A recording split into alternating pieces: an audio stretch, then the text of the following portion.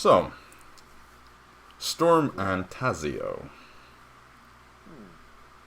Where we last left you, you were still traveling with the Lads of the Weather Eye, headed up north for, I believe you were going to Maelstrom. To say goodbye to your crewmates there, as they had left their ship in those docks. So, you, is there anything you want to do before we continue this journey? You have just passed through a village where you found out about the deployment of soldiers along the Thrumerian-Belaronian border, as well as the Belaronian-Laronian border. Are you looking to speak with anyone else in this village, or do you just want to continue? It's a random village. Yeah, we're still in Belarus. Yes, you are about 2 days from the border. Okay. Well, I would say that we would just continue. Right. I don't know about Storm.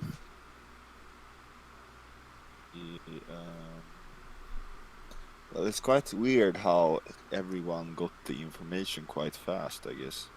And Like, vendors all. You would have seen... Tamara. Like, here's the thing. When you travel on the road, you will occasionally pass by some people, and, people will ride past you and whatnot. Yeah. Normally, you don't really think much of something when you see, like, a messenger ride past. Thinking back, you realize that, yeah, you did see some, like, messengers throughout these past, like, 1 or 2 days that have just been going, like, full speed past you. Okay. Okay. Probably that's, who delivered the news. But like under normal circumstances, you wouldn't really think anything of it because messengers go all over the place all the time. So exactly, yeah. But even that, Thumera got it so fast. Perfect, nice. Well, we keep on. I mean, there are spies all over the place. And it was like 2 or 3 months. No. Something like that. No, I mean like that the capital had been... No, it would have been several weeks though. Okay. Because Isidore didn't take the city until you were like well into your like prison sentence. There was plenty of time between you going to Bluedale and yeah, I mean like taking the city. The city was like under siege for a few weeks. Yeah, I think it was like 3.5 or 4 weeks by the time you defeated Isidore that Venderthal had been captured. Okay. So there would have been plenty of time for a normal spy to reach Elderthal and leave that report. Anyway, you continue along the road, headed towards the border. And through every village that you ride through, you now notice, being aware of this fact, that there are more and more soldiers, or rather normal villagers, that are being equipped to march out into war. As you reach the border on your 10th day of traveling, you find an entire army deployed, preparing to go to battle if something happens. You ride through this vast army camp, just tents all over the place. You see soldiers practicing with whatever spears or other more like common weapons that they have been able to get their hands on in the short time they've had to prepare. The army isn't very well equipped, but the soldiers are relatively large in numbers. Just Serge. Well, that Thrumera is pretty much the definition of quantity over quality, so they're probably still going to be outnumbered. considering that Thramera has the largest population of any of the kingdoms in the Dawn world. But you know, they have a respectable sized force. But you ride through, and eventually some of the soldiers, led by some sort of officer, approaches your group and just cuts off your path. And this leader figure rides up to you and says, "State your business. You are currently heading towards the border. The border has been closed, if you're not aware. And so I'd like to inquire why you are headed towards Thramera." We are just looking to buy some materials so we can travel faster, and those materials are closest to Thramera. Where are you intending to travel? Well, Maelstrom. What are these materials you're looking to buy? Just some rare stalks and inks. And this will help you travel how? Magical wise through a portal. You're a spellcaster. Indeed, I am. Make a persuasion check. Okay. Spellcast. Not to persuade him that you're a spellcaster, just that. Oh, not 17, and I think I have +3. Let me open. I forgot to open my document, but it is very fast. Persuasion. 20. He kind of eyes over your group, sees, you know, Storm. He sees a few pirates. Storm's mother, another Lizardfolk, a Dragonborn, a Minotaur. Kind of looks at them. I don't think anyone looks normal. I suppose you don't quite look like the type of people Thramera would hire. Very we have no well. intention of helping them.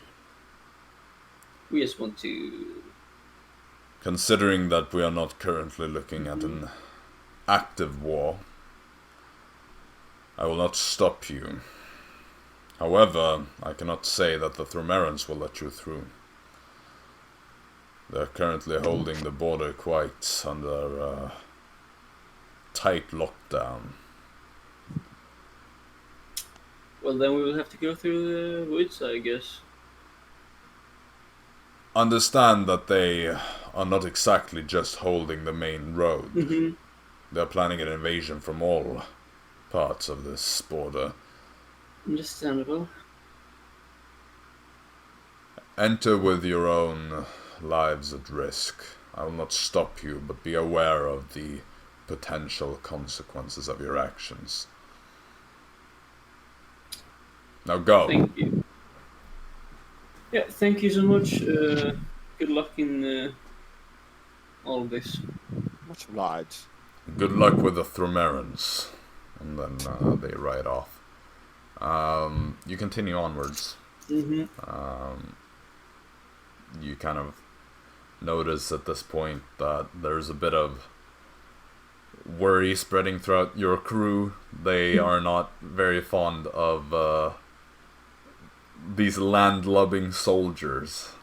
Like, they can fight, but they're not used to fighting in an army.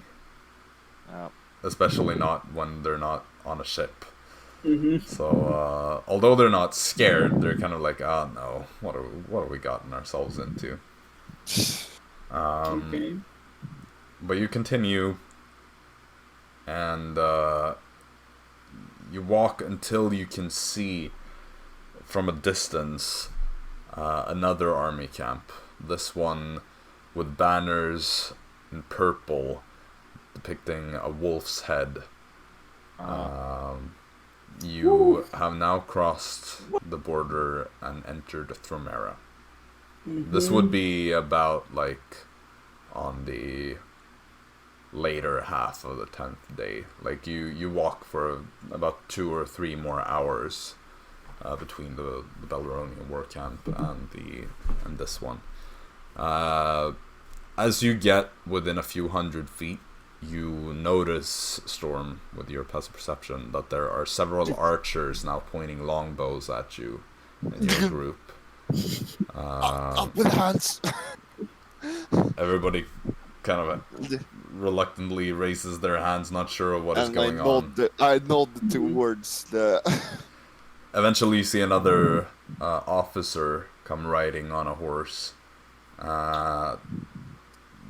This man is quite, Thrumeran looking, according to the stereotype. He has this kind of light blonde hair, pale blue eyes, pretty large framed in general. And comes riding towards you wearing the kind of typical armor for Thumera. And he stops a fair distance away and looks at your group. You see that there's almost like an air of disgust in his eyes as he looks at you. What are you doing here, crossing the border to Thumera? Did you get lost? That's you got the speaking. Speak up, filth. We are looking to go to Maelstrom to acquire some materials so we can then travel forward. And where are you from? Balaran? Osaria. All of you? Jaxsonia. There's kind of like this mixed responses throughout the group. Like, some of them are obviously from Jaxsonia. You see, let me just bring up the list of everybody here. Where do I have that? Here somewhere. Grifford, the big minotaur, kind of mutters like, "Icebound lands." You see, actually, pretty much everybody else except for the Kenku would also respond Rexonia. What does Kenku respond? Doesn't say anything, actually. Okay, nice. Just stands there and kind of blends into the crowd. This officer looks at all of you. And so you are looking to go to Maelstrom? Yes. Well. Why would a group of Titan-born people, and whatever else some of you are, look to enter Thumera if not to spy for Balaran? You have no place here. You do not belong in our glorious nation, especially not in these days. Well, we're also not welcome in Balaran, so we're heading exactly. to Maelstrom to get the materials, and there we'll head out of Thumera. You are not welcome in Balaran. You look like the exact type of people that... It's all false, they just speak about everyone is equal and stuff like that, but that's not true. Yeah, prophecy. But they've done a good job at collecting filth like yourselves. They have muddied Thumeran grounds with impure blood. You do not belong in Thumera. That's why we're leaving, and we have the materials. And yet you seek passage through our beautiful lands. Your dirty feet intend to trample our beautiful crops. Why should I let you pass through here? Give me one good reason why I shouldn't have my archers shoot you down. I just whispered to Storm. Should we just give him like a bar or something? Wait, a good reason. We are actually enemies of the state in Balaran because we have robbed the royal vault. Indeed. Make a persuasion check. Oh, that's 90. You have any proof of this? Indeed. Yes. I showed the underside of a Mhm. platinum bar. And you see this the symbol. Belarusian symbol on it. It's straight from the vault. He kind of turns around, whistles back to his soldiers, and you see another horse ride up. This one comes closer. A Thromaran soldier, not an officer, dismounts, comes up, takes this bar from you, walks back over to the officer, hands it over. He takes it, brushes it off a bit, looks at it. A platinum bar from the Belarusian reserves. Indeed. It was quite easy when there's no guards in the city. This just got significantly more interesting. And he takes the bar and stuffs it down his kind of pouch. Mm-hmm. Very well. I will allow you passage in exchange for this bar. Deal. But That's if the deal. you so much as trample a single flower growing on our fields, We will or stay on if the you road. disturb even one of our people, your heads will roll. Is that understood? Perfectly clear. Indeed. I don't want you to delay in these lands any longer than necessary either. So make sure you get out of here as quickly as you can. Mm-hmm. Go! Yep. Get out of my sight. We got through. He It turns cost us around. and, 5,000. 5,000 gold as a bribe. That is, That is quite the bribe. it's a lot of money to a normal person. Not a lot of money to you anymore.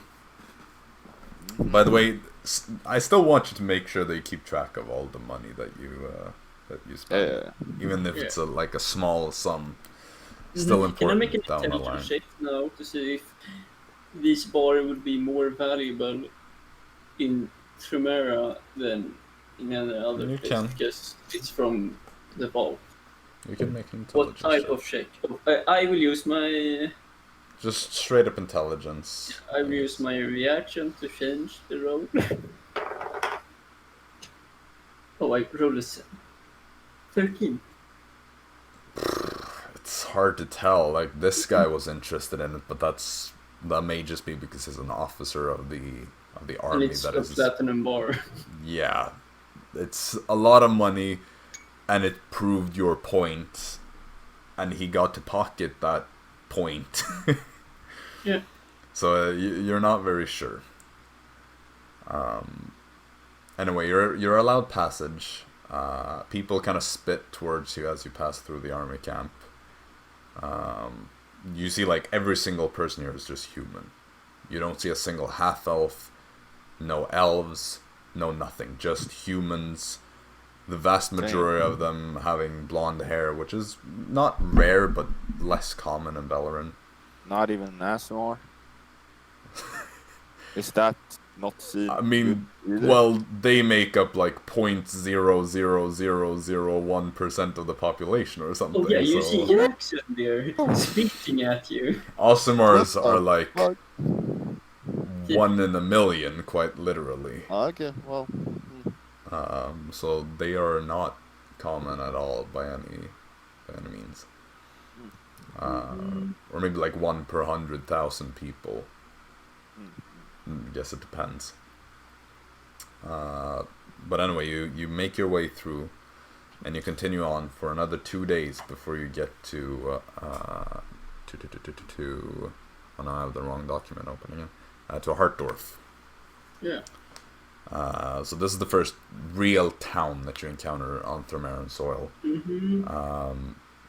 It is this relatively fortified town for its size. It's probably around like 10,000 people living there. But they have pretty like thick walls around it. You see a castle in the town.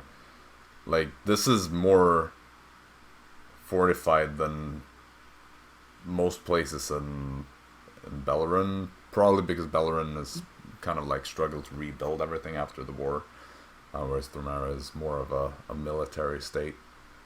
As you approach it, you kind of crest this hill from which you see the town, and you see outside this there's another like 1,000 or so army tents set up. However, even from a distance, you can tell that this is not the same kind of army that you encountered by the border. These people are significantly taller than the Thramerans that you encountered.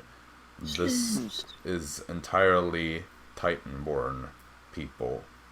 And as you get closer, you're able to see all these kind of Goliaths, orcs, furbolgs, and minotaurs that are just being like shoved around by these human officers. Some of them are wearing chains. They don't have any like proper armor, and most of them have like the worst kinds of weapons. You can make a history check, both of you. Oh shit, let's go roll from Storm. And it actually works. That's interesting. Let's see. 21. 21 and 19. 19. Both of you, I'd say, have heard of the Titanborn Brigade. It is a kind of special unit in the Thraman army that was used in the Belaronian War. That is essentially made up of slaves that are being forced into the front lines. They kind of pick out like the strongest farmer slaves and labor slaves among the Titanborn people across the kingdom, and just like pack them into one army group that is under strict control, and kind of sent in to these places where they kind of like need meat shields, pretty much. They are known to be pretty dangerous, though, with considering how they are like picked out to be like the strongest of all the like slaves in the kingdom. So the only problem is, of course, that they're not very loyal to Thramera, since they are, you know, literally slaves, and so they have quite a lot of people trying to run off and whatnot. So the only thing keeping them there really is the fact that they get killed if they don't fight, and they probably get killed if they do fight as well. So it's like they might as well, you know, give it a shot. They have a greater chance at survival by fighting than if they try to run. Anyway, as you make your way through this camp towards the town that you need to pass through, about halfway through, you see something that is abnormal for anything. You see an orc and a minotaur that are kind of walking, coming from the opposite direction, heading through this camp. But they're not, 6 to 7 feet tall. Both of them are well above 12 feet tall, standing about twice your height. What the fuck? Oh, they are tall. You see their muscles look abnormally big, even for a person their size, they are ridiculously big. And you see these shards of metal, like dark steel, that has been like shoved into their skulls. You don't know what that is about, but there's something strange about these two. And as they walk past you, they look at you with these almost animalistic stares that are just like, they just look fueled by hatred. There's almost like their humanity has been stripped from them. I think I found a stronger minotaur than you, Gifford. Griffer doesn't even like dare to look at them. He just kind of like looks down to you and kind of leans in and says like, "I've never seen anything like that." Let's just keep moving. I'm not comfortable around this place. And the fact that I see plenty of my people in chains doesn't exactly make me rest easier. Same. You don't see any Lizardfolk, No. I assume. I mean, It's only Icebound Lizardfolk Mountain. and Dragonborn are from the Yeah. south. Yeah.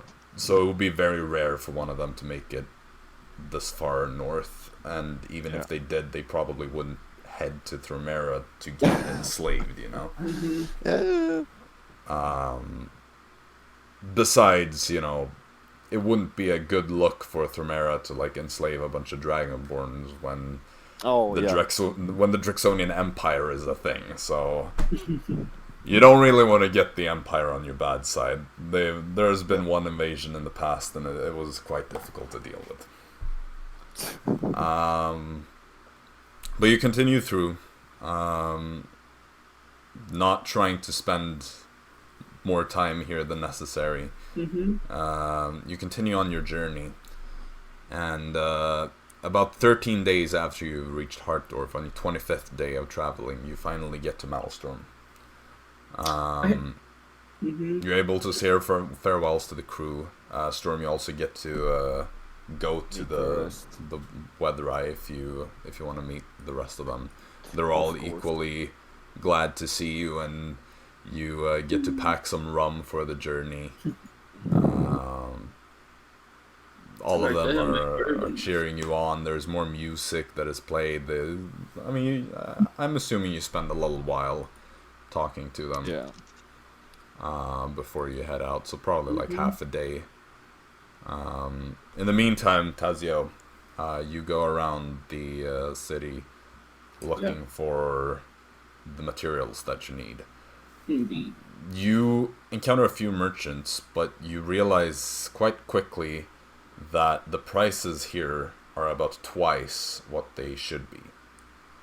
When you try to kind of press why this is the case, one of the merchants kind of says like, well, we are looking at a war, and wars make things difficult to come by.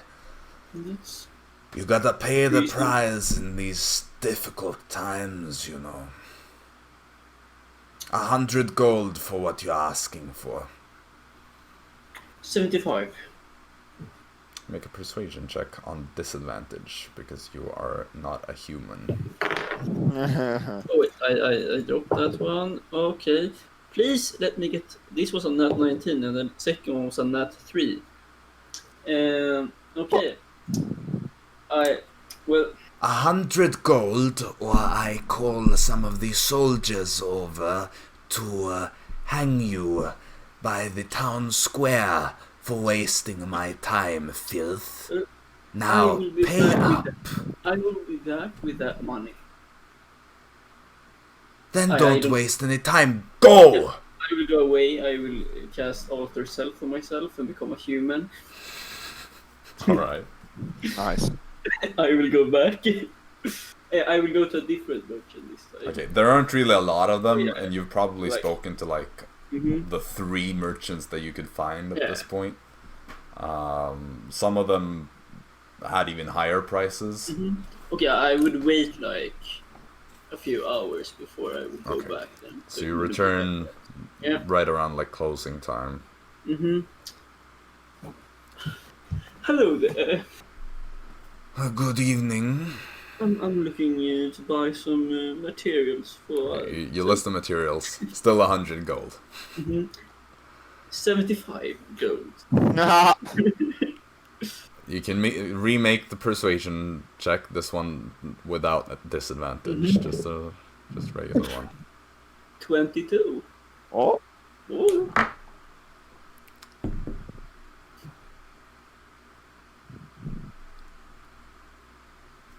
Okay. 85, and you have a deal. 80. And we have a deal. 83. Final offer. I'll take it. Okay.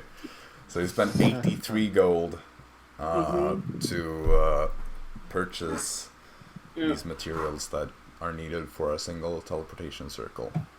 Yeah. They are of ordinary quality, so there's nothing special about them, despite the heavily inflated price. Mm-hmm. But they should work. Yep, nice. So yeah, the next day you probably spend the night at the ship, just so that you don't need to bother with finding a place to stay the moment you get there.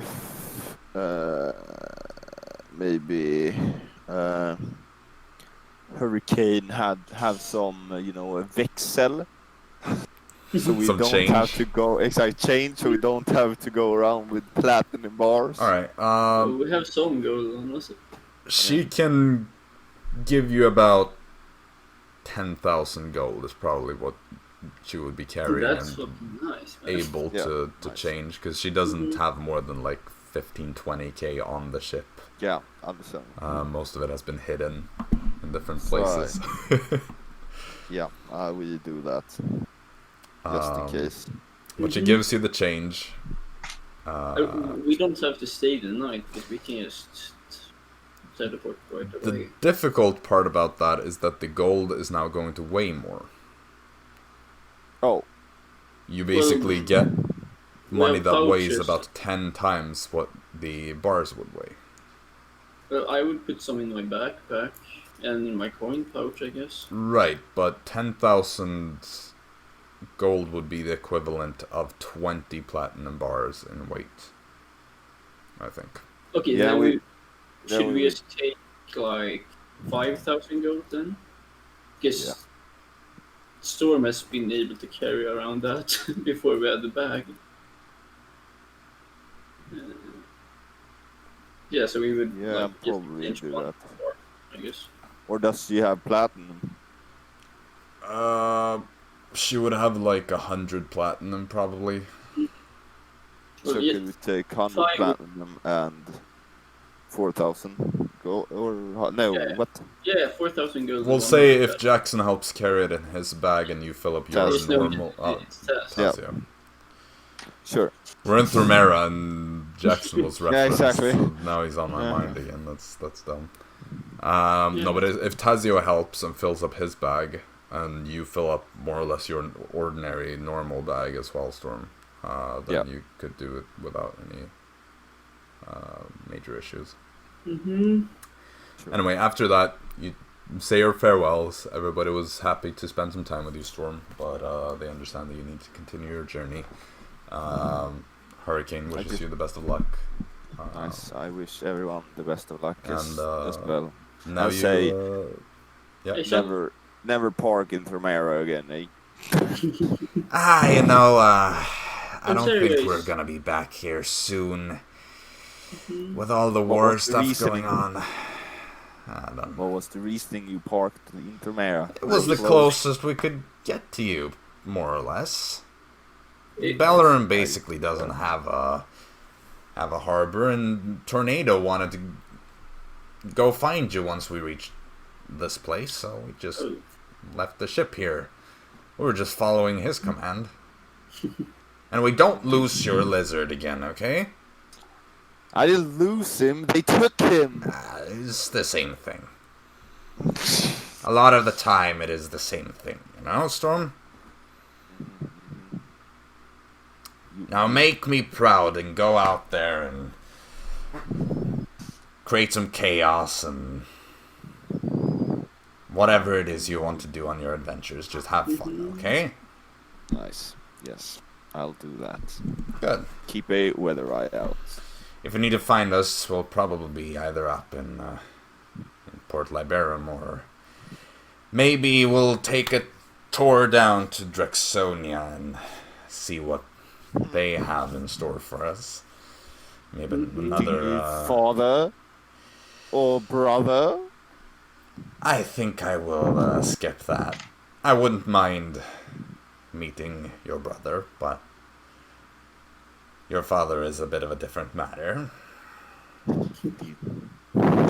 Anyway, we should probably start our journey. Don't want to be here any longer than necessary if the war takes off for real. Yep. Be careful, son. Same to you. Good. While they have this conversation, I draw. Yeah. You prepare the circle, kind of waiting with the last sigil until Storm is ready to jump in there. Tornado peeks out and says goodbye to Blizzard, I think the other one is. And then you all jump into the circle and you vanish. Storm, you haven't experienced a lot of teleportation magic before. Only really when you went to the Abyss and I guess to the Fae. Also, but not... Right, but that's a bit different. That's more of an instant like walk through, go out the other side kind of thing. Like there's a short transportation route, but this is more of like an actual fall through this interdimensional space. You emerge on another circle. This one in what looks to you, Storm, like a normal room that is just not very well decorated. It has these kind of smooth white walls that have been painted, but the paint has mostly been like kind of faded over the ages. But it's like these kind of murals that are common for some richer like mansions and stuff. And there's like a wooden door on one of the walls. It's a relatively small room, probably some sort of storage space.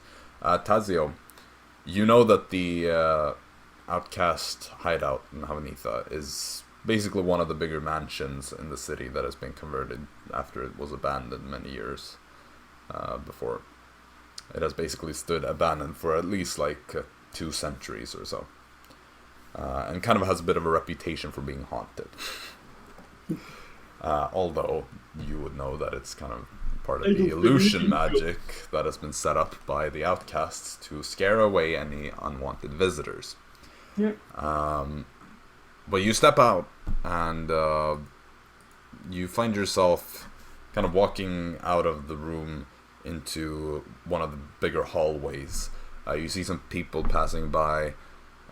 You see some of the guards by the circle kind of just acknowledging that you're coming out there. Seeing Storm, not recognizing him, being a bit confused.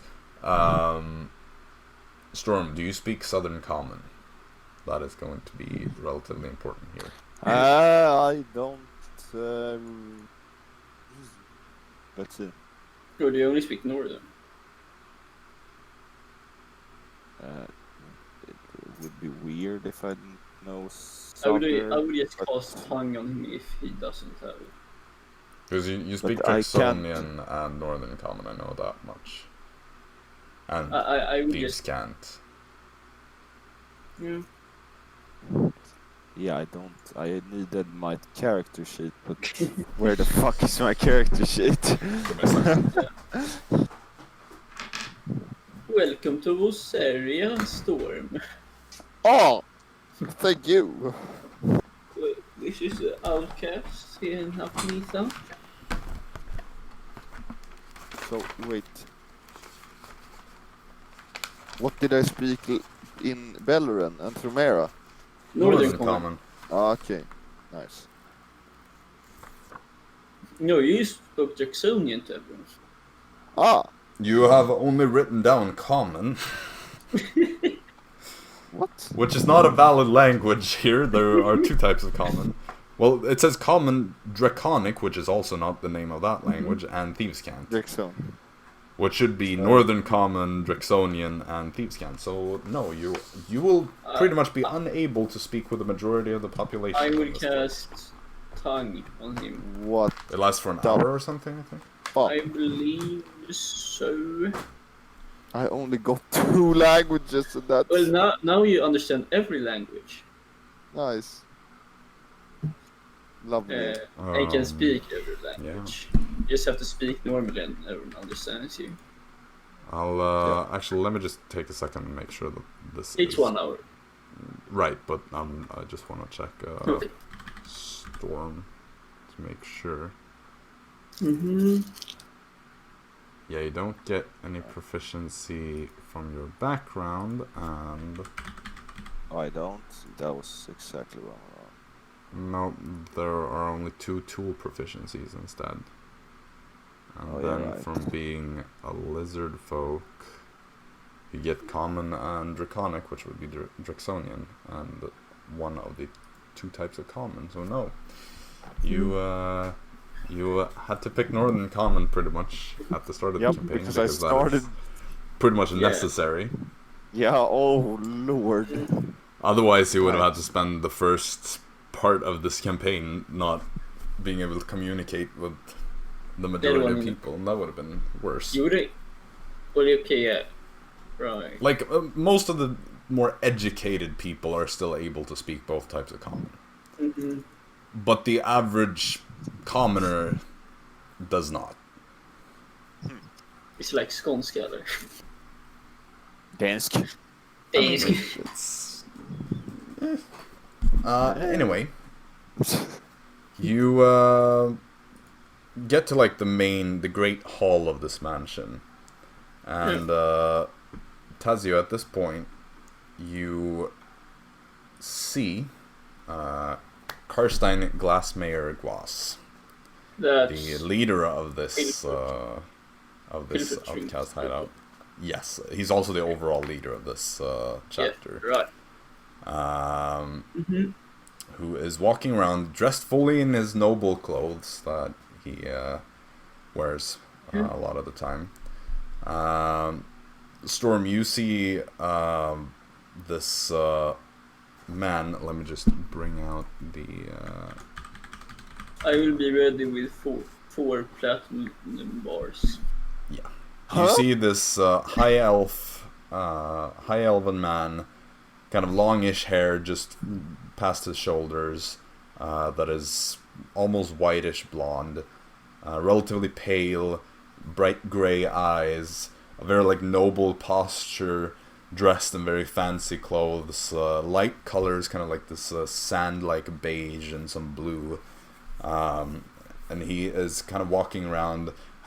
Having this walking cane in in one of his hands, and he sees you, Tazio, and he extends his arms and starts walking towards you.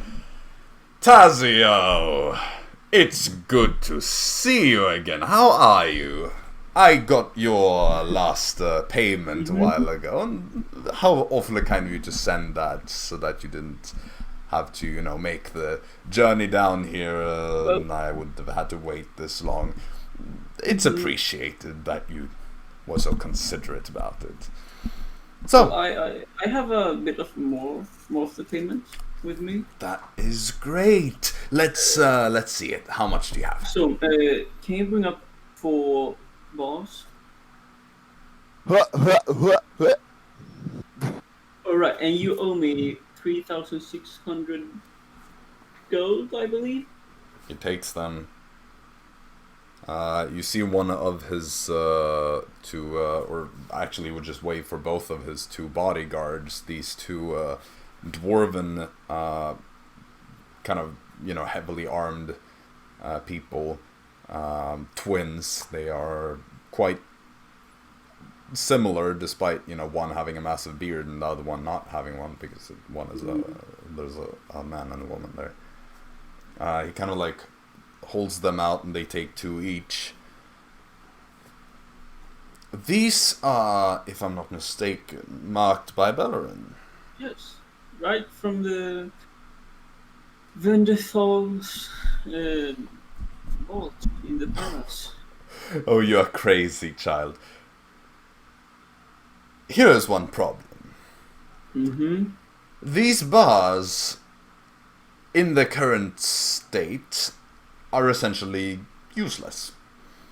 Well, you can melt them down. Of course, but, either we fence them, which takes less effort, however, that will only give us about 50% of the value, or we have to go through the process of melting them down. Now, these are only 4 of them, so that is very much doable, I suppose. However, that will still cost a small sum to have that done. How much would that cost? Oh, it's fine. All I'm saying is I'm keeping the change. Besides, look, I have been very generous to you. Admit it. You did something bad, you lost me a great deal of money, and I allowed you a chance. I didn't have to do that, I could have killed you. Instead, I let you into you my will not kill me. family. We both know you. What do you mean? You aren't the person that would kill a child. Well, perhaps not, but I could have punished you either way. But instead, I let you into my family. You became part of this great extended family stretching all across the continent. Not only that, but I got you a job as well. If you didn't join my family, you would have never ended up with the Arcana Emporium. Now, I think you owe me a bit. And so I think that we can see this as interest. Besides, you seem to be quite well off these days, so it shouldn't really be that big of a deal. I thank you for your contribution and your charitable donation to the Outcasts and myself. Now, as much as I enjoy talking to you, and it's really great having a two-way conversation with you, I have a meeting to attend with Queen Alicia. So, if you excuse me, also, would you mind introducing me to your new boyfriend here? I'm quite curious. Does he speak Southern Common? I only heard you speak Northern. No, but I dealt with it. Well, in that case, and he switches over to Northern Common with a heavy accent. Good day to you from me. I welcome you to home of me in Great Harbor. I cast a spell on him so he can understand Southern. Oh, why didn't you just say that from the very start? Hello, Tazio's boyfriend. Who are you? What? Who? This is Storm. I am Captain Storm. Right. Indeed. Who are you?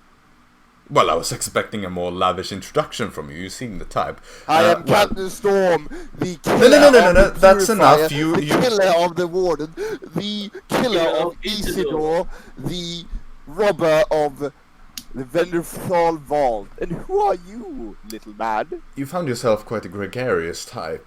Well, personally, my name in these circles is Carstein Glasmeyer Guas. I am the leader of this outcast chapter, as you may be able to tell.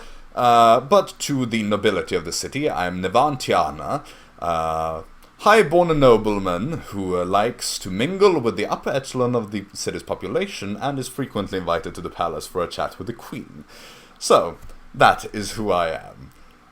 I like Beller and Outcast. As I said to my good friend Tazio here, I have other matters to attend, and I must sadly be going now. But You'll probably hear from us again. I'm sure I will, and I will be expecting your return, especially if you bring us much money next time. Until then, bye-bye. Paid off now. Of course, but I wouldn't mind some more. And he walks away. I can shoot him if you like. No. You see the dwarves kind of like look over at you. He isn't serious. It's just his sort of humor. Well, you better not bring bad types into our hideout, Taz. Well, we're not gonna stay here for long. Well, I sure hope so, if that one is threatening to kill Carstein. You hear him now from further down the hallway. Come now, Morven, don't waste any more time, we're already late. Good to see you guys again. Good to see you too, Taz. I've almost killed one leader. I can kill another. You don't talk about that, Storm. That's something. Everybody's fine with it either way. They didn't like him, and no one should like this one either. Well, do you like him? He's a bit obnoxious, but he has helped me out a bit, He can be a bit difficult. Like, you would know that he's a bit of a difficult person to just, like, sit down and listen to. But he's a pretty good guy if you actually get to know him. So was the change worth it, then? Well, I will never have to... Well, probably. because I would have to pay them either way. Okay then.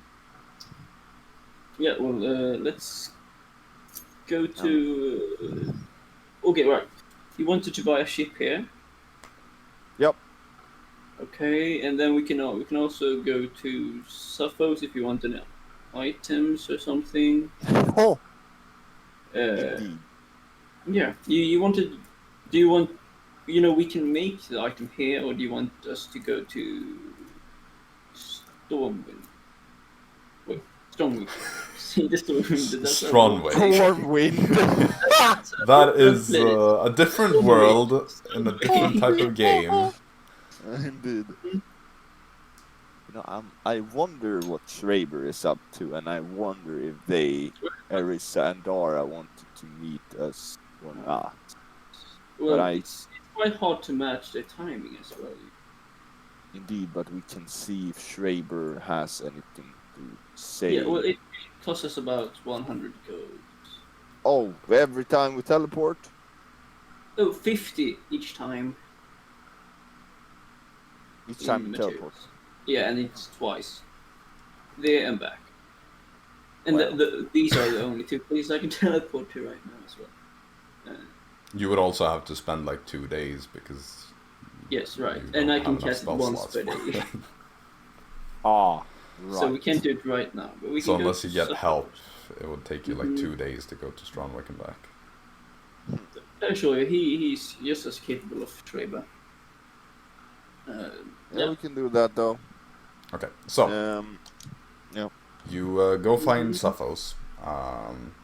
He's glad to see you. We're just gonna kind of fast forward the unnecessary bits. Yep. He's glad to see you back in one piece. You wanted to buy out your items, I Indeed. suppose. So you start by doing that. Now, actually, we should start with how do you want to go about converting your money into a more usable currency? Yeah, we're gonna have to smelt that shit somehow. Well, we will have to go to a blacksmith, pay him off probably, and Yeah. make him do it. Yeah, Probably. something like that. At least, so we have enough to get the boat and another blacksmith to our island and stuff like that. Right. Yeah. So that's probably the way we would. I will say, Tazio, Mm-hmm. make a single persuasion check. That is going to determine the price that you are going to be able to. Can I use my ability on it, or is it? That's a bit iffy. Is it for like everything, or is it for the? For as much as you want to convert for now. Also, keep in mind, it's going to take a long time to convert all the money. Yeah, I mean, we would probably like just go for a few bars, I guess. Right. That's 17. 17. Mhm. Okay. I'd say you are able to find a blacksmith that will charge 10%. So 500 gold per bar. This you find out that this, if they were to be caught with one of these bars, it would be considered a pretty severe crime, because this is a sort of royal currency that is only supposed to be used between kingdoms. And what if we did it ourselves? Then you'd probably have to spend several days converting these. Besides, I don't think either one of you is proficient with blacksmith's tools. No. Which means that you would have a relatively high failure rate that could make several bars just go to waste. Yeah. Now, you might be able to later on, once you have your little project established, get someone over there to convert the rest of them for you for much less of a price. But since this is in the middle of a city, and a very, large city, as a matter of fact, I think Havanitha is the biggest city in terms of population in the Dawn world. with over 200,000 people living in it. Well, okay, I guess It's a difficult thing to find somebody who's willing to actually do it to begin with and willing to shut up about it. So the money is both like the cost of labor and the cost of actually staying silent. I would say we would do 5 bars, maybe. Okay. I don't know. What do you think? Yeah, some bars. We need ship I mean, and ship, a crew, and builders. yeah, blacksmith builders. Yeah. How Yeah. So we big can do or it on the small? island. How small, like, portions do you want them divided into? Do you want to keep them in roughly like the same size, or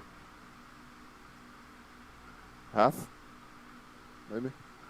How do you mean, like? But it will Well, need to be. because obviously smaller bars are easier to deal with, because you know if you're looking to buy something that only costs like 100 gold, and you only have these bars that are worth 5,000 gold, then there is no guarantee people will have change for it. So the smaller, the easier. What as small as we can do, you know. All right. I'd say. Well, kind of switch it up as well, like. Yeah. Okay. Yeah, you could do that. Yeah. I guess you'll get like some small ones that are worth like 10 platinum, all the way up to some that like, I guess one will be reforged in just like an unbranded 5,000 bar. Yeah. How many did you say that you wanted to? 5. 5 of them to begin with. No, we have sold. What is it? 1 to Hurricane, so we have 5,000 gold on us. So we will have 30,000 in total right now. Technically. Anyway, this isn't the most important thing. Yeah. So you're able to get that done in a couple of hours. Then you're able to buy out your items. Suffos offers to send a message to Schreiber if you want him to know anything. So he can send a message telling Schreiber to message you if Dara or Arisa were to show up, for instance. Sure. And then Or I he- would ask about what items he has in stock. Okay. For the sake of this, he doesn't really have anything that is perfect for you, so you'd probably be better off. Like, yeah, he has some spell scrolls, but we already talked about what you were looking for there, so you're able to like custom order the ones that you want. And so you got the price that I gave you. That no, I We can don't know how we much- can do all the math later on, because Yeah. you will have enough for all this anyway. So we just Yeah. try to keep in mind what it is that you do, and then we'll. I asked for my item as well. Yes. Okay. Yeah. So for your item, let me find those notes. Should be here. Okay. So the item that you asked for, Suffos is going to tell you that it will take 10 weeks to accomplish or to complete the crafting of it. Sure. And he will charge a total of 4,100 gold, 2,000 for the materials, and 2,100 gold for the actual work, because he charges about 30 gold per day just for the work. 4,100. 4,100 is what it adds up to.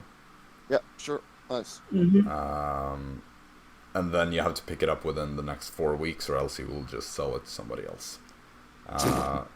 But I can teleport you there. Yeah. Well, you're gonna be looking for an island near this Yeah, place yeah. anyway, so you'd be able to just sail there in however long time. However, he also tells you that in order to be able to do this, he requires some materials Okay. from a creature powerful enough to manifest this type of magic that you are looking for. You are provided a list of different creatures that are viable for this. Okay. I'm going to send this to you. What the fuck? This is something that he can finish later. Like, he can complete the item and then, because this is for like the final thing that actually activates it. Okay. So this is kind of like the battery that you put in at the end. These are the different creatures that are viable for the spell that you're, or for the item that you're requesting. Some of them are familiar to you. Wait, is all these creatures? These are different creatures. Fuck! Shit. Oh, wait. I grab my demon stinger. Huh? Work? From the one in Isildur's castle. That one is not on the list. Fuck. Wait, something. Wait.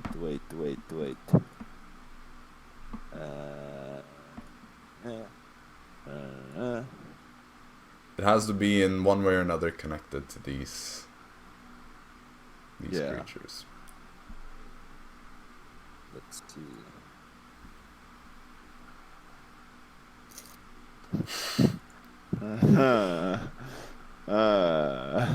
I will say for your context, Goblin, some of the creatures on the list include vampires and beholders, both of which are things that you have, That's why I said fuck. but not really collected anything from. Well, could Which you is- really collect You something have from a eyes fucking from them. vampire? Not the Yeah. vampires. No, you didn't Or take him. yeah, but I converted them. Ah, Like this, as I said, this is stuff that you can get your item done, collected, and then just wait until you encounter something like this later on. And then you activate the item once you find such a creature. Can't fucking do that. That will can. wait. It's pretty much just that you need... Oh, also, of course, you have encountered an Eladrin as well. That is... What is that? It's just a Fey Elf, pretty much. Oh. Like, We didn't want to kill him though.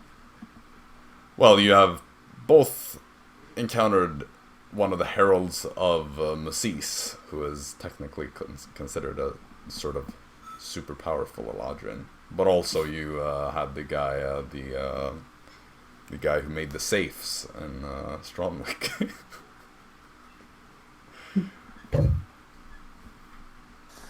Fuck, wait, no! I am out there. ah. He would... Oh, also you have encountered an Ultraloth as well, because that is what the guy that Schraber sent you to deal with in the Abyss. He's an Ultraloth. What? Wait, Ultraloth? Or Artefemos. Oh. We're gonna kill him. Well, if you wanted to, you could have. If we were to go back, we would probably die. Yep. I don't think you actually... Like, you've somehow not collected anything from the Beholder, from Yeah, Isidore, from... I Like, thought of any that of because these it things. was like anticlimactic, or it wasn't anticlimactic, it was too fucking... Captain Ivan. Yeah, it was so much other things to think about, like... Yeah. Yeah. We didn't really have a backpack, except the fucking bag of ice, or what it was called. What the fuck is a radiant idol? It is a sort of celestial creature. Celestial. Some of these are very powerful, by the way. Loch Yeah. Ness. Is the Kraken on the list? No. No. He basically Upper left explains that though. these are powerful enough creatures that have some sort of charming ability or resistance or something along the line, something that is related to a charming sort of Okay, thing. okay. because that is what he needs for. Just to know the where we can find some of this, so we can go and fuck them up. He would know where to find an Ultraloth and an Oinoloth in the Abyss. Well, they are pretty powerful, so... no, He knows about the Eladrin in the Feywild. The Aboleths, I believe, are also from another plane, originally.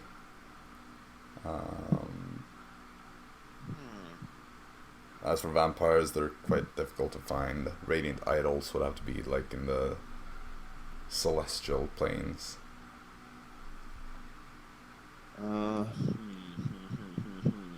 You can think about it, and we will continue for the time being.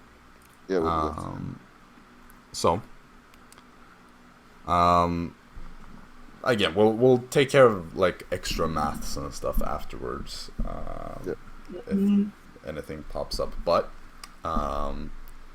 anyway, what do you want to do next? I am assuming over the next couple of days you want to find a ship to buy and crew to hire. Yeah, and we need builders as well. Well, people that are willing to go with you on this thing. Exactly. Okay. Are you also going to be looking for the mage that you wanted to find? Or are you going to wait with that? We can wait with that until we're like better mage? set up to get the circle. The teleportation circle to make that. Otherwise, Tazio has to be there on the island. Oh. Every single day for a year, and use the most powerful spell slot every day for that. Damn. Yeah. And that can cost a lot of money. We wait with that. Okay, so you're looking around for a crew, and I remember Simon, you talked about wanting to find somebody who's like sort of able to be a bit of a secondary leader for when you're away and stuff. Exactly. Right. So you're looking around, you're kind of talking to different people that are willing to sign on to a crew, while you're also like looking into like buying an actual ship and whatnot. And you come across this one man. He is a human man, originally from Beleren, who has worked a large portion of his life as a sailor, and is willing to do both bit of like sailing and staying on an island, whatever is needed. He is a bit of an odd guy, a bit on the older side, like a late 50s, early 60s ish. Calls himself Geezer. Nice.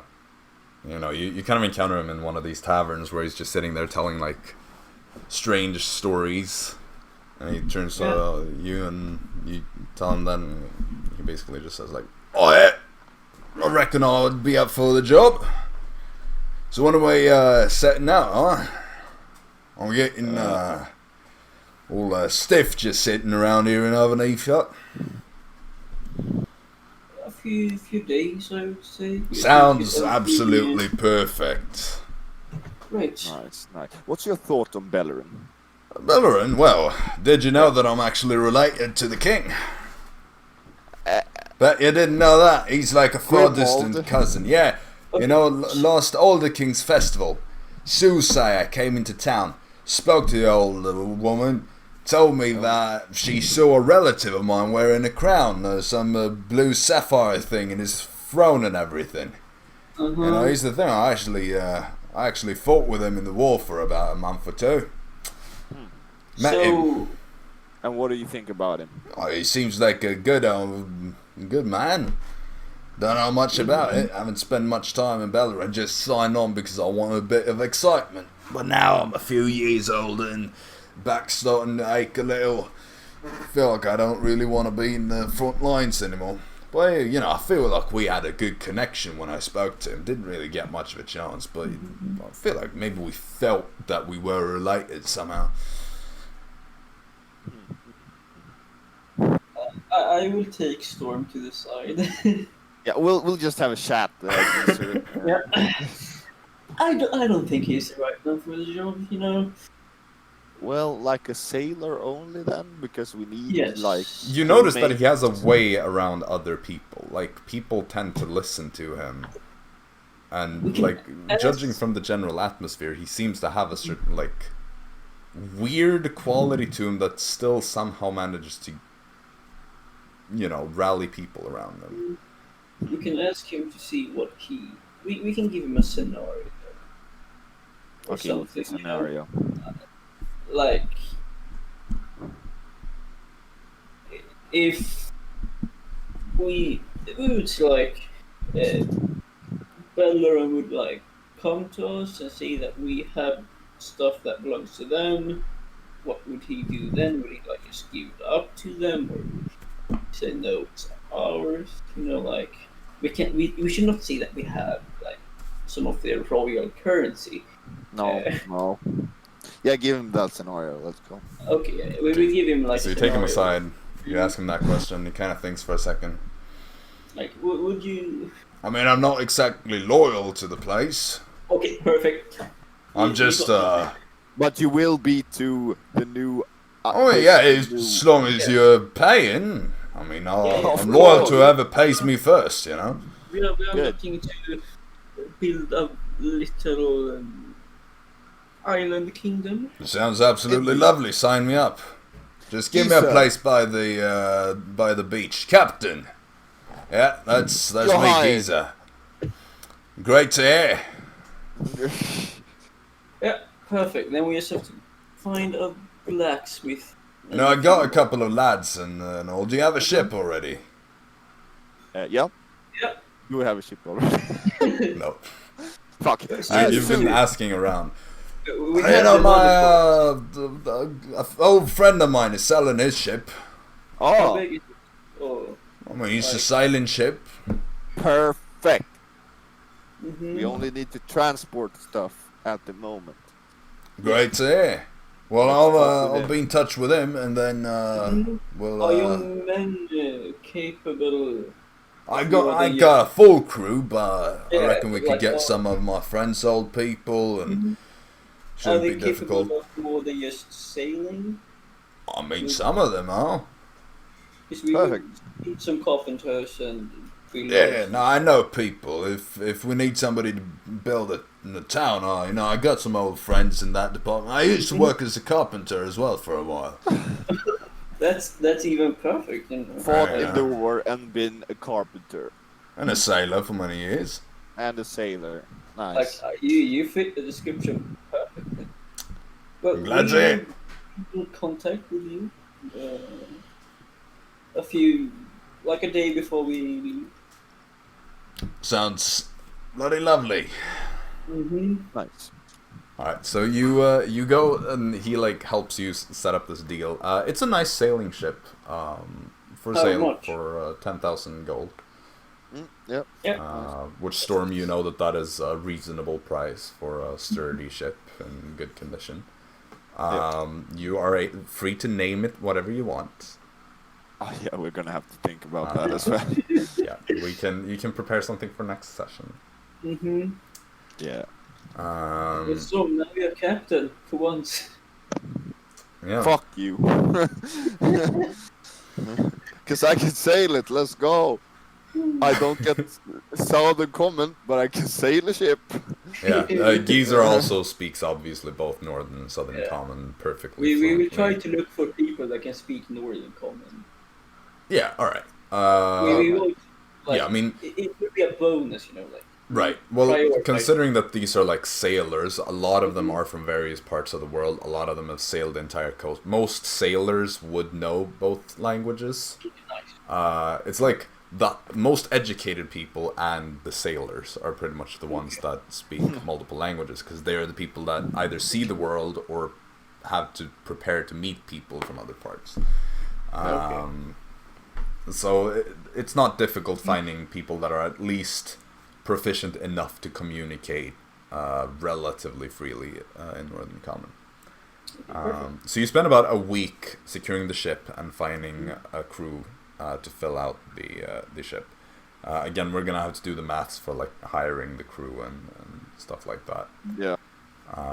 But that's another thing that we'll do afterwards. We have the money, so it's alright. I guess you then want to set sail to find an island. Yeah, I think we were just gonna go like straight west, right? Yeah. So, Let's go. you have to spend a while looking, because like some islands are just unmanageably big, like for what you can deal with right now, you know, and others are too small or they're just not looking very habitable. You say also, of course, you don't want to like stay in Osirian territory, so you have to sail. We don't want to have a conflict with them. Exactly. Yeah. You on your third day of sailing. At this point, you have made it about 120 miles offshore. How many squares? Well, one is 24. Okay, on so the around grid. 6'5". Something That's like fine. that.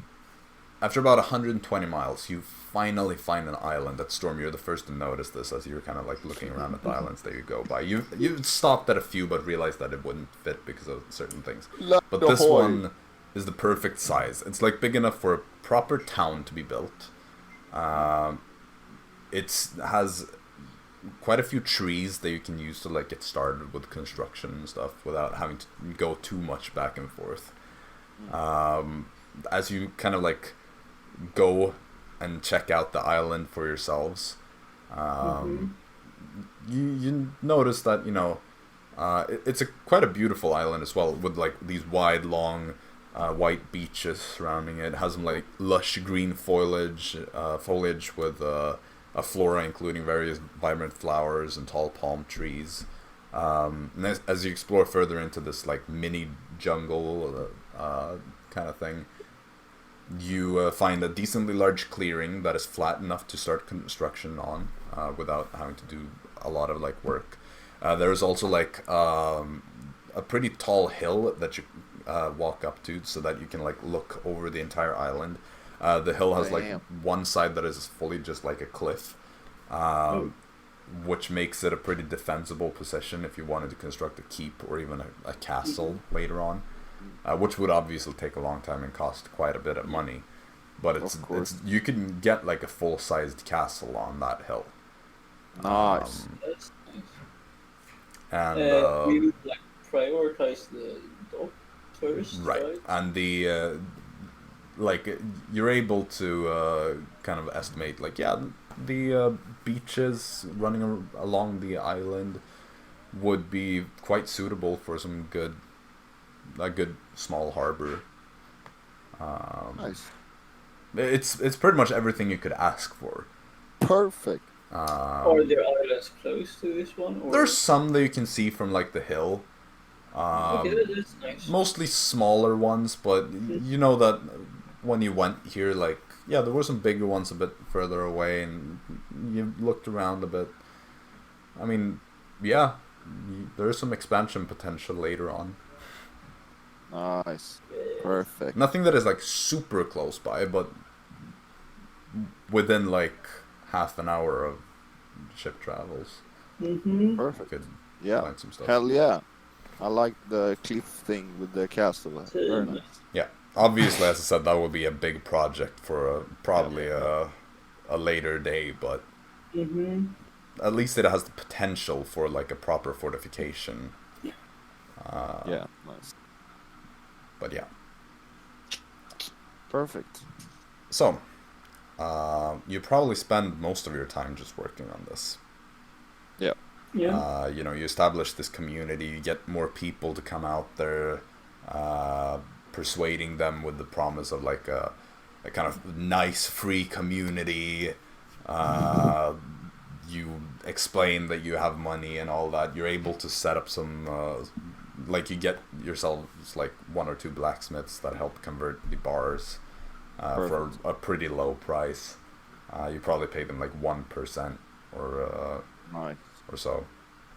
Yeah. Which is still a lot of money to make, but the blacksmith Yeah. can, it's quite important to have a well-established blacksmith. So if you're gonna give a lot of money to someone, it should be someone who's able to like help in both the building process and the like arming process and all that. Yeah. I guess we will have like people building smaller boats. Yeah, probably. I mean, you can get some people. Like, we will talk about the costs of employing different types of people and whatnot. But that is less relevant for the actual, like, mini session. Tazio, your birthday also comes up on the 14th of Passion's Apex. Where Tazio, How old? You turned 20 years old, I believe. What? You're fucking 19 before this? Hey, I have no idea. He's the youngest one in the group. Damn. Jesus Fritz Christ. is the oldest and Taz is the youngest. Man, Fritz is almost twice as old. Jesus. Because he's somewhere in his 30s. Oh Yeah. Do be like that sometimes. But yeah, you managed to establish this this little community. Geezer proves to be a good leader, but he has a lot of ridiculous stories. However, like, as far as you can tell, he seems honest about it. Like, maybe it's not true, but at least he seems to believe it himself. Nice. And apart from like this, a true like, sailor. yeah, and apart from his ridiculous stories, he seems to be a reasonable person. Like, he knows what he's doing. He proves to be great at building houses. He's a great sailor. He knows how to make people listen to him. Prodigy. People like him.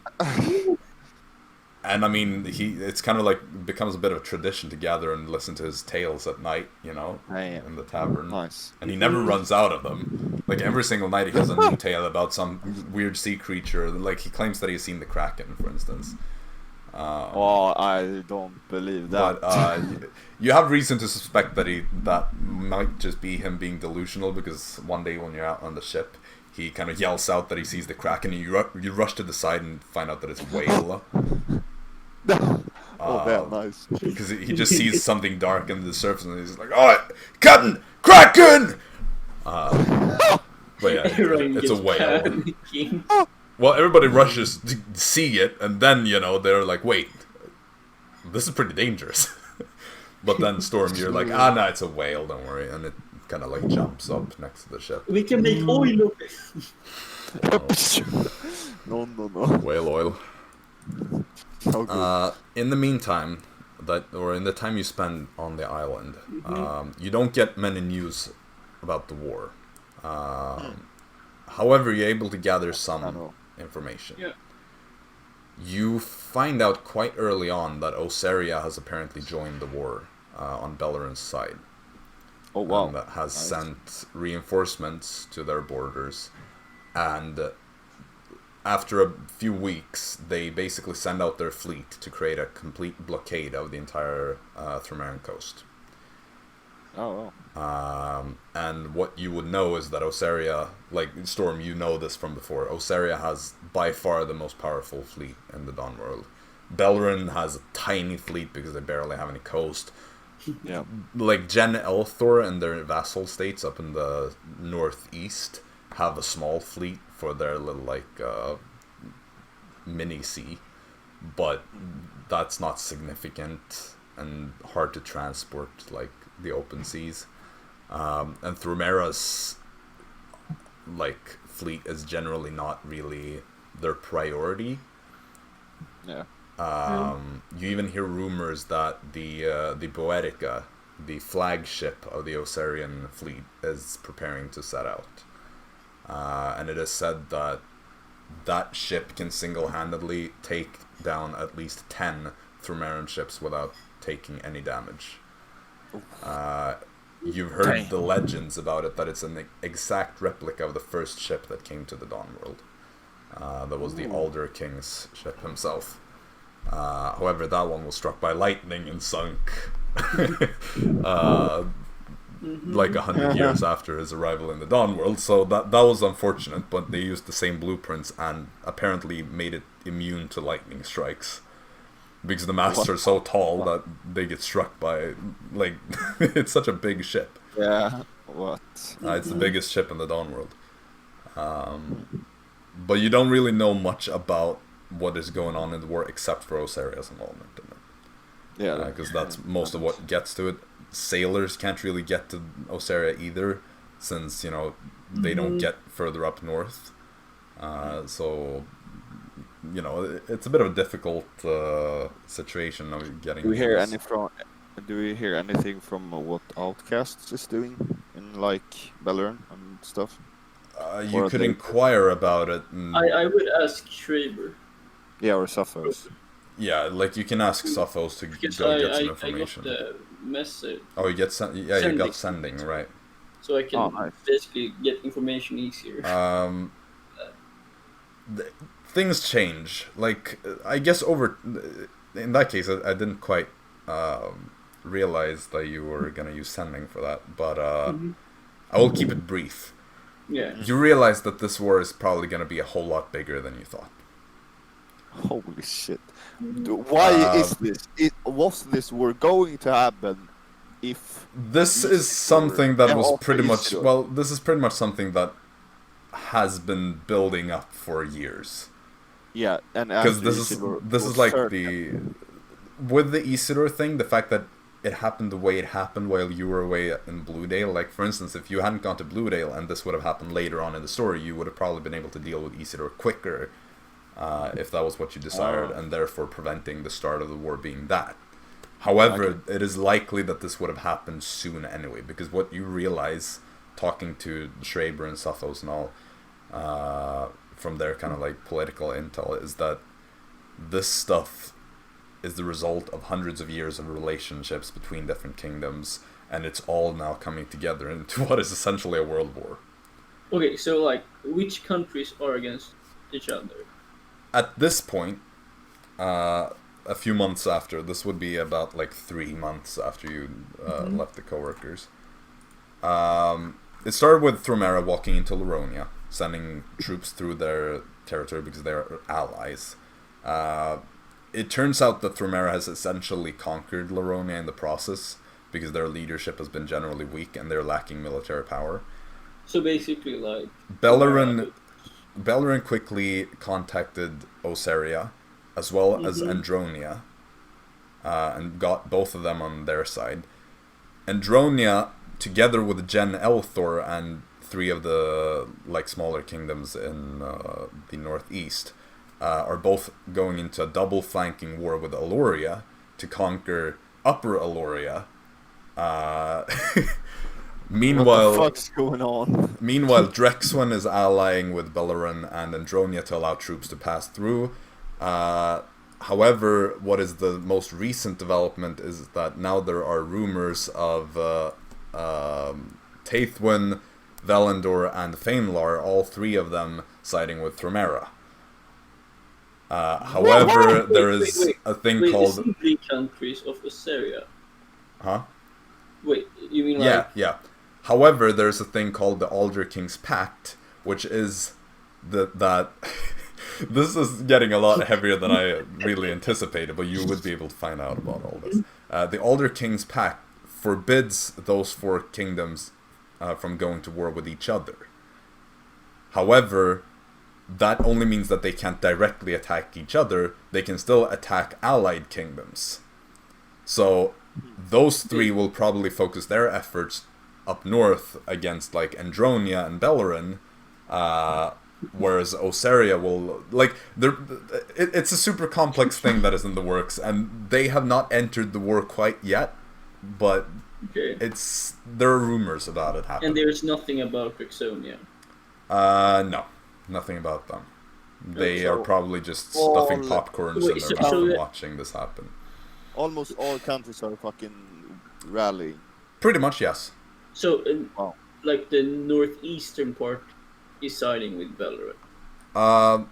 Well, Olandu is a vassal state of Laronia.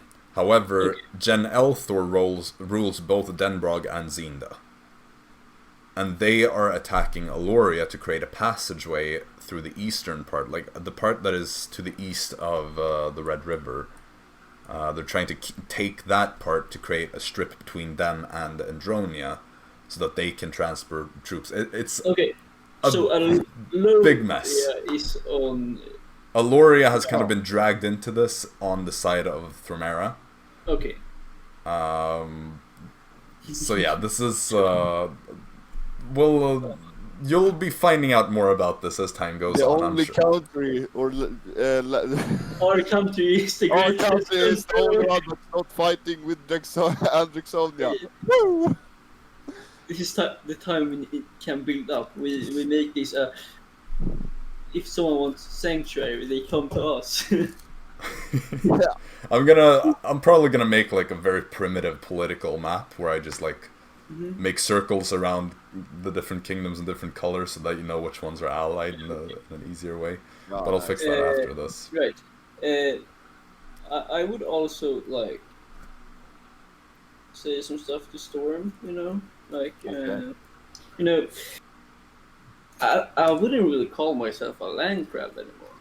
Because we're on the ship and a lot. Do you know anything?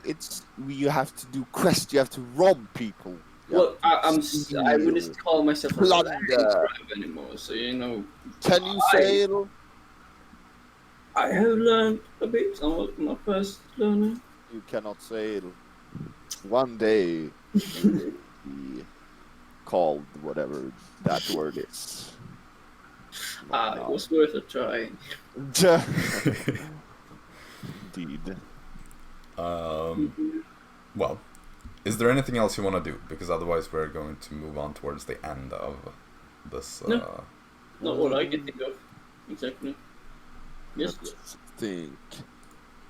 Well, if I I got the list over the creatures. So while everything is happening, I want to keep the eye out after like hearing something or asking after. I mean, you can help. I can help with that with my message.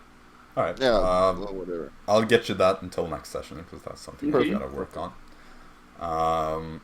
In So that case, maybe also think about the ones that are more accessible, like a sea creature, like Aboleth is a sea creature, or sort of, I guess. I think so, and and Abyss, I guess, because that's easily accessible. I'll take a look at that until next session. Nice. Then, as about 4 months have passed since the co-workers split up, Yep. Storm and Tazio, you're kind of like in the middle of this town that has started to be constructed around you. We want a statue of each other as well. Oh yeah, of course. Yeah. Well, again, we're gonna work out all the costs later on. Indeed. But as you're kind of standing there, you're talking to Geezer, whose full name is Denny Mariner, by the way. He just pretty much goes by Geezer by everybody because he's an old weird man.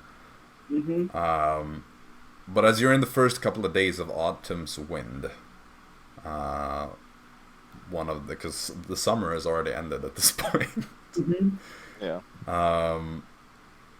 There is one of the townsfolk, one of the crew members, or one of the dock workers, I should say, that works at the little harbor, comes running and just like stops by you. Captain Storm, Tazio? Yeah.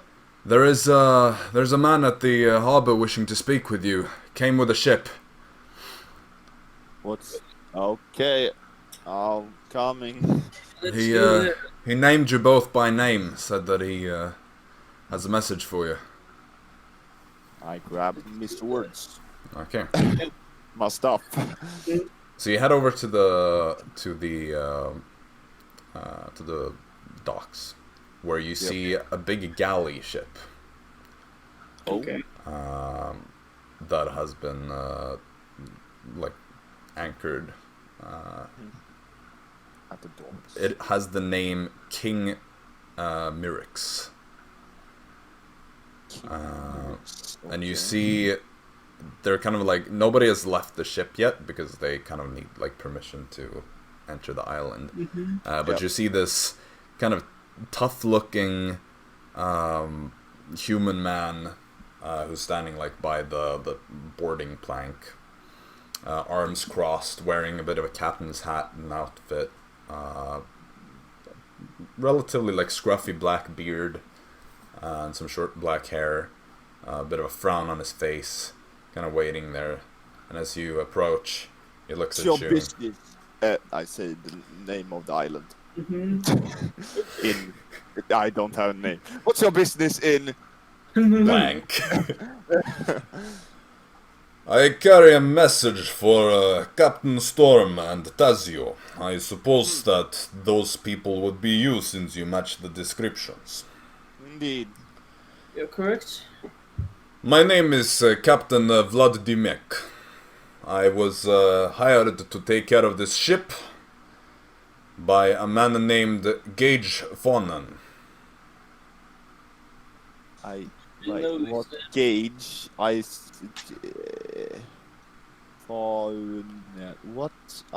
That name is familiar. Is it the horseshoe? Red-haired man, mustache. I remember. Yes. What about him? He sent me here to deliver a message to you that he expects that you are going to meet with his master in Haven Etha in the next couple days. Okay. He asks for you to be present at the tavern known as the Nocturnal Nymph. Nocturnal Nymph. Okay. The way I understood it is that if you do as he asks, you will be rewarded. But he also had a bit of an undertone to it that kind of implied that if you don't, maybe bad things happen. Understandable.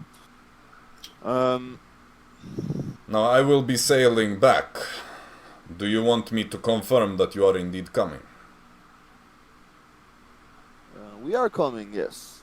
Or I am, at least, Taz. Yeah, I have some stuff to do before that, so I'll probably come as well. Yep. Send his regards, or regards that we are coming. Very well. He said that his master knows about your past and has specifically requested you. Perfect. In that case, best of luck on the seas. Keep the weather eye out. Keep one out, you two. And he kind of returns to his crew, and they already prepare to sail back. Nice. And so, people have already heard about our island, eh? That's perfect. So, yep. You take some time to gather up your things and your crew, I'd assume. Or are you going to just teleportation circle?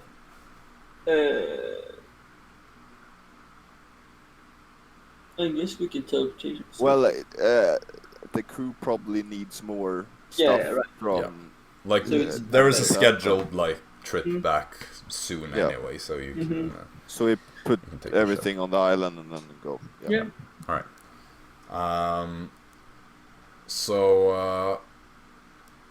Alright. I think that is pretty much where we're going to end this session, though. Damn. With you setting out to meet nice. with Gage Fawnen at the Nocturnal Nymph.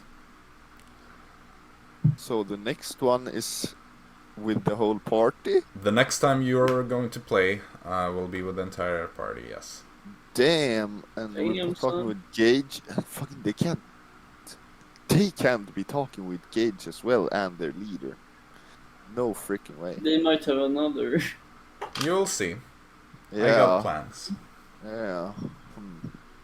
Interesting. Alright, well, in that case, I will return to preparing things, and we'll see what order this ends up being in the actual final episode. So maybe there's more after this, maybe this is the last part, who knows. Damn. But yeah. Interesting. Nice. You can say your goodbyes. Ha! Goodbye. Goodbye. Dara and Arisa. You last left off with your strange sighting of this group in black and grey cloaks that were traveling in the general direction of Benderthal. Now another couple of days go by, and eventually on your 9th day of traveling, which is also the 9th of summer's warmth, it is a day that is familiar to both of you since it is Dara's birthday. You are currently on the road heading towards Mistvale still. So there isn't really anything fun to do around here, but nonetheless, you have reached the point where Dara, by some miracle, managed to live to the age of 24. Yep. Well, I also died before 24, but... You were only really dead for a few hours, though, so... Yeah, that is enough that's considered, but okay. Well, it won't completely screw up the entire birthday, you know. We had the discussion where it's like, if you're dead for a week, is your birthday suddenly a week later? Because technically, you know, you will be a week younger. You will not have lived 24 full years until, like, you know, whatever. It's a philosophical debate for another day. I would say your birthday wouldn't change. How old you are might change. Right. But that's because kind of birthday like, is still celebrating just a day. Sure. Anyway, you might celebrate your rebirth day instead. Anyway, is there anything you would like to do to celebrate the occasion? I mean, is this just as we left off from the last session? No, this is that was on your 2nd day of traveling, so it's been a week since we last. So we reached Mistvale at this point? You have roughly another 4 days before you reach Mistvale. Yes, I would like to attempt to hunt and cook a special meal for Dara in secret. Okay. To surprise her at dawn. Make because it's a bit difficult since Dara only sleeps for 4 hours. Yeah, well, I would probably, when she goes and trance or meditates at the evening, probably, gather up as much materials as I can, and then I would probably try and gather some fresh flowers or make them using Druid craft. Try and make blossoms and stuff. In the morning, when after saying good morning, I just probably make an excuse to walk into the woods a bit. Just take a walk in the morning or something. I'd say make a stealth check, but using your wisdom instead of dexterity, because this is more of like how you go about the situation. Yeah. So if you're proficient with stealth, you add your proficiency to your wisdom instead. Okay, so it's not deception or something like that? No, it's a wisdom stealth check. Never thought I would make anyone roll one of those, but... Yeah, me neither, but that's kind of cool. Wisdom stealth. Yeah.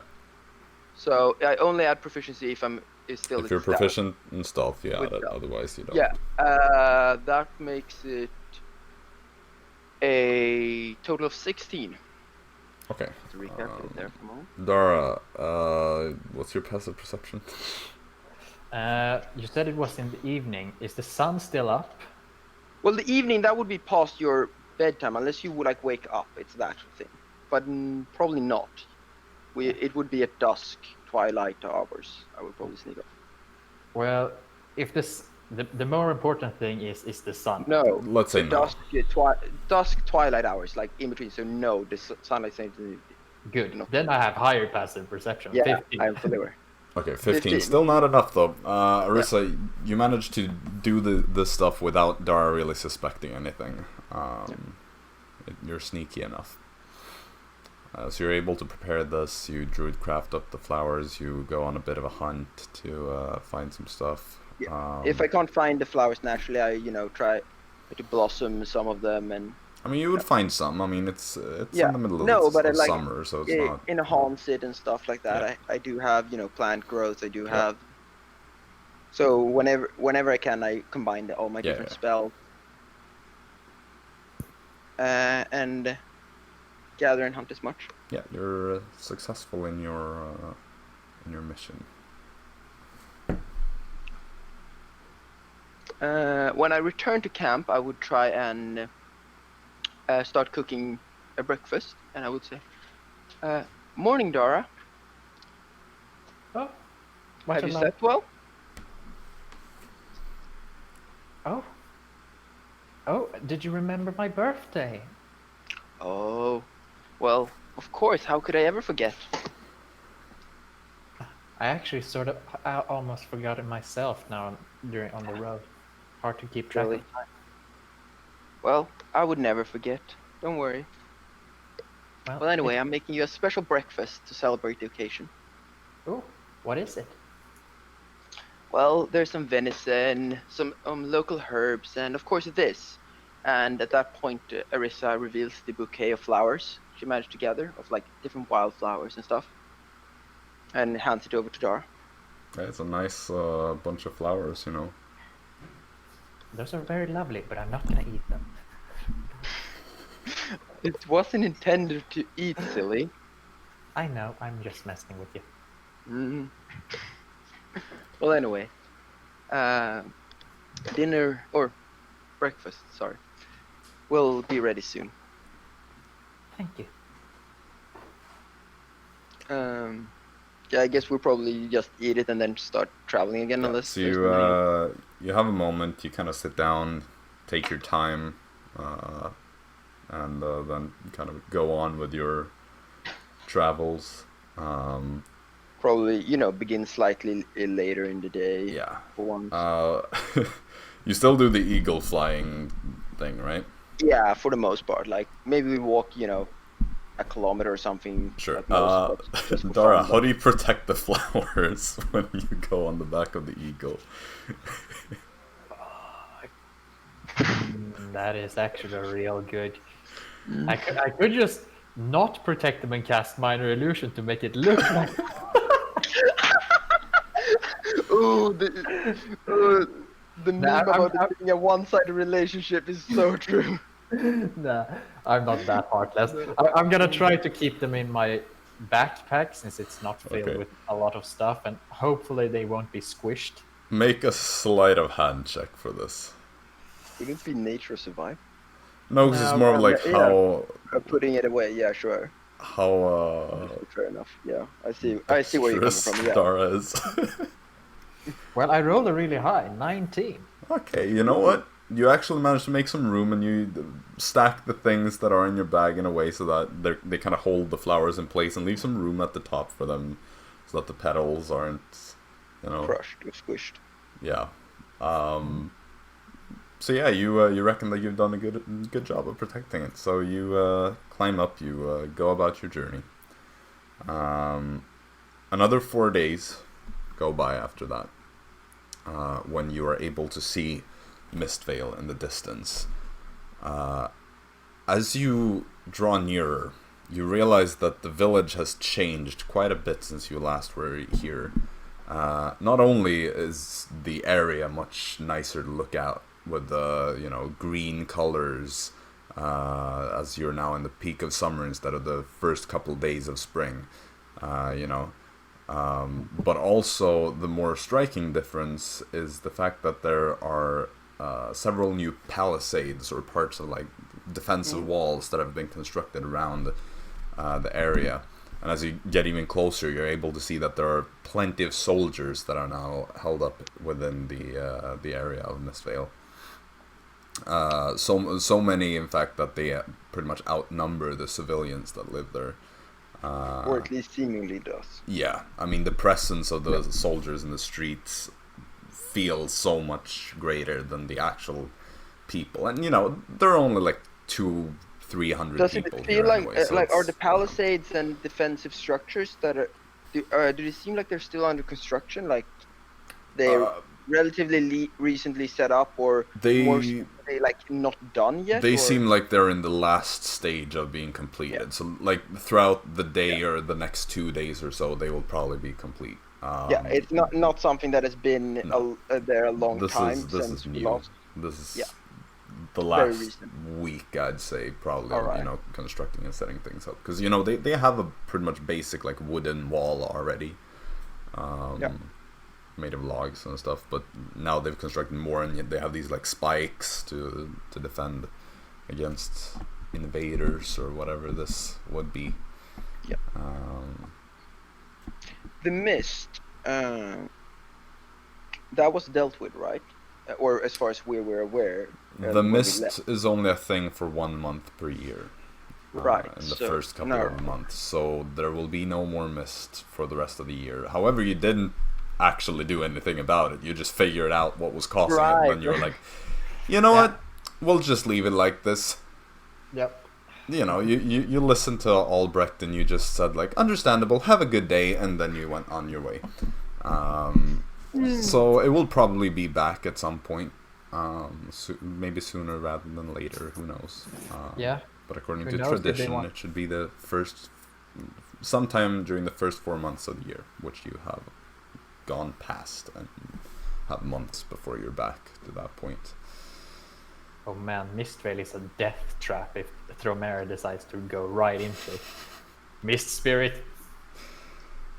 Anyway, you get close enough. I would assume you don't fly straight into the village, but rather like land. No, Nah. when we reach we've probably taken some scenic detours slightly, slight during our way there.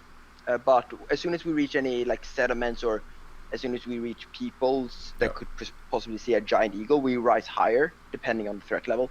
Here we would probably rise seemingly quite high when we first pass over, and then land probably in the forest where we killed the giant elk, somewhere near there, as that seemed to be more secluded.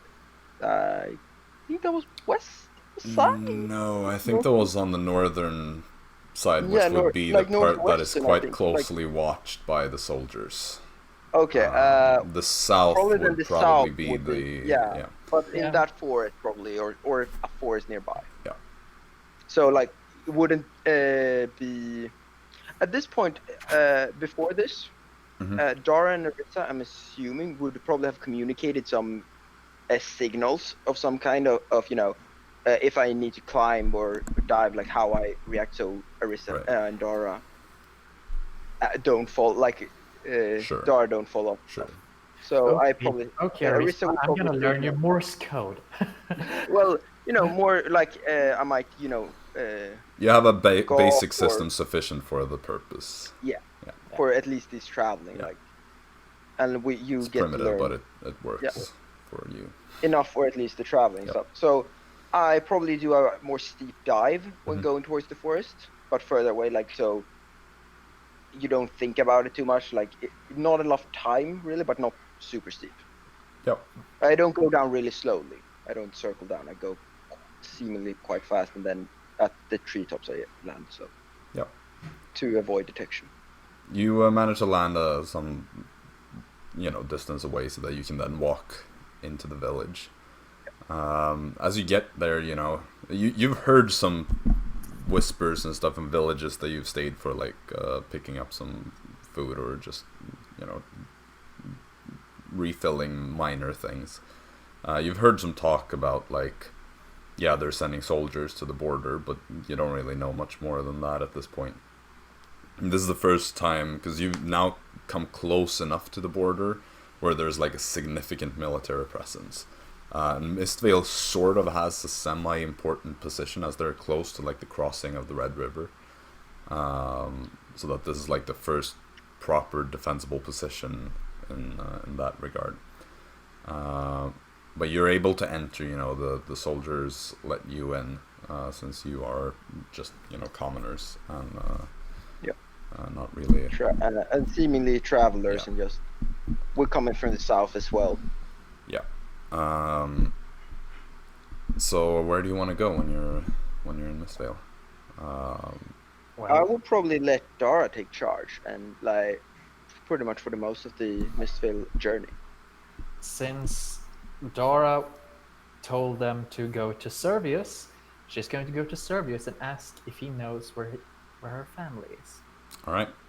So you push through the relatively crowded streets as this is filled with a bunch of soldiers that weren't here before.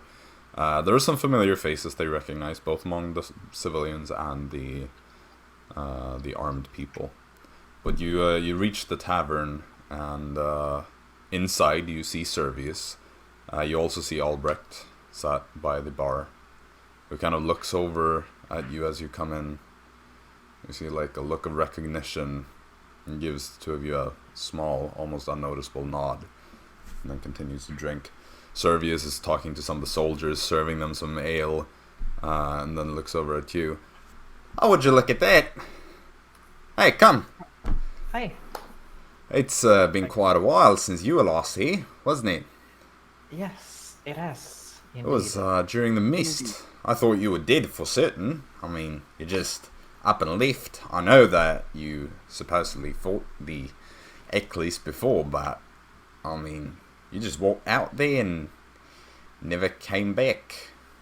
Yeah, that's... Sorry. That adds to the mystery. I see what you did there, mystery. That's pretty clever. Yes. But anyway, have you seen a few months ago a few Goliaths? Oh yeah, your relatives. Yeah, they have a room here. It's a bit crowded these days, but they live here. Do you know if they're in the room at the moment? Yeah, I think so. Let me think. I'm trying to think where they would be. I think Delvin probably went out earlier to help the soldiers to finish up the palisade. But the other three should still be in the room. Okay. I'll go and check in and see. Right, you do that. I'll stay here and talk to him. Right, he tells you which room they're in, by the way. Alright. Room number 3. Nice. Sure. I would like to just general chat, but among it would also be inquiring about the soldiers and the increased defensive presence. Right. So you decide who goes first there. Yeah, he pretty much just says like, well, you know, apparently Thromera is mobilizing their troops and they're at the border and we're looking at a pretty difficult war. A lot of people have already packed their bags and left if they could. Others have been enlisted and some remain here hoping that things will turn out better than expected. Personally, I have too much here to just leave, so I've decided that I'll ride this one out and hope for the best. But it's not looking great. I've been traveling on the road for quite a while. What war are you talking about? Well, Thromera is they haven't officially started yet, but for quite a while their forces have grown thicker and thicker along the border, and now we're at a point where our own army has been able to mobilize a defense line. Apparently, we just got some news recently that Osaria will be sending help to us, which is a good thing, but it might take some time for them to travel. Oh dear. Sounds very serious. What's the... isn't an official No, nothing yet. It's mostly just intel so far as I understand. Troops mobilizing on the border, or? Yeah, and we wouldn't really just want to let them stand there and stare us down in case they just suddenly decide that it's time to move. In that case, we'd just be completely defenseless, so... It's not like Thromera and Belleron has had a rosy past. Nah, you'd be hard-pressed to find anyone who would claim that. I think neither side would pretend that they are on good terms with the other. Best of luck to you, and I hope nothing actually comes of this, and it is in fact a false alarm. One can always hope. Yeah, you know. And at this point would continue, maybe some casual, casual banter. He would ask about the others. Ask about how he's been and so on. Yeah. Okay, so Dara, Yes. You headed up for the room. Mhm. You knock on the door that he pointed you towards. There's like a bit of a shuffling noise coming from within, and then there's a voice, a woman's voice. It says, who is it? It's me, Dara. Oh, Dara, wait, give me a second. And the door opens, and you see Edu, the wife of Delvin. Oh, I'm so glad to see that you're alive. Here, let me give you a hug. And she kind of pulls you in.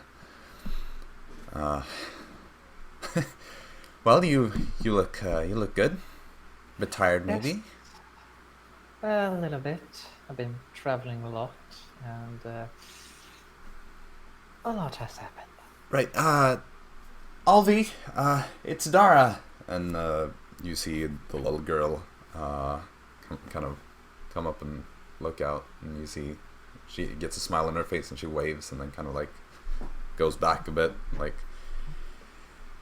I know things are a bit stressful around here. It's taking its toll on everybody. The Tromera border crisis is a bit... Yeah, Dalvin has been helping out as much as he can. Thoraldi is staying around here, making sure that Alvi feels safe. Well, I would like to discuss something with all of you, but I might run this beforehand with you. But, Okay. Yeah.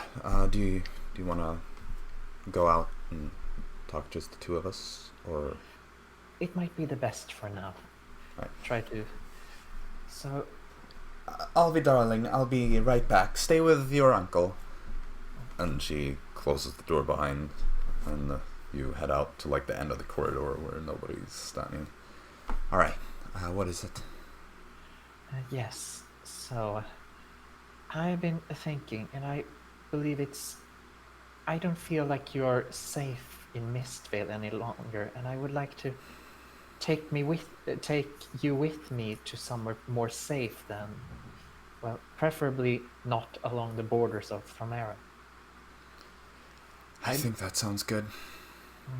I doubt Under- anyone will be opposed to the idea. Maybe Delvin will be hesitant since he's, people have been treating us well, and I think he wants to repay them, but I think he can be convinced.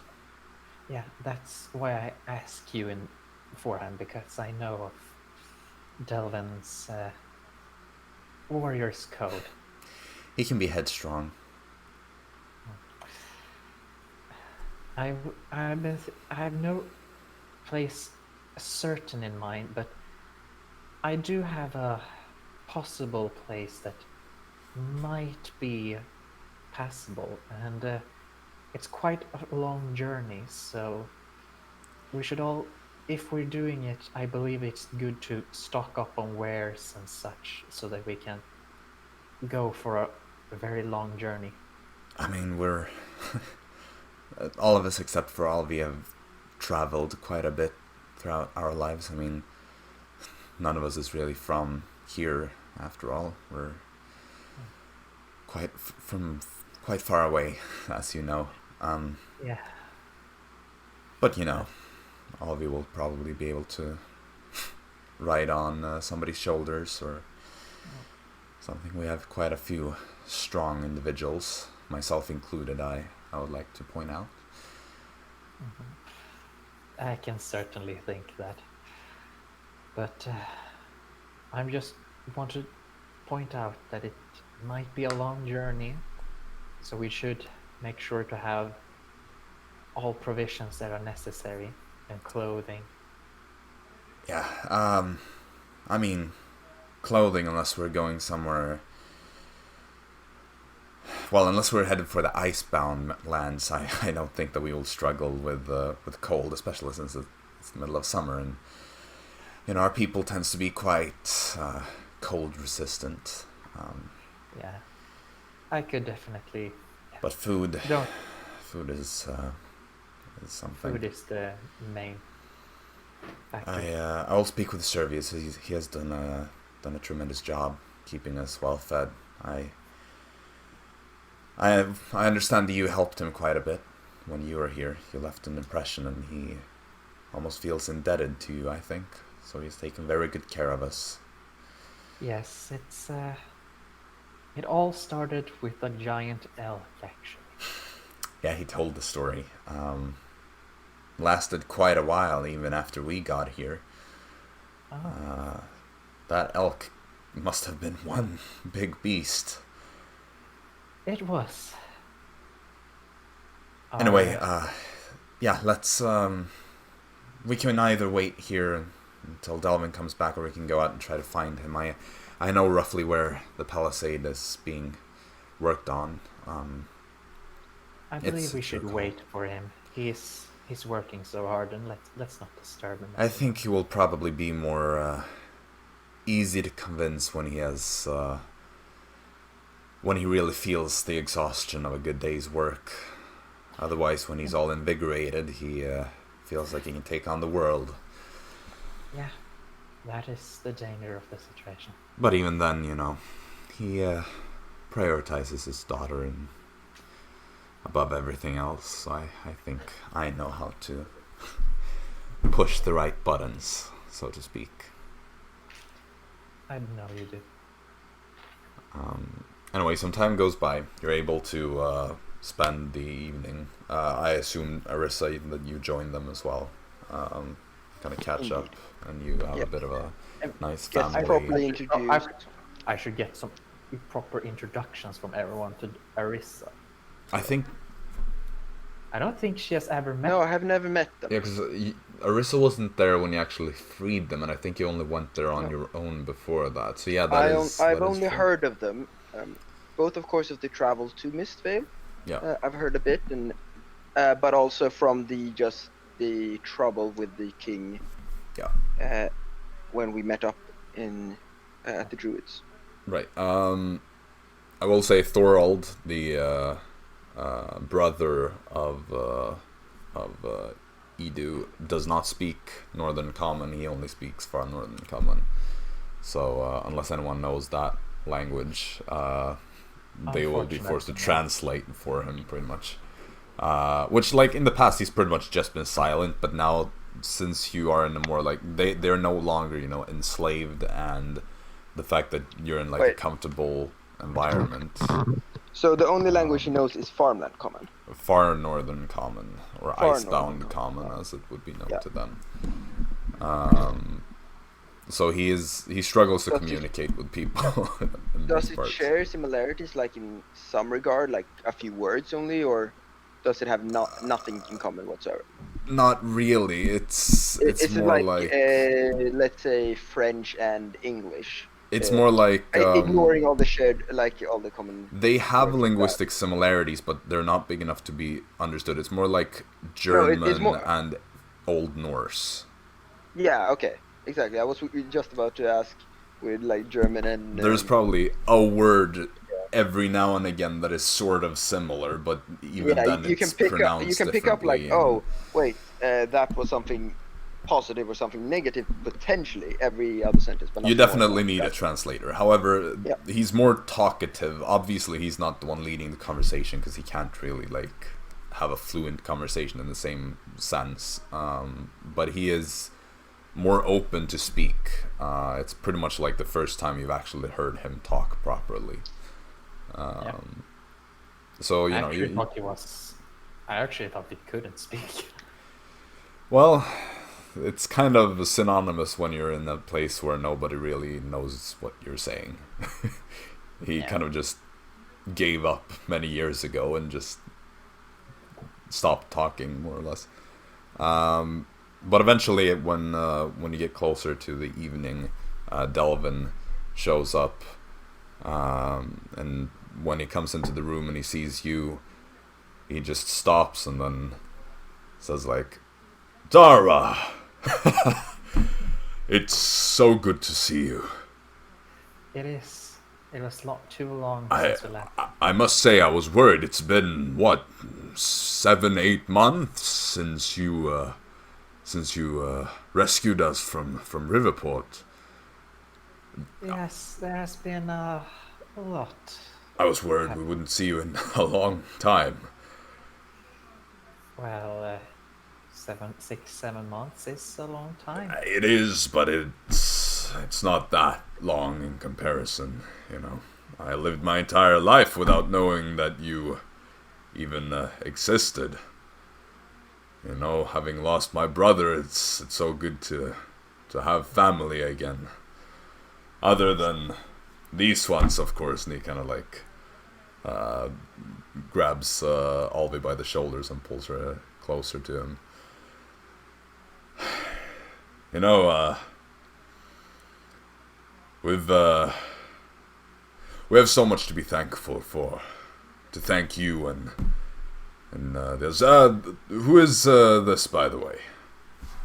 And he turns to you, Arisa. My name is Arisa. And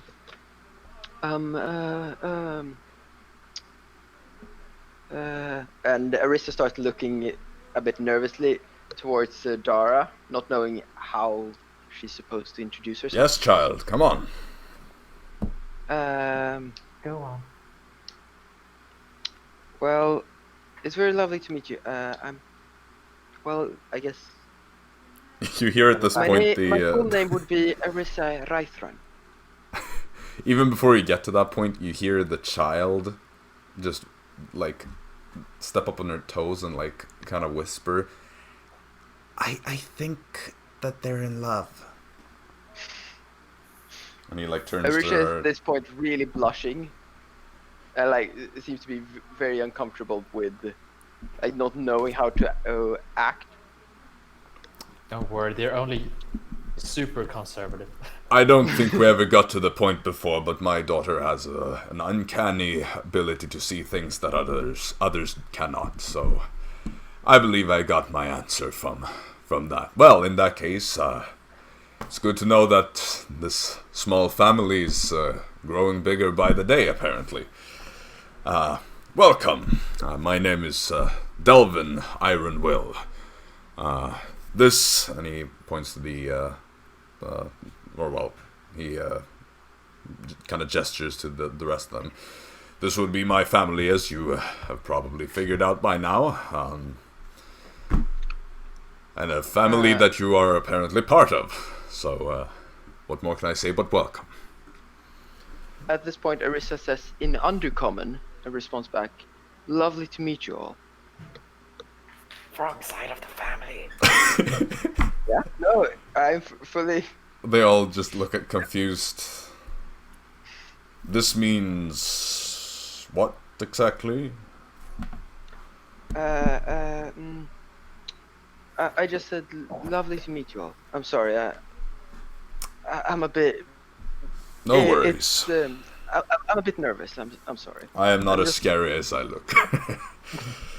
Well, you know, I don't want to leave a bad impression. You know.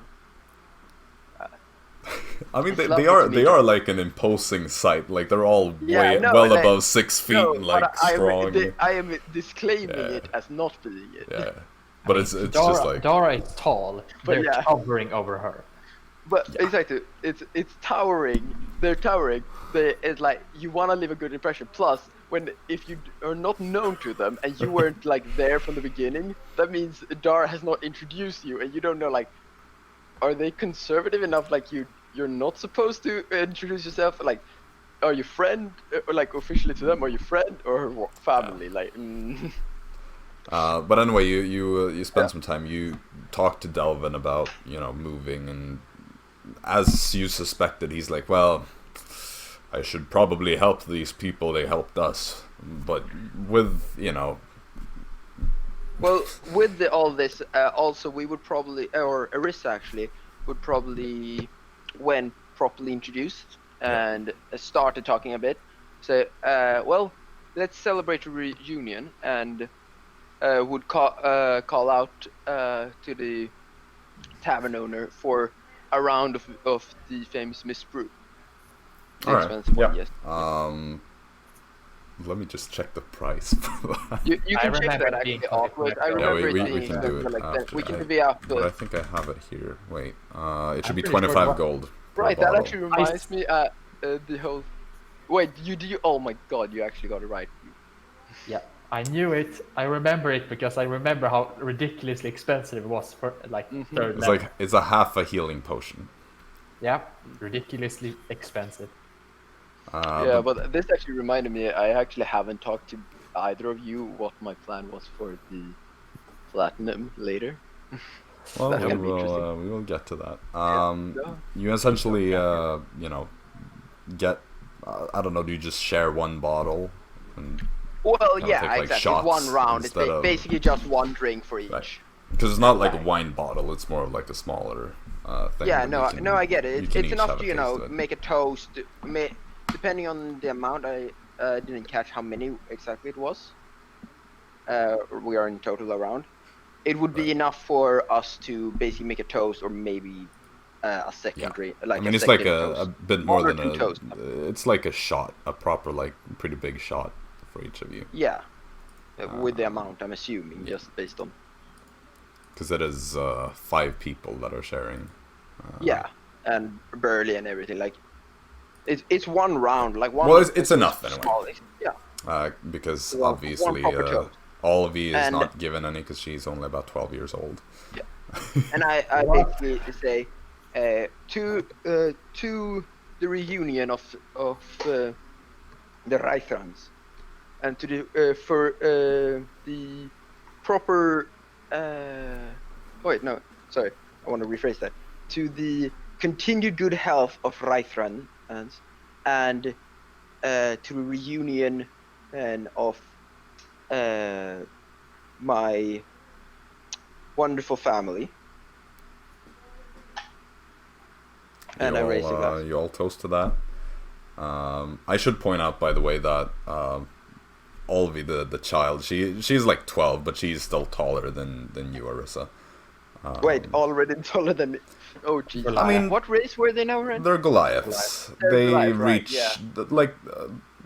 the adults are close to 7 just feet. forgot about that. I forgot about that because in my head I was actually going to do like one of those like, oh, I like, you know, take your hands on your knees, just look down, like, nice to meet you or something like that in my head.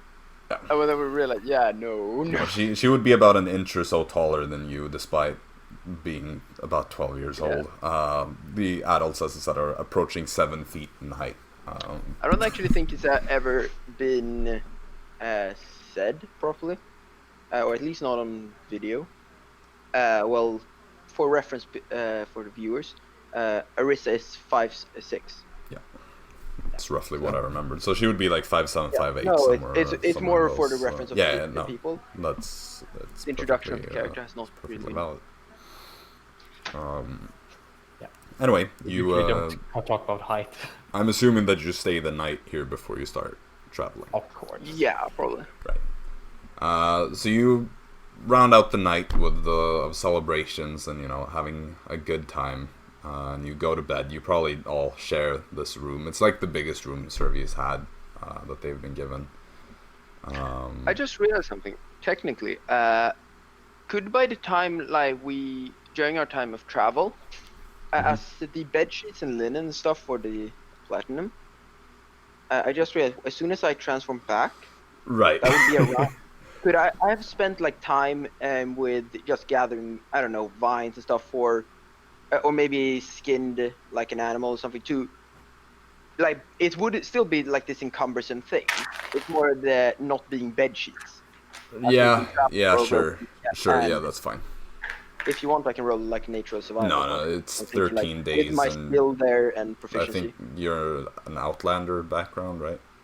I think Which so. by default allows you to hunt for food. No, I'm actually not. I'm folk hero. Sorry. Oh, right. son Oh, of- yeah, that's But if right. you're wondering, like I mean, even then, you've had enough time. like It does- tools I have also is just Yeah. No, herbalism you, kit and smithing, as well as a very high nature and It is. survival. It is very heavy, but it doesn't really take up that much space, which is like the main with thing. that, could I have done before we entered the city? Just a retcon here. Taken the main bulk of them, like, and just used. I now don't remember the specific spell. Mold Earth? It would probably be a combination of Mold Earth, but there's another one. Mold into stone? It's Oh. yeah, kind of meld into. I know I can do it. I just don't remember the spell. Wall of stone. But basically, yeah, dig it down. And Right, just, yeah, sure. Oh, Fine. it's this one like where so. you- Maybe I have like. No, I probably wouldn't even have one of them with me. I would just have the gold I okay. have normally. I I just realized, hey, that's a bit weird. Just carrying around 2 massive Yeah. bed sheets or something like that. Yes, it's very weird. Anyway. And I would be encumbered AF. You'll be fine. You take your night's rest. Dara, you're obviously up earlier than the rest, and you know it's pretty cramped in the room. I don't know if you would head downstairs or anything. I would probably head downstairs. All right. Servius, being an elf as well, has roughly the same sleep schedule, so he joins you not long thereafter, and you're able to talk a bit to him. However, as the sun rises and you get to the point where Arisa, you and the others begin to wake up, Dara, you're the first to hear, since you're already awake properly. You hear the sound of a horn outside.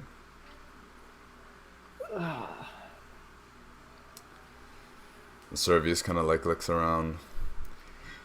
Well, that's a new one.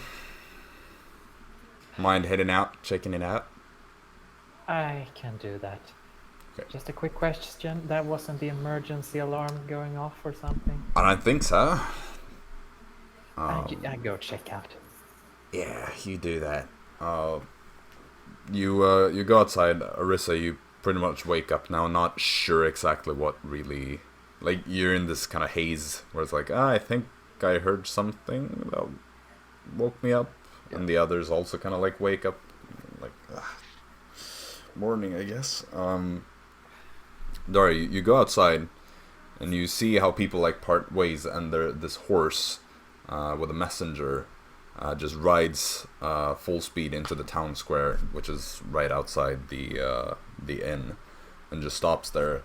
And just blows once more in the horn. This time you can also hear it. And, you kind of like open the windows and look out and see this. Yeah. And he pretty much stops there and says,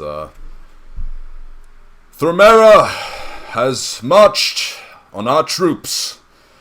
The war has been declared, and we are to prepare this village for an invasion. Everybody capable of fighting, get ready. They are expected to arrive in the next couple of days if our lines do not hold. And just kind of like starts to give out orders to the various like commanders that are in charge here. The soldiers seem to kind of like prepare and go towards the northern gate. And the war is has officially begun. Yep. Well, there's only one thing left to do. Run as far away from Misfit as possible. I'd say both Arisa and Dara, since you're both in a position where you're looking outside, both make a perception check. Dara, yours would be on disadvantage since it is daylight. Oh, the tragedy. What happens if I actually roll lower than my passive? Well, then it would default to passive. Yeah, just double checking that. Oh, the tragedy. I rolled a nat 20, but my disadvantage made it into something. 19 total. Actually 19 as well. Oh wow. Okay. Yeah. You both see across this town square, you see Albrecht, the old man responsible for the mist spirit. Just kind of like stands there, looks for a second, and then slowly starts to walk back and kind of like semi-sprints back to his house.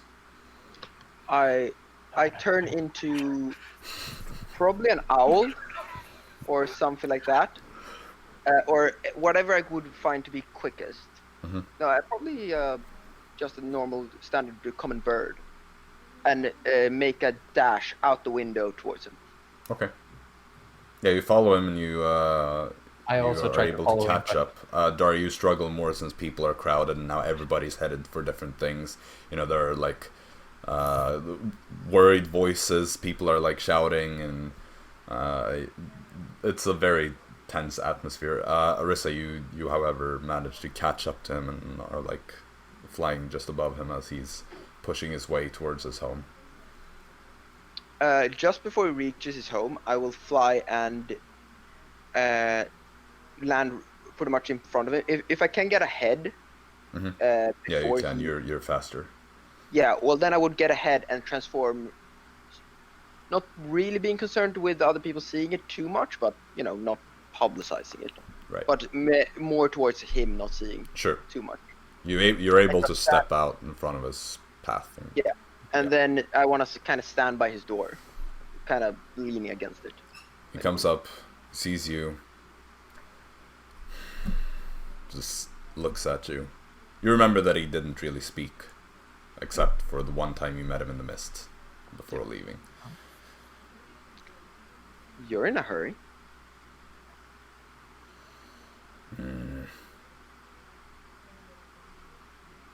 You turning tail?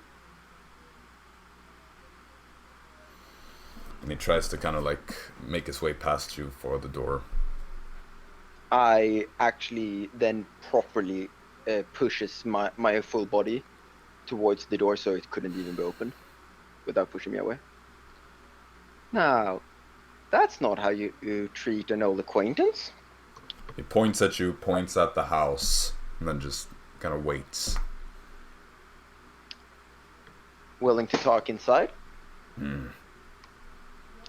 I step aside. He opens the door, just kind of like waves you in, slams it shut. What? Well, you know, catching up. I was in the neighborhood and, well, let's cut the bullshit. I saw you being in quite a hurry as soon as the news dropped. That is true. More curious what your plans are. Summon Gillenheim. To defend the village? Yes. But I need to change the spell. It will take a while. Can I help? Unless you are proficient in the arcane. And I don't think you can. Well, then I will just say it was nice to see you again, and I hope the spell goes well. I hope so too. I'm not like Gillenheim. I just barely know enough to control this spectre. Is there any materials I can help you gather before? I have what I need, but the readjusting of it will take time. How come you didn't prepare earlier? Well, as soon as I'm done, the mist appears. Alright. People will be scared. What will the new spell entail? Pretty much change our priorities. People entering will be the target, not the ones leaving. Will there And, be an exception to the rule? I will do my best. I can, to some extent, control him manually. Could you enter me and my wife? I'm planning to come back here soon. I don't know, but if I heard rumors that this town fell worse or something, I would like to come back to help, potentially. You and your group did just fine, going in and out as you pleased last time. It seems to me that you have some tricks up your sleeve. Very well. Thank you, then. I will not disturb you much longer. Good. I bid you farewell and good luck. Nice to see you. You're still in good health. I suppose it's good to see you too. You did, after all, not intervene too much last time. Apologize once more. And at this point, I fine. leave the house. Yeah, you head out, you head back. Dara, at this point, you're like halfway. People are like moving in the opposite direction. You're not the strongest, most like forcive individual. So you're getting pushed around a bit. Hiding from the sun, plus a Yeah, you know, sun in your just eyes, trapped. people just everywhere. You're Like not it's getting enough very that far. a smaller body could just easily, with the same disadvantages, could have been trampled. Yeah. Probably. Or knocked to the floor. We should pretty much Arisa, speed things along Dara. at this point. Nice to meet you. I recap basically what I talked to him about, and then I suggest that we start heading out from the Mistvale and start heading on our journey as quickly as possible. You go back. When you come to the room, Dara, your family members have already packed everything. Having heard like whatever few things they actually have, you know, they've already prepared. Yeah, I that would from probably the have, moment you know, they heard the announcement, and even before. Yeah. Um, If they hadn't even gotten to it, I would probably have said it just before I leave, like start packing or No, something like that. they already have that fixed. Yeah. So you head out, you get your money back, you know, unbury that, and you go on your way. Yeah. So are you planning to travel at a regular pace, or? No, we would probably be traveling by horse, unless we can manage to get a cart. But sure, we I don't probably think we could have enough make some horses. cart if we had more time. But I don't think any of us are willing to, you know, stop and chop down wood, try and gather materials for a cart. Right. So are you planning to summon them then? Yeah, right. Yes, Right. How I long would do probably they- conjure them. Then let me just make some quick calculations, because I'm assuming you're headed for your home now, Arisa. Yes, I'm gonna also make a calculation and give you a route, a proper route. We are in Mistvale. We would be heading actually straight east of Mistvale. Is it forest there? It would be difficult terrain, meaning it takes twice as long to travel. Yes, but I'm more wondering like straight east or southeast. It's a mix of woods and plains and Very well. rocky, like smaller Very well. mountainous No, areas. then we would be actually heading towards Riverport, following the main road. So you pretty much go the shortest possible way via the roads. In that Yes, case, unless we find resistance by the crossroad between Havengala and Riverport. If we seemingly like a lot of movement coming from Riverport, then we would probably take a detour slightly around the main road. I mean, all you encounter is pretty much friendly forces, so Well, then if we would just go full on Riverport, Strongwick. Yeah. Then at Strongwick we would be heading east, like by the crossroad of Strongwick, Venethal. We're heading east towards in the direction of Drexwen and the Forest of Dust. sure. So As long Halmond. as we don't pass Blue Dale, I'm fine. Yeah, you're not going that way. No, we're going the southern road, so like either Halmond or we would I have pass the. through Drexwen. I know like the either. route. It is 720 miles, which with horses will take you from. Or are you traveling at a normal speed still? Or are you doing a fast speed, which does In the make beginning, it... we would do a hastily speed, about to I would say Riverport.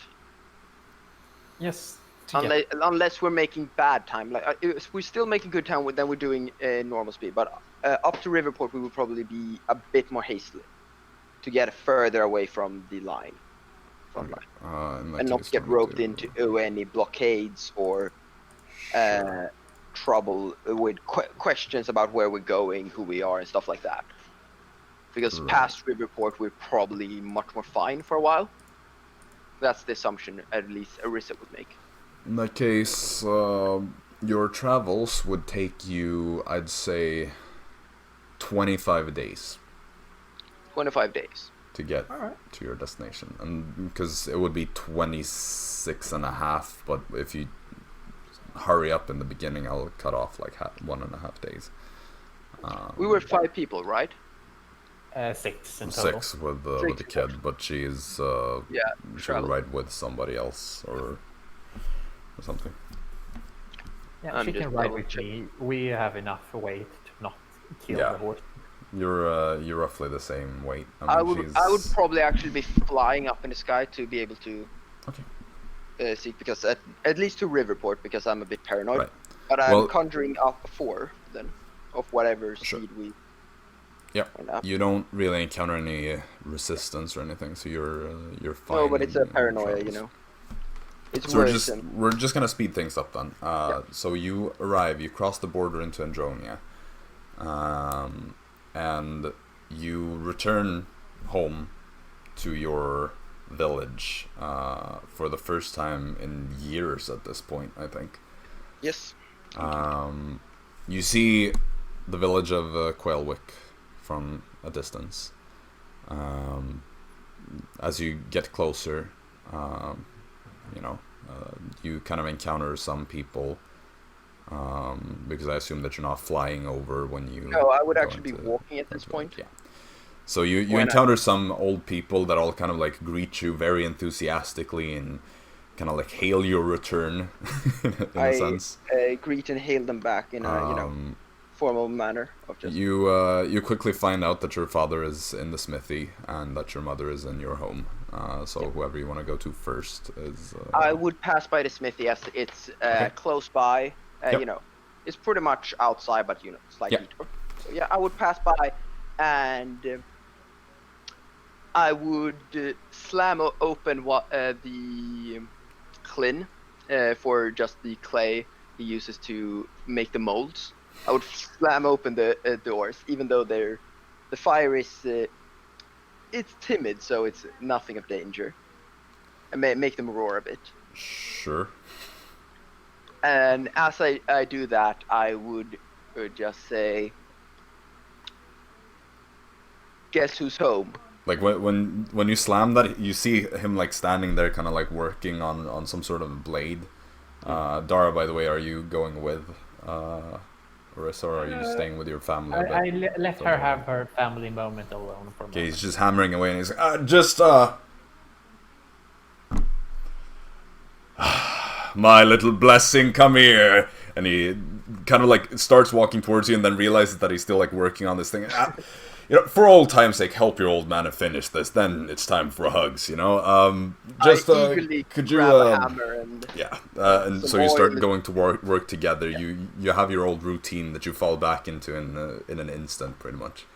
yeah, it's like I've never left. Once he like cools down the blade and puts it away, he like you don't even get a moment to react before he just sweeps you up into this big, tight hug and just lifts you off the ground, spins you around a bit, and then just puts you down, pushes you back a bit to look at you. Look how big you've grown.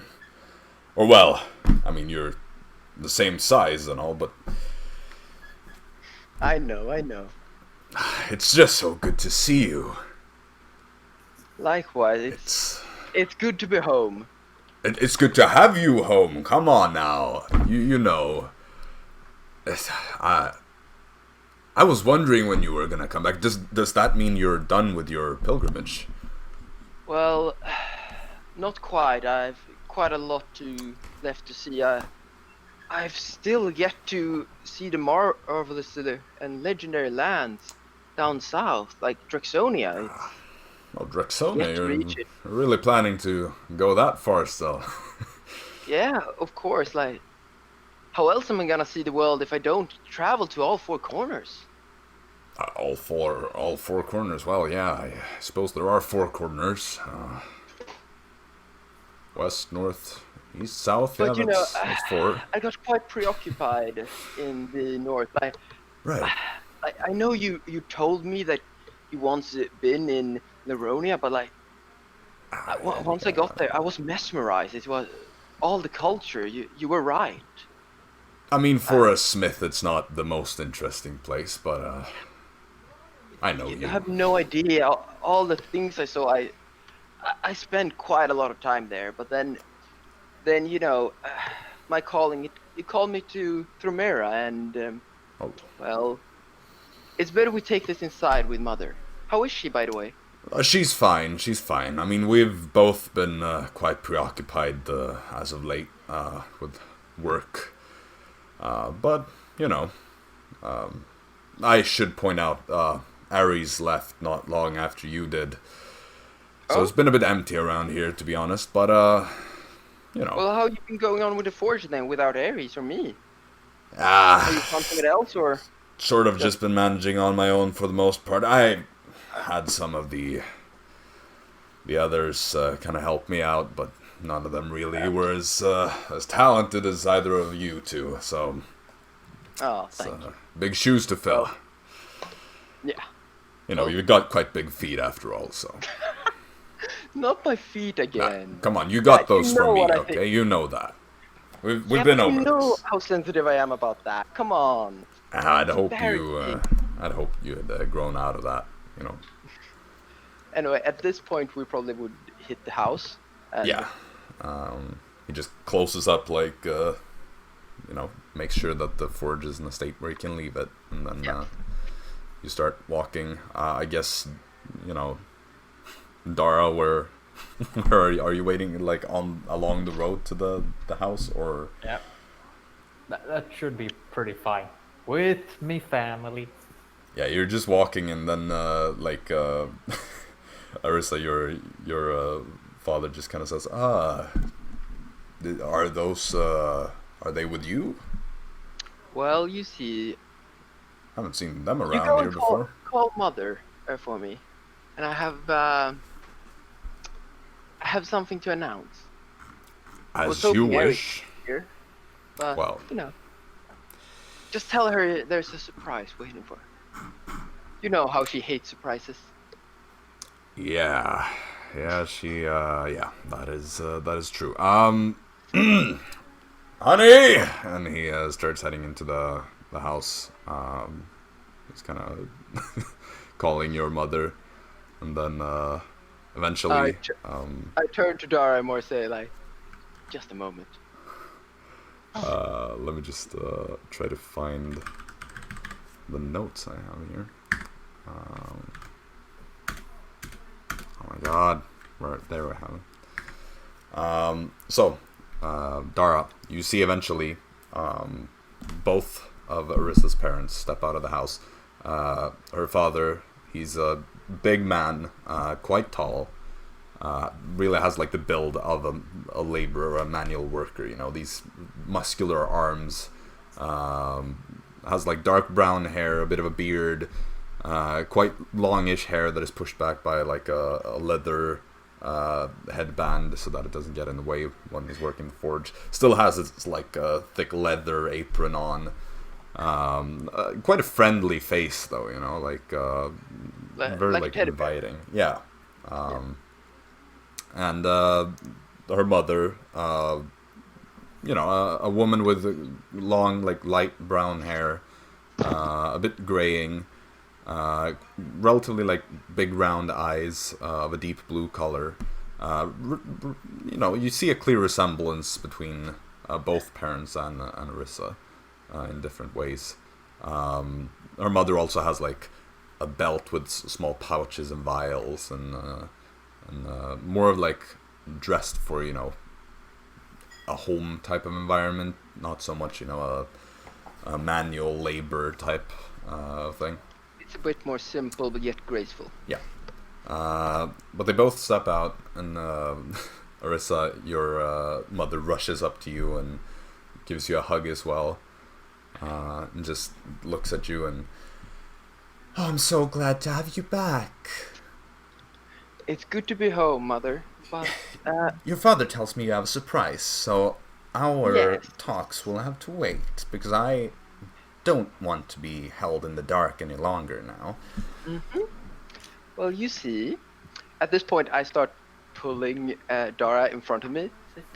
I would like you to meet my wife, Dara. They are both kind of taken aback. Pleasure to meet you. Oh, I wasn't expecting this. And Arisa's father just pushes forward to you and just grabs your hand, kind of like pulls you into like a hug, and just like, welcome to the family then.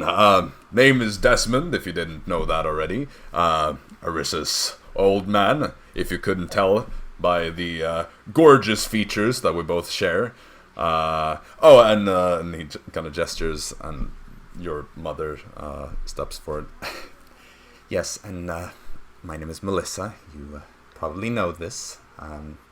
I've heard stories. Good to see you. I didn't know that you went ahead and got married. I would have liked to attend the wedding. Well, you see, it hasn't really been one. No, not really time. Well, at this point, like, it's obvious Arisa kind of like trying to hide behind Dara. Your father kind of like pulls you both into a hug at this point, and just like, so how about a wedding now then, huh?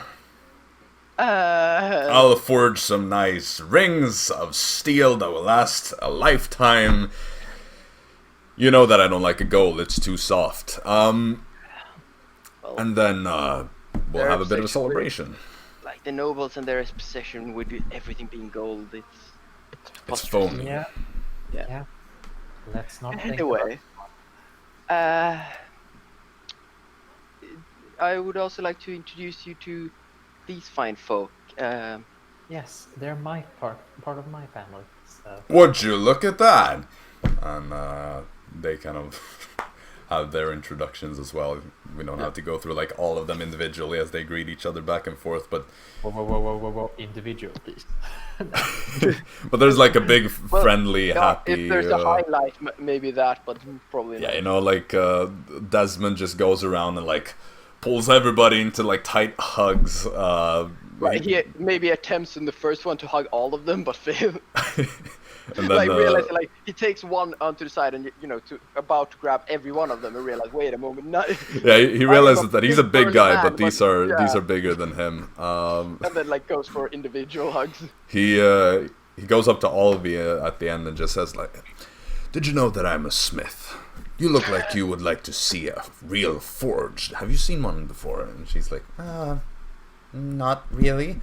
"Do you want to see it? It's right over there. I can show you around if you want to." And she kind of agrees, and they send her off. He kind of goes over to the forge and shows her around, kind of being this big warm, fatherly man around everybody, kind of. Arisa and Dara probably passing each other like half worried looks of like, this is going good, right? Right. Everybody seems to be enjoying each other's company. Yeah. You arrive, I'd say, about the middle of the day, so you have about half the day left to, get acquainted with everybody. There are some more of like neighbors or other like villagers that you say hi to. They apparently, you find out as news about your return spreads, are organizing some sort of feast for you in your honor. So you meet one of the kind of elderly people in the village that just says like, "Oh, Arisa, I am so glad to see you. Have you heard that there is a feast that is being planned in your name tonight? Everybody is gathering all their finest crops that they have, and I even hear that they're going to butcher a pig for you." Oh, lovely to meet you again. It's been a while. No, officially I have not yet heard of it, but it's just between you and me. It's kind of hard to notice as, two people like run in opposite direction paths with massive decorations and stuff. I'm a bit hard of sight these days, but yes, it seems to be quite lively. Perhaps that has something to do with it. My hearing is still excellent, don't forget that. That has not changed. Well, same old man. Same old indeed. You can probably see this, but over by the Tree of our Nod, they are planning to set things up. you obviously see this, by the way.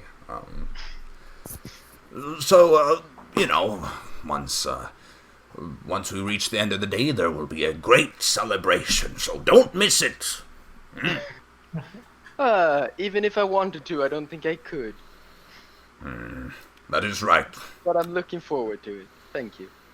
You know, I remember when you were still... And he kind of gestures, like, at a point quite low to the ground. I remember when you were still this big and you were running around. And, you know, your Desmond would just pick you up and carry you to places. You know, you and your brother both. You were lively children, you two. Oh, well, we were kids after all. Children. Yes, I remember when my children were still that young. Now it's my great-grandchildren that are that young. Well, how is your family? Is They're all good? fine. He kind of like talks a it bit goes more. But eventually you get to the big celebration. There are a few more chairs necessary than they had anticipated, since suddenly there were a lot of people that arrived in the village instead of just one. But they're able to kind of, you know, some people sit on the floor or on the ground rather. I help make like plants and stuff grow and accommodate like a stump or something like that. You're gathered under the tree of Arnaud, which is this big tree relatively close to the center of the village that is kind of viewed as like a center point in a way. That has been there for a long time. It's like this old big oak tree. And you basically spend the night celebrating, spending quality time with everybody. Both of your families get along excellently, you know. There's a bunch of storytelling. At some point, Desmond turns to you, Dara, and just says, Dara, did you... listen to this. What do you call... wait, let me think here. How does a one-armed smith handle his forge? Badly. Oh, not this one again. Single-handedly. Come on, that's a good one, Arisa. That's one of your favorites. I know, but it's so... it's just so... you! I do like my dad jokes. She's just Oh, overwhelmed. it's good to be home. It's good to have you home. You know, I have more of them in store if you want me to tell any of them. Please. Actually, I want to see. yes. Great. Glad to find somebody who shares my sense of humor. Don't encourage A him. termite walks into an inn and asks, "Is the bar tender here?" That one's good. That one's one of my favorites. At this point, like, Arisa just buried her hand, like her face in her hands, blushing like all hell and just shaking slightly her head. Arisa, can't help, Arisa, like, this one. to pull out a laugh as well, like a giggle and laugh. Arisa, this one. Do you remember this? What is the least spoken language in the world? Well, you have changed it a couple of times. What is it now? Sign language, of course. You don't speak it. I've never seen anyone use this supposed sign language, but I wait. heard a merchant tell it once. So you've actually managed to perfect it now. Yes. Yes.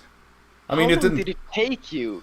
Last I heard it, you were been working on that for 3 years of everything from like I can remember when I just first learned Druidic, and you just kept going on and about how it was an impossible Yes. language. Didn't really make that much sense when I finally heard about this sign language thing that exists somewhere. Yeah. Actually, down in the Underdark, some of the Drows tended to use their own kind of sign language.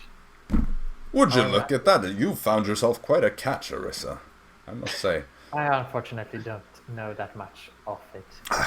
I only know a few words. I really have. I was hoping you could help me perfect the joke even more. But he goes on. I have an entire list of dad jokes, but they would take too long. he goes through the night and just does them. Yeah. But just for efficiencies wise, among the topics that would be, of course, Dara and I would probably be recapping some of our adventures. Yeah. Both ones happening in Belleron, Thromera, and for me, like Lironia and the small amount that we were. Yeah, you're kind of like put on this like almost stage. Everybody's just like gathering. All the kids are like in a circle around you. I start out just speaking to mom and dad about it, and then like more and more people come, so I have to. I realize like because at one point I just hear like the old man that told me about this say like, "What'd she say?" Like she and he's like 10 people away or something like that. It's like, well, let's take this from the top. But yeah, you spend like a long time going over everything, and the kids are amazed, and everybody is amazed in general. And it's just a wholesome time that you get to spend together with people that you missed.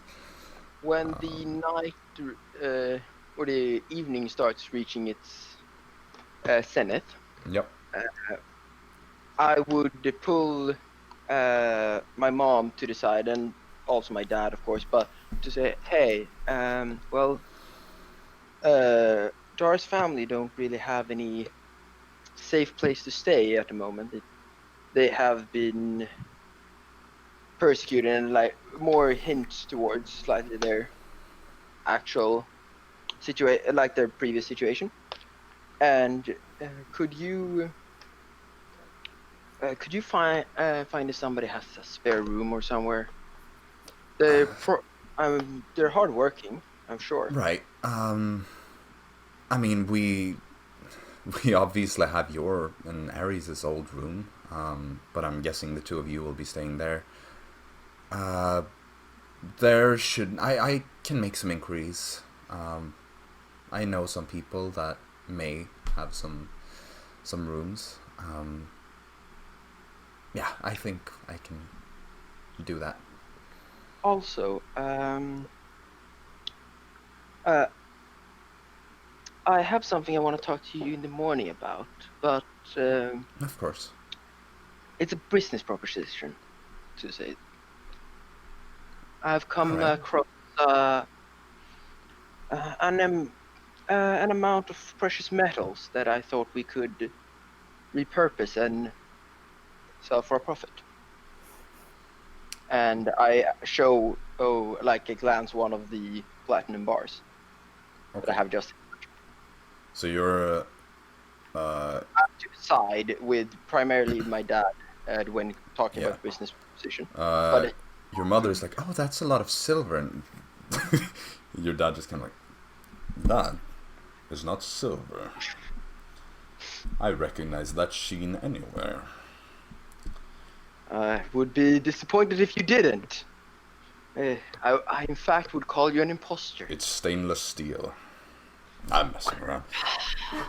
I have no idea where all that came from. It's not stainless silver, Dad. No, I know.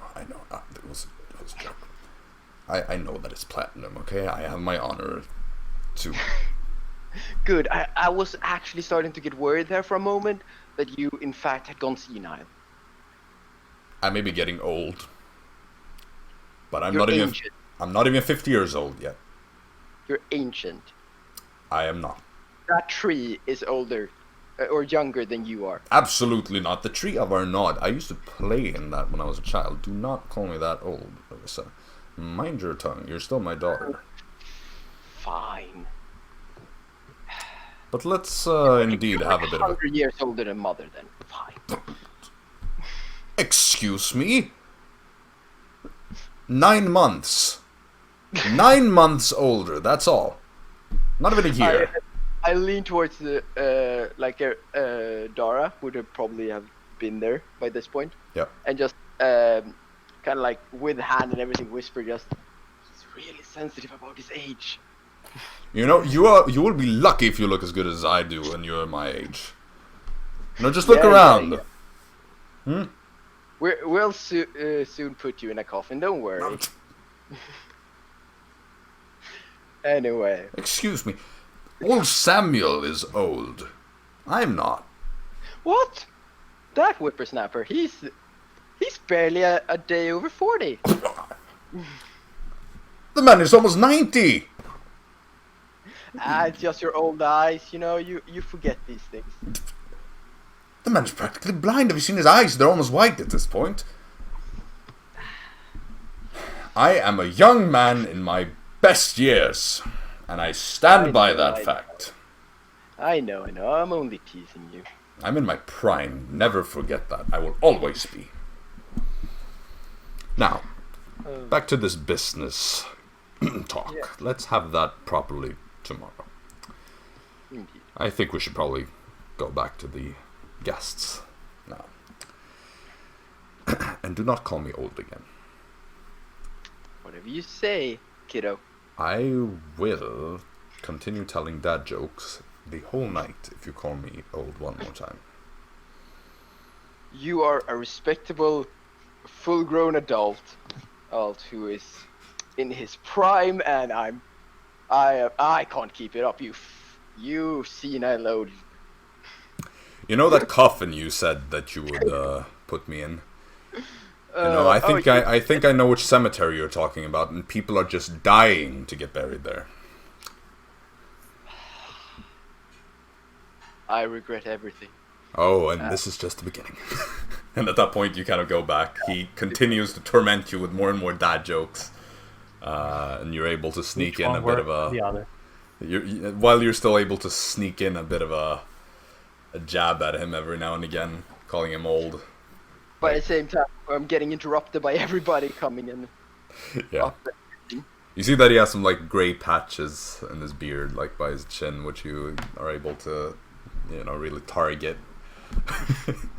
But eventually the night passes and the next morning comes. He most likely would scoff them off as, you know, just ash from the forge. Yeah, of course.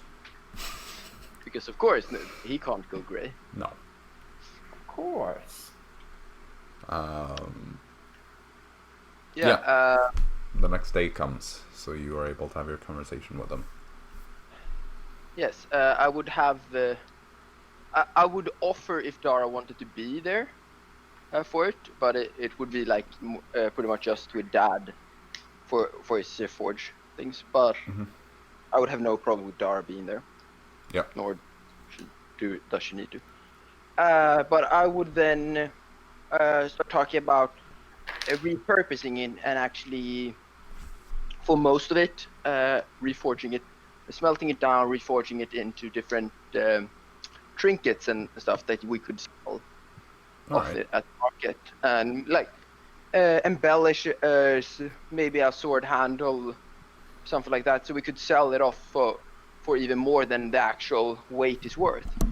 Usually, right. As you talk to him, it take a long time with everything. Yeah. As you talk to him, he's like, you know, Arisa, I love this idea. I think now will be a bit difficult to find the time for it. Yeah, of course. Well, I'm in no rush today. I should probably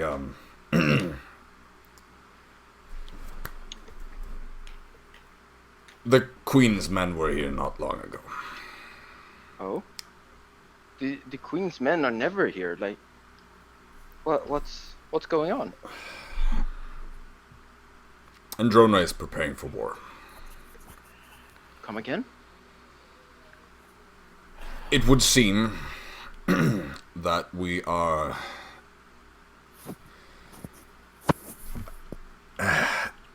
we haven't been given too much information as of yet. Nothing is official yet, but I have been told to prepare as many weapons and armor as I can get done. I thought it was odd that you were doing a short sword. You hate doing short swords. They suck. You came from the west, correct? From Beleren. Yes. Then you doubtlessly know that there's war there. Or at least the beginning of it. Well, Yeah. from what I understand, Beleren is in a full-blown war with Thramera and Lironia. Oseria has joined Beleren, and so will Andronia within the near future. From what I understand... On what side?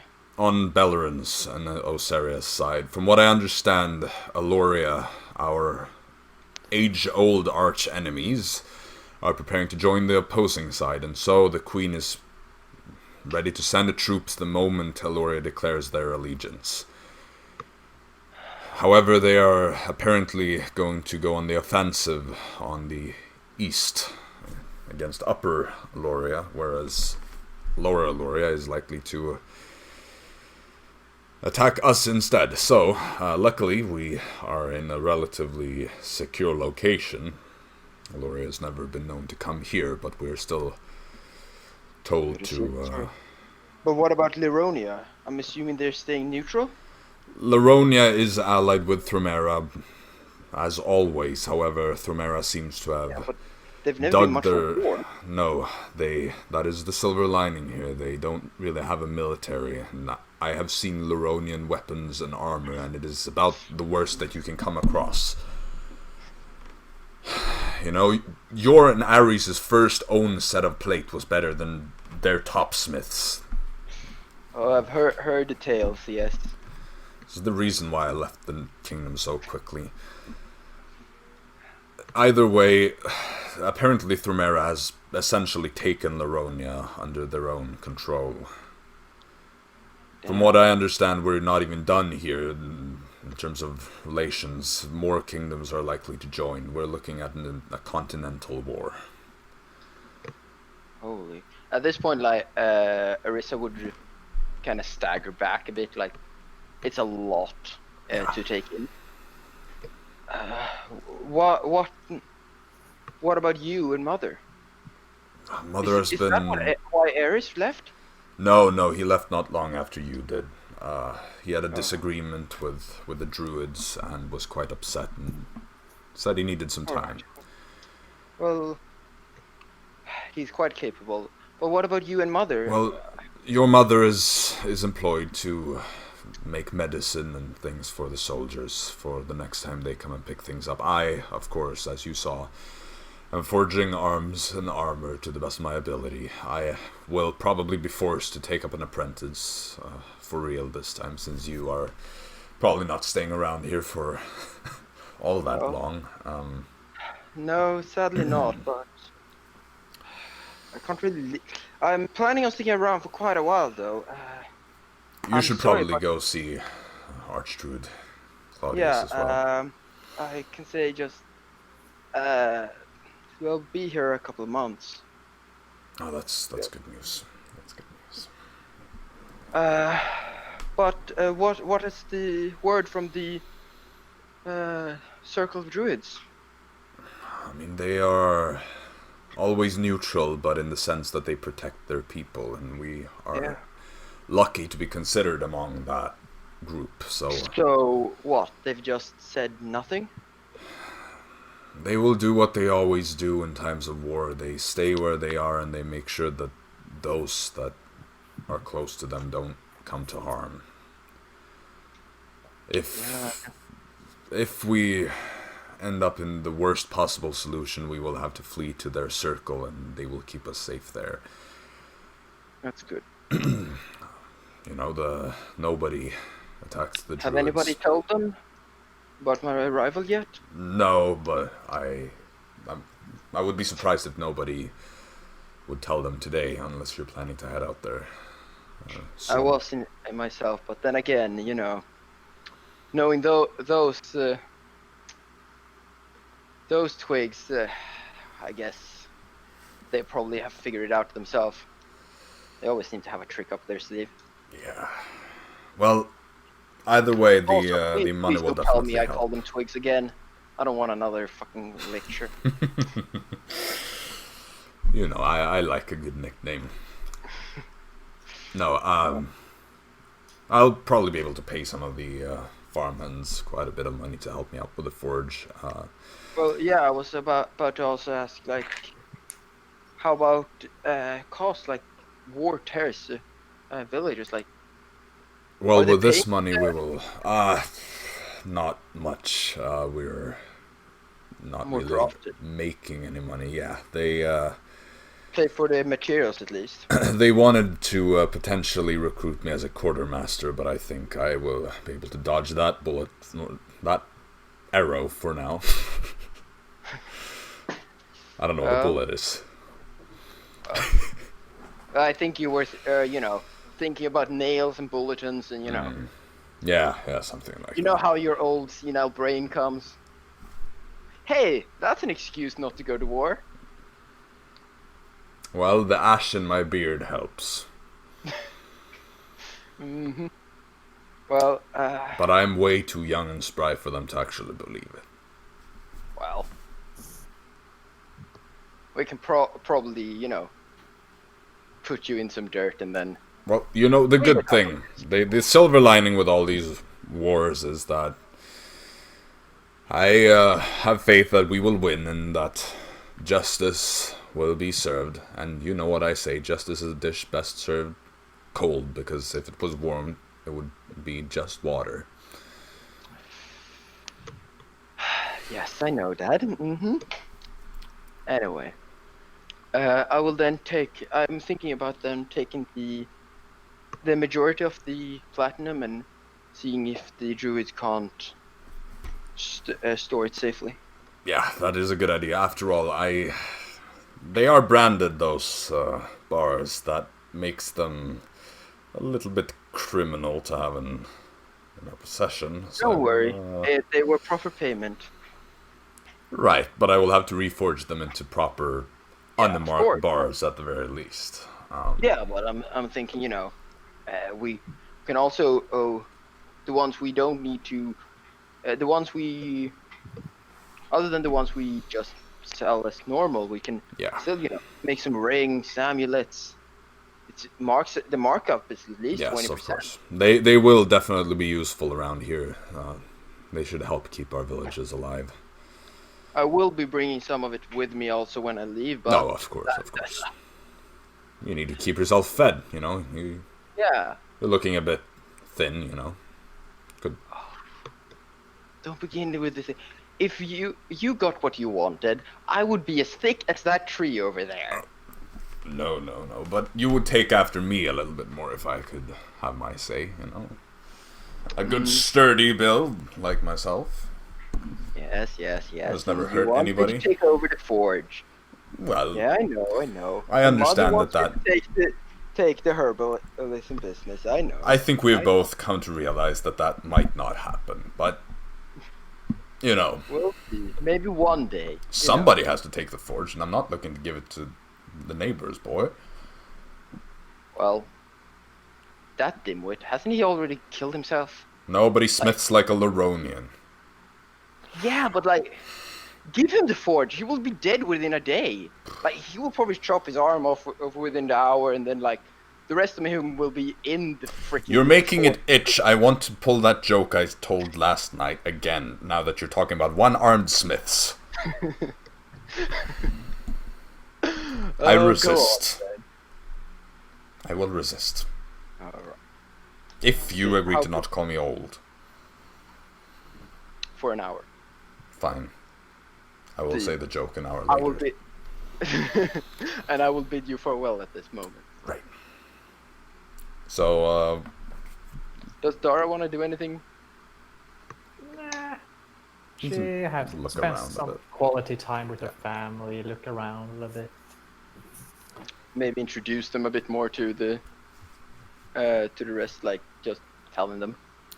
We're approaching the tail end of this little session, by the way. Yeah. We've already passed 1.5 hours. I will probably be heading next towards the druid circles. So you head over to the druids. Dara, do you want to follow or do you stay? I guess you stay. If I'm allowed to follow, I would probably actually go at first. I would go to the edge of the sanctuary part of it, and at that point, I would enter first alone a bit, and through official customs and declarations, request the presence of another, like an actual bringing in an outsider. Okay. And then I would go back if I were granted. Yeah, you're allowed to bring Dara into It's there. like 10 meters or something like that. I walk in. You see this huge forest, by the way. Like, Dara, you've seen the Forest of Fae, which would be the most comparable thing, but that forest was more... It was Sparse? unique in a different way. No, it was a very dense forest, but these trees are ridiculously tall. These are like the kind of redwood trees that you'd see in like Oregon and stuff in the US. Like, you have these gigantic, thick trees that just like tower up towards the sky. Just this amazingly beautiful, thick forest, and there is this grove by the edge of it. And you see like these animals, just like wolves and deers, that walk around just past each other on friendly terms, without even a hint of like fear or anger in their eyes. You know, you see an elk that just like brushes up against you as it walks past. You see people dressed in kind of like robes. A lot of them looking on the elderly side. And Arisa, you locate the Archdruid Claudius, this half-elven man, several hundred years old, way older than any normal half-elf would ever be able to hope to live. And he greets you. I greet him by the customs I've learned. Arisa, it is good to have you back here. Indeed it is, I respond in Druidic. So, what has brought you back?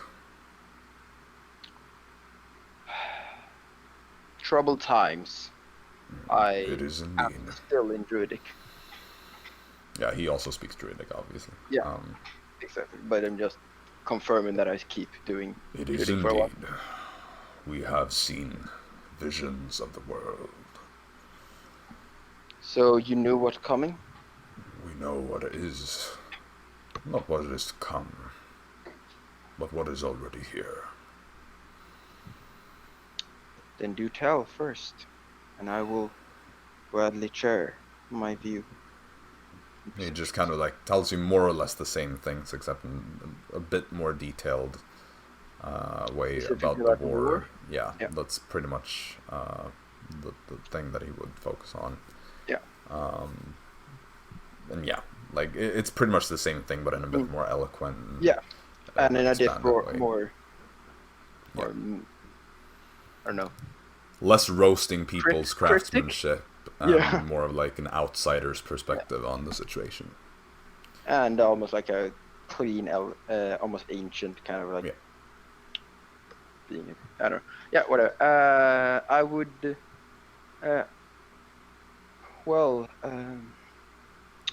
Problem is that is but one problem. The forest is in danger. Well, you see, upon my travels, some traveling companions of mine came across an old text that were requested to be acquired by a man. I don't know too much of the details, but it turned out that these records told about the sanctuary and this holy or this sacred place. And I fear they may be heading here with nefarious purposes in mind. You would know specifically that it's the Dusk Hollow Grove, which is located within the woods. Do you mention that, or I would mention it specifically? Yes. You see, when you notice the It seems to be Dusk Hollow Grove. Yeah, when you notice that when you mention the Dusk Hollow Grove, his expression kind of changes, and there's now visibly concerned, kind of Before it was more like a child Well, being with before it was more of like a attentive, just yeah, like but also listening like kind of we can thing. do what like it's no worries. Reality, we've survived so long. Not really. He still takes everything you say seriously. It's just that now it's like a more concerned expression. I get you. The Dusk Hollow Grove. Oh yes. I do not like the sound of that. It's been a long time. Could you freshen me up about the? Why would anybody want to get there? An outsider of all things. I do not would be- believe we ever told you much about the Dusk Hollow Grove. No, I just know it's sacred.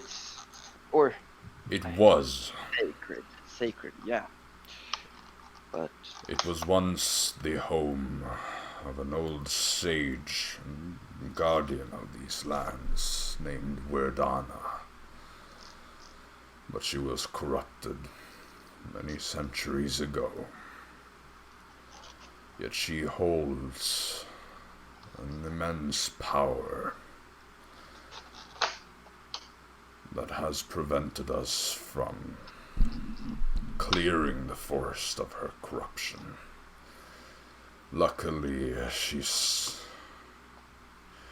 stays within the grove, and so nothing spreads beyond it. that would explain the reactions every time I when I was a wee lad or lass tried to inquire more. But I remember hearing something about protective barriers that you set up. Or none? Won't they be sufficient? Perhaps. The forest itself is magical. But the Dusk Hollow Grove is nonetheless Well, tricky I matter. remember there was this one nasty barrier, like I don't know which one of these funny guys did it. I suspect it was Finmar, but like does it still go by Finmar? He kept changing his name. I don't know. Anyway, like I remember once when I tried sneaking in, he put up some barrier or something. I don't know. It shocked me. I like Arisa clearly just reverting back to a child at this point. Alright, Like, yeah, with all the memories and stuff. He remains calm and composed and just kind of like, after a while, he just says like, Snaps Arisa out, yeah. No, he just kind of like asks to have a moment to meditate upon the things that he has learned. I also would have mentioned like before, like but probably within the like welcome ritual or like welcome ceremony, would have mentioned the status of Dara being my wife. Yeah, he doesn't really care about that. No, it's more just for informative. Right. So it doesn't blind them later as well. Again, since we're really running out of time here, you basically spend the next about month and a half or so just going about, your ordinary things without really anything interrupting you. Yeah, I would probably be spending time finishing the books I had on me, just meditating with the druids, and probably forging a bit of the platinum that I had. Yeah, you help your father in rings and stuff for more convenience of carrying as well. Yep. So how much are you going to bring with you after this? In terms of just raw value. You don't have to divide it into like how much. Raw value. Just in terms of platinum value. I would try to bring them in more amulets so I could get more value out of them. Sure. For potential selling in purposes. But the raw platinum value, each bar was what, 500 platinum? 5,000. 5,000 platinum. Or 5,000 gold, but yeah, 500 platinum. 500 yeah, platinum. my bad. Because I can't convert it right now. No. Let's see. I don't You know. can convert a small amount. You but say, nothing Dara, like... we have 35 of them. So that's... I would say 35,000. at least 2 bars we should take with us. At least 2. Yeah, so that's 5, that would be 5,000 platinum, roughly. Yeah. That's 5,000 platinum would be 10 bars. No, that's So 10. it'd sorry. be, Yeah, sorry. 1,000 platinum, 10,000 gold. Yeah. Anyway, we can actually do this after. Yeah, I just let's- no, I do that. need to just think about the amount actual that would be one simple carry. Like I wouldn't take too much because I would see it as me being able to come back here for longer, but enough to sustain my travels through troubled times. Yeah. Anyway, about a month and a half, almost 2 months, I think, go by, and you hang out in your village and all that. One day, you just hear some like word about how somebody has come to town in a small group. It's just like whispers of somebody arriving, somebody new. At this point, I would. I don't know. It's up to you a bit, but if I were to be allowed to use commune with nature, because commune with nature does kind of get blocked by towns, in a certain manner, as I will quote that specific. But this spell does not function where nature has been replaced by construction, such as dungeons and towns. But otherwise, I would like to use it to acquire the knowledge about from the animals and more specifically significant people. Like I'll say since the area is kind of infused with druidic magic that extends a bit beyond, I'll allow it. And like otherwise, it could be maybe towards like the beforehand. Like I could ask the plants maybe or something. More to know who these people are to keep track. Like, Okay. do they seem to be soldiers? Do they seem to be travelers? What they seem to be? It's a bit weird. Like you get back that there's essentially like a nobleman leading the group of some sort, accompanied by. Does it seem familiar to me? I can ask the spell actually gives me. I can ask specific questions as well. It's like 3 facts I can gain.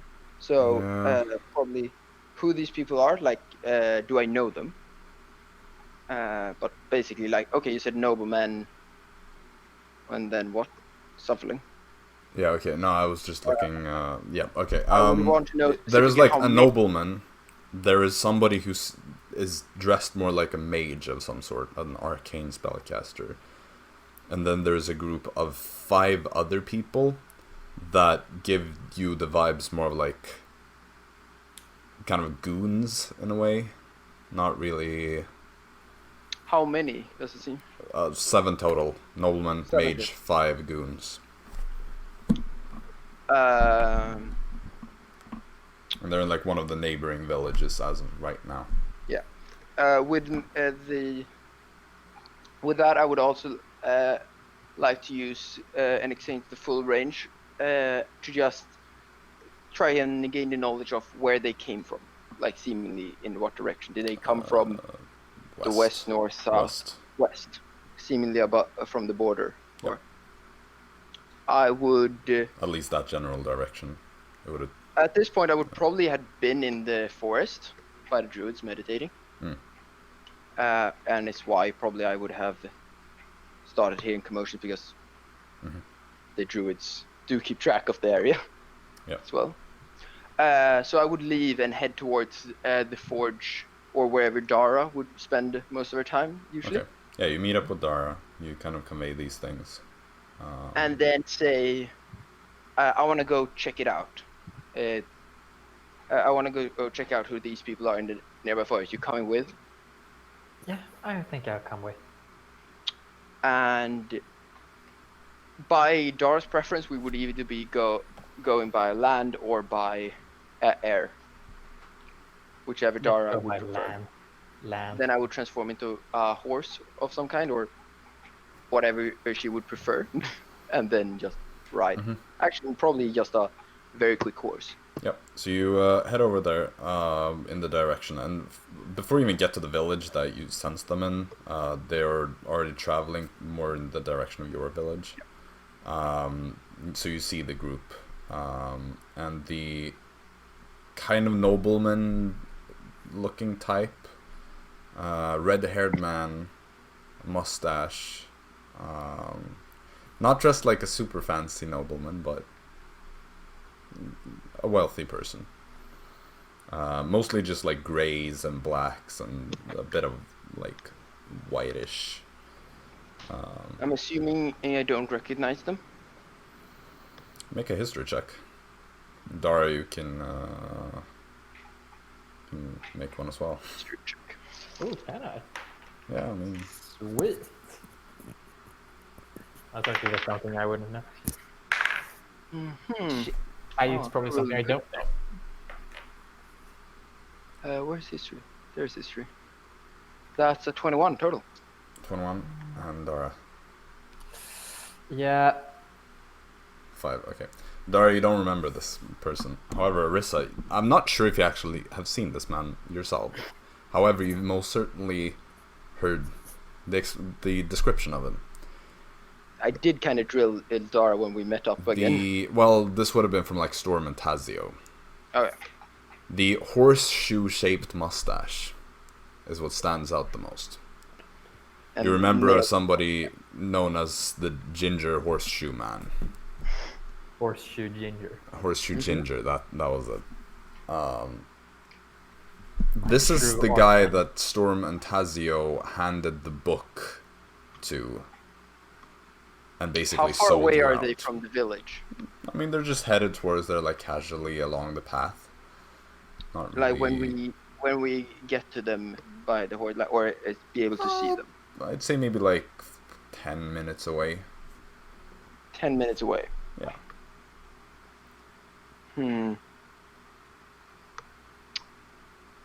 And the mage beside him? Yeah. He's just walking there, not familiar to you. Just like a elven man. What intent do they seem to have? Like, do they seem Hard to like tell. very casual, like walking? The nobleman... Or do they seem ready to actually get jumped? The nobleman leading the group definitely looks very casual. The others just kind of like have this tough look. Like the mage has a very serious look that is typical of mages, and kind of like a bit stick up the butt kind of atmosphere. The goons are more like just, look at me, I'm tough, you know. But not necessarily preparing for any battle by any means. No, but they see all of them, including the mage, seems more like they're guarding him. Sort of, yeah. At this point, you would pretty much be meeting them on the road as you're headed opposite directions.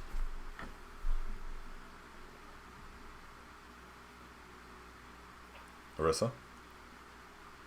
Arisa. Can't hear you. Sorry, I got an interruption. Okay. I'm terribly sorry. Yeah.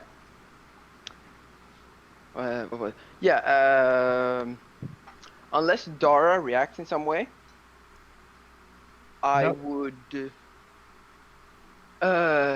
probably head in a full sprint once we pass them. A bit away. Sure. As soon as you could. And then what would I actually do? I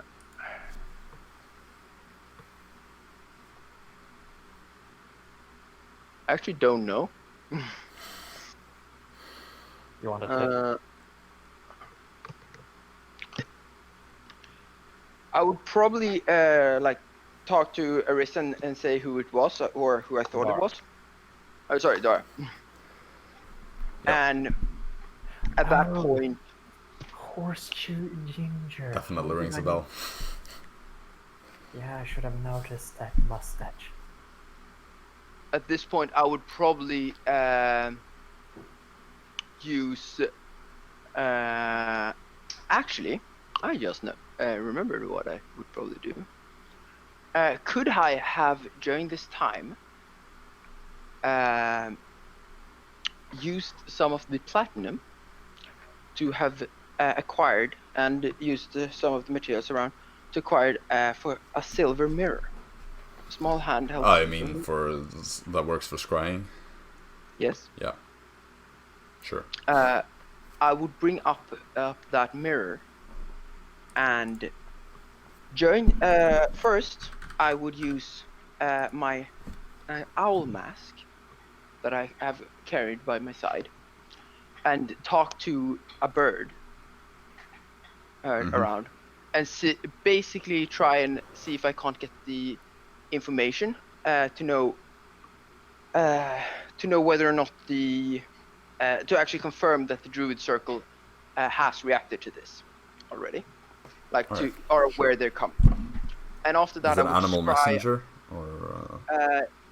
Yes, but it's animal friendship, if I remember correctly. First. Okay, yeah, sure. We'll say that works. Spell, but either way, it's otherwise I will be using the normal spell. For the sake of things, yeah. I can't remember. It's one of them. I think it's actually animal friendship that's probably, but doesn't really. Yeah, whatever. And then I would be scrying upon Storm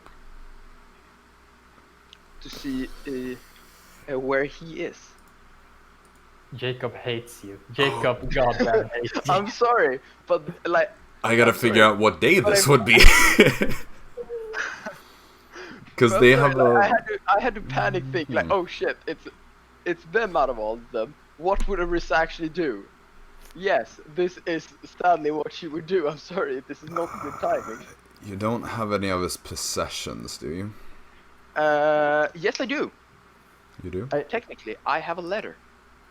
You do? Dara also has a possession. Written by him himself, so I do own a possession and by you him. are familiar with him. What? No, never met him before. So that is gonna give... Dara has a bone ring made from Storm as well, so... I think actually one of my totems and like focus symbols in the beginning with the elk was actually made by Storm. Yeah. Unfortunately, but I can't remember. Unfortunately, it's not his bone. So he gets -9 to his save. Yeah, he's not gonna make Oh right, he's definitely gonna resist. Oh shoot, my camera's broken. Just restart it real quick. Okay, I guess this would be roughly around this time-ish. You see... This would be pretty early. I'm sorry. You see Storm on a tropical island with Tazio by his side. Okay. And they seem to have this small kind of community that is currently being constructed around them. You also see an old-ish man that they're talking to, just kind of like casually talking. He's probably in his late 50s or so. You see, like, far in the background, there's like a pretty decent-sized ship. Okay, do I see a flag flying? You do. It's a flag depicting a curled up lizard and then 3 horns kind of on the crest around. Oh, really? Mm-hmm. Oh yeah. I'd say that's what you get. Okay. At this point, Arisa starts literally swearing, but in what's it called? In Celestial. Sure. Out of all the 1 second, just. Well, Dara, do you do anything in the meantime? No, I mean, I could always go into my summon up Florp and make him check on the group on. Yeah, sure. You can send Florp to track them. Okay, Arisa, are you back? Cool. Yeah. So you sent Florp to track Storm, or? No. I thought like that's. No, to track the group that you passed, the horseshoe ginger. Okay, yeah. I explained the situation with the scrying. and to Dara, and explain why I'm swearing. Like, he's supposed to be here. He promised.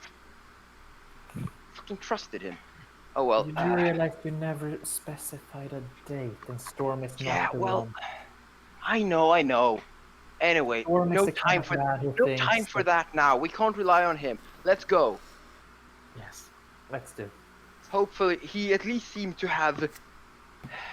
I don't know. He was talking about a pirate ship, or not a pirate ship. I saw a pirate ship, as I told you, but like he did talk about him being a captain all the time. So maybe he's actually benefit of the doubt. Maybe he's actually creating a crew. Yes.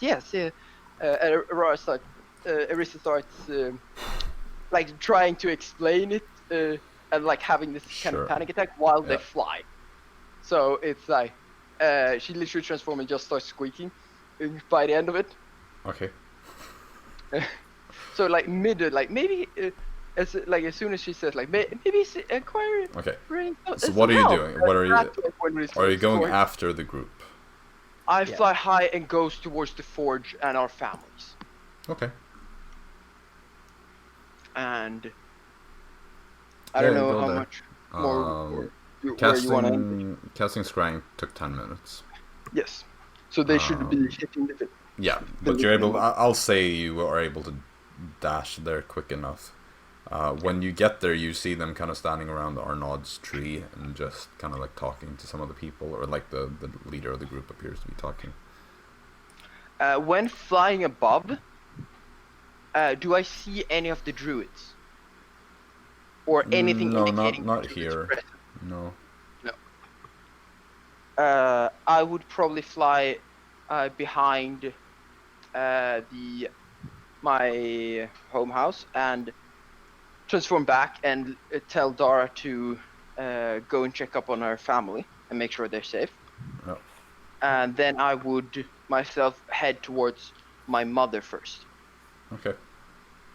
So I would be heading inside. Yep, you do that. Everybody's fine. I'm assuming this ain't early morning, so she would probably be It's at the home. early part of the day. Like. Yeah, but like. I mean, your mother would pretty much work from home, more or less, just like. Unless she's out gathering herbs, which would be late evening or early morning, depending on.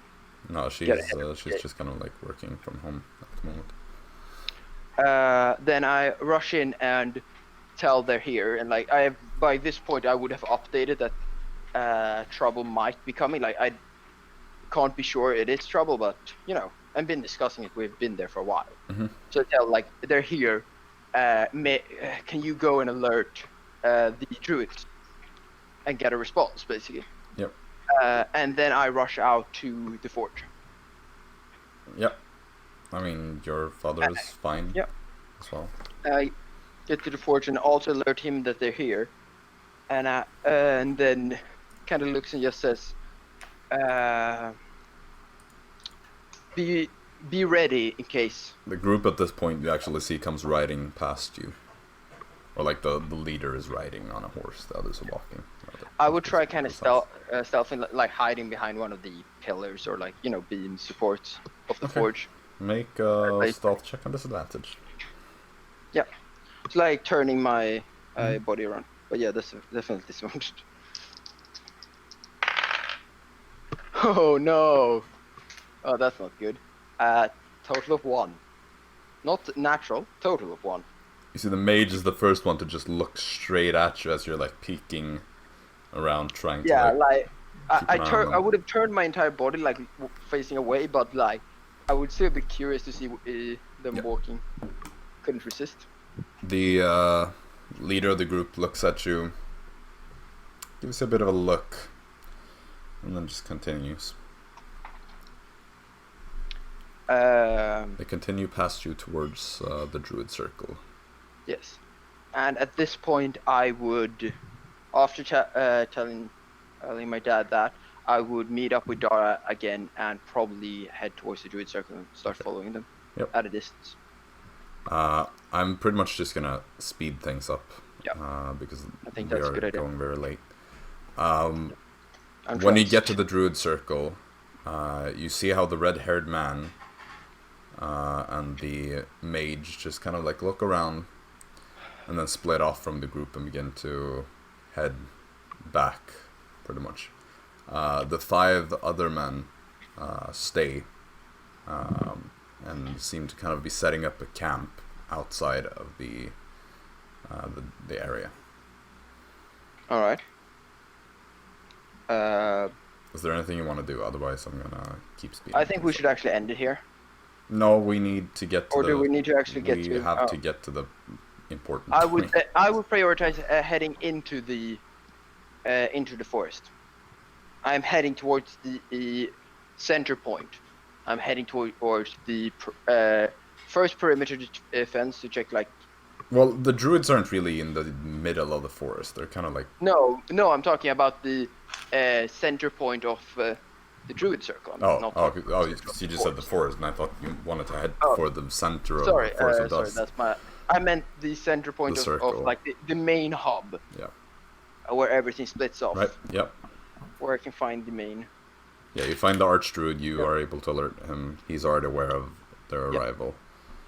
As per... Do you want to do anything else before anything happens? I would like to ask him if he's come to a decision of what our first plan of actions are. Does he want to lead, or... He pretty much says that he has a plan. That's it. And then he begins to head towards the group, or towards like the edge of the circle. I look towards Dara in a kind of worried, yet resigned look of more like, well, I guess as good a sign as any, or kind of look. Yeah. To speed things up, Yep. about an hour goes by, and the group kind of sets up their little camp, and then approaches the archdruid who's been standing there and like just staring them down for a while. Yep. You see they, like from a distance, one of the goons appears to get like a bit angry, and in an instant these roots just swirl up from the ground and envelop all 5 of them. And just like keep them locked up, none of them able to do anything. You pretty much like have a moment to interrogate the people. Apparently they were tasked to gather some information and stuff, but you also find a letter which states, "Anderson, once you have recovered the information you were tasked to return to the master. If you deem it possible to act on the information immediately, feel free to do so under the condition that you send word to the master before. I must leave early as he has more urgent tasks in store for me, and thus expects me to return as soon as possible. Remember, taking your time with this job is preferable to failing. Ensure that the job is done well, and a lucrative reward awaits you in Haven Etha. Signed, G.F." With that, as you finish the letter, Arisa, you feel a divine tug that tells you that somewhere far to the southwest is where you must go.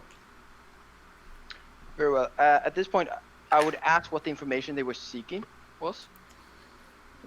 Very specifically. They pretty much say that there is a relic in the Dusk Hollow Grove that they need to get. And I'm assuming they do not know. Oh, I will also ask, what have you found out? Just got here, don't know anything. Okay. Then I would help and control all the plant growths that are imprisoning them into a harder shell, and then... I mean, the druids pretty much take care of them. Yeah, no, I would like use the already existing spells and help guide it, just to control, more or less fix them more properly by using... I mean, they are... this is like a spell on the entire grove that the archdruid is able to control at his command, so...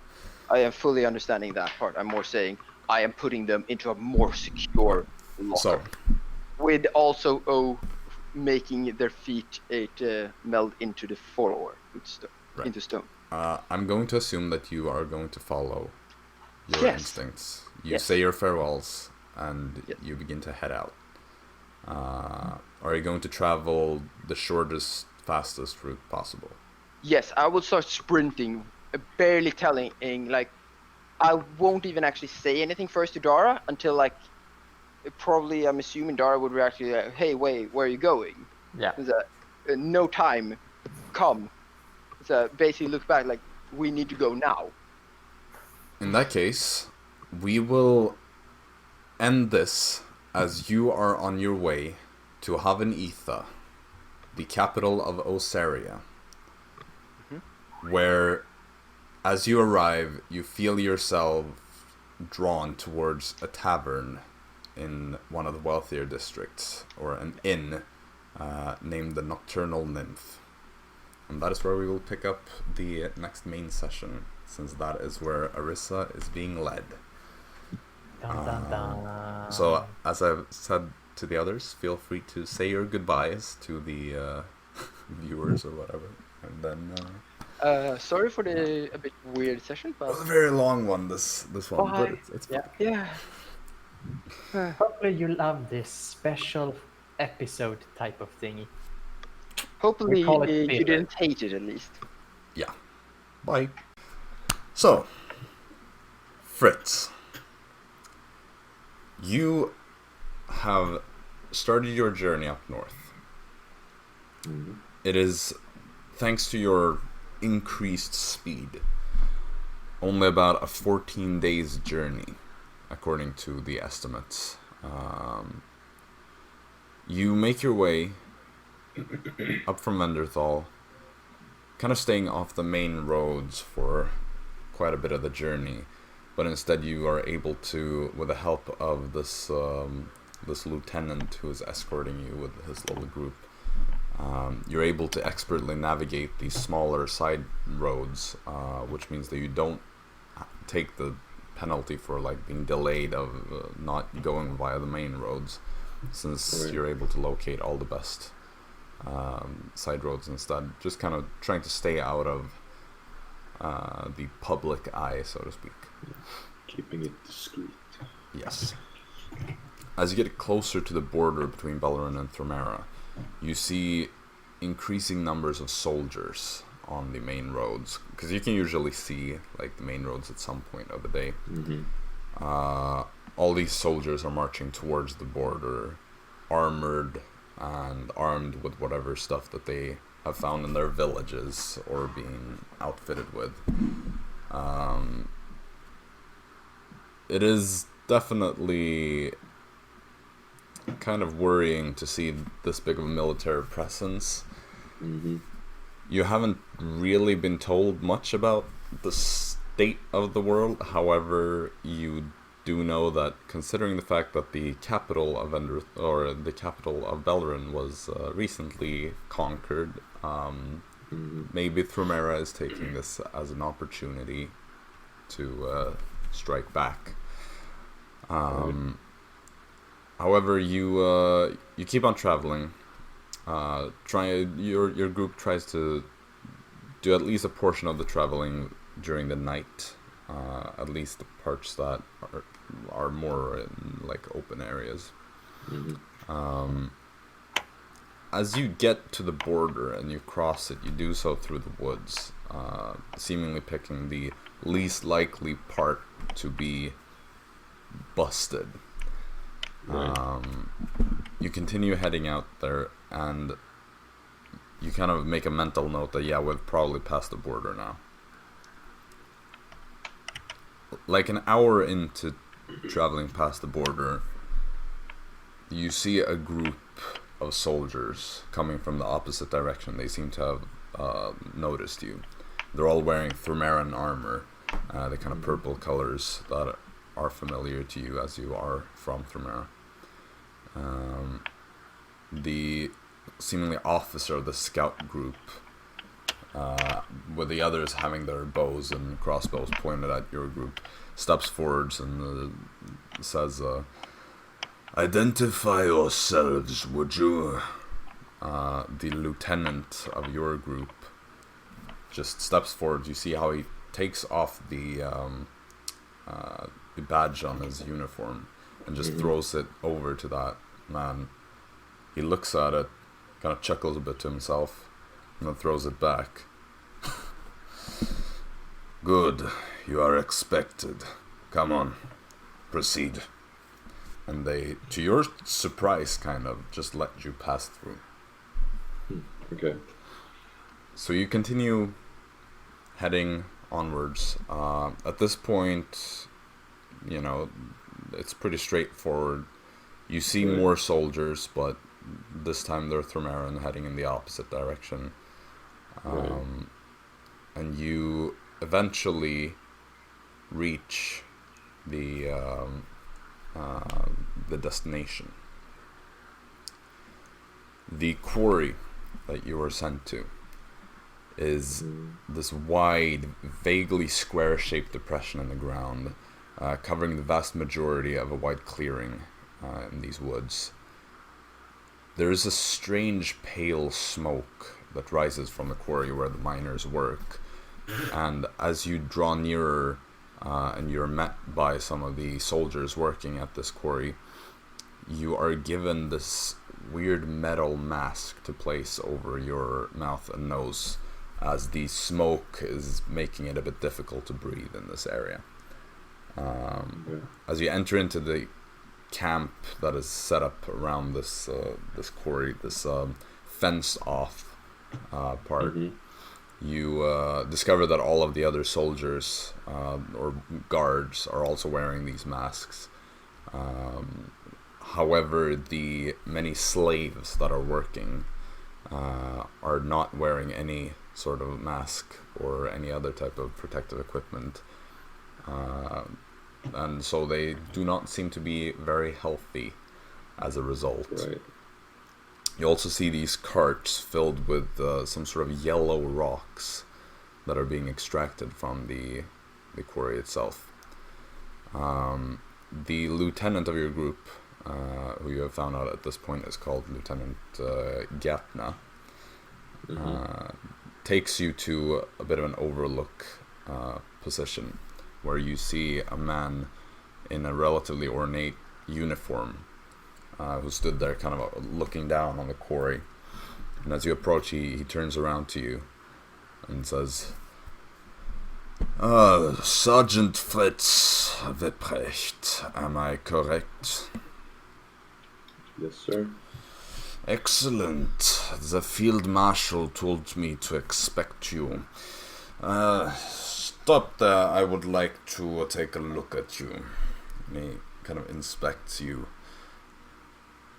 Yes, you do seem like you will do just fine, at least physically speaking. We will see about the rest as time goes on. So, Fritz, what do you know about this mission?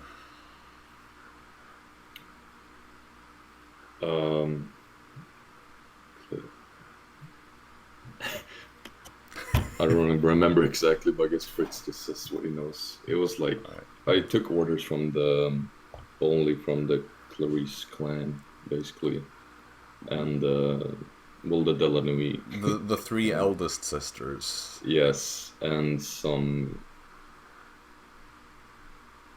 Major General Krantz. Right. I was looking for my notes, guess actually the treasure. Oh, okay, yeah. Right. Well, I am Major General Krantz, so you will be following my orders. He's a bit on the older side, kind of like late 50s probably. Has kind of whitish gray hair and a bit of a beard. Looks quite battle hardened. Definitely has the posture of a soldier. And he kind of gestures towards the quarry. Well, as you can tell, this is where you will be working. Well, not technically down there, but this is where you will be collecting the minerals that you are to transport or help transport to a camp not far from Eldortal. Let me show you around a little bit to get you familiar with the area. Yes, Sergeant? Come along with me. And he begins to walk through, shows you the area. You hear the cracks of whips from the slaves that are being pretty much beaten to work harder or having not worked hard enough as you're walking through this area. Eventually, he takes you up to like the just the edge of the fence-off area where you see a couple of houses, and he shows you to one of these houses. They're not very big, but they're pretty nice. And he says, "So, Sergeant, this will be your house for the time that you are staying here. I am sure that it will accommodate your needs just fine. Of course, you also have 2 slaves that are waiting on the inside, and if there should be anything else, then simply say the word. Now, as for your assignment, you will soon be summoned, in, I believe, tomorrow already. Your job is, as you already know, to transport these deliveries to Eldortal on a weekly basis, and I have been informed that you are quite efficient at traveling. Is that correct? Yes, sir. That is good to have it confirmed. Well, the assignment should be simple. As you already also know, eliminate anyone who sees you travel this hidden route, and make sure that it arrives safely. If any of the slaves die along the road, then simply leave them. It does not matter. But make sure that all of the mineral is delivered as is expected. If you do this, I believe that we will have no problems working together. And so I will leave you to get a good night's rest before you are summoned to work. Dismissed, Sergeant, unless there are any more questions. No, sir. Good. Salutes. Then enjoy your home. Thank you, sir. Is there anything you want to do before you head home?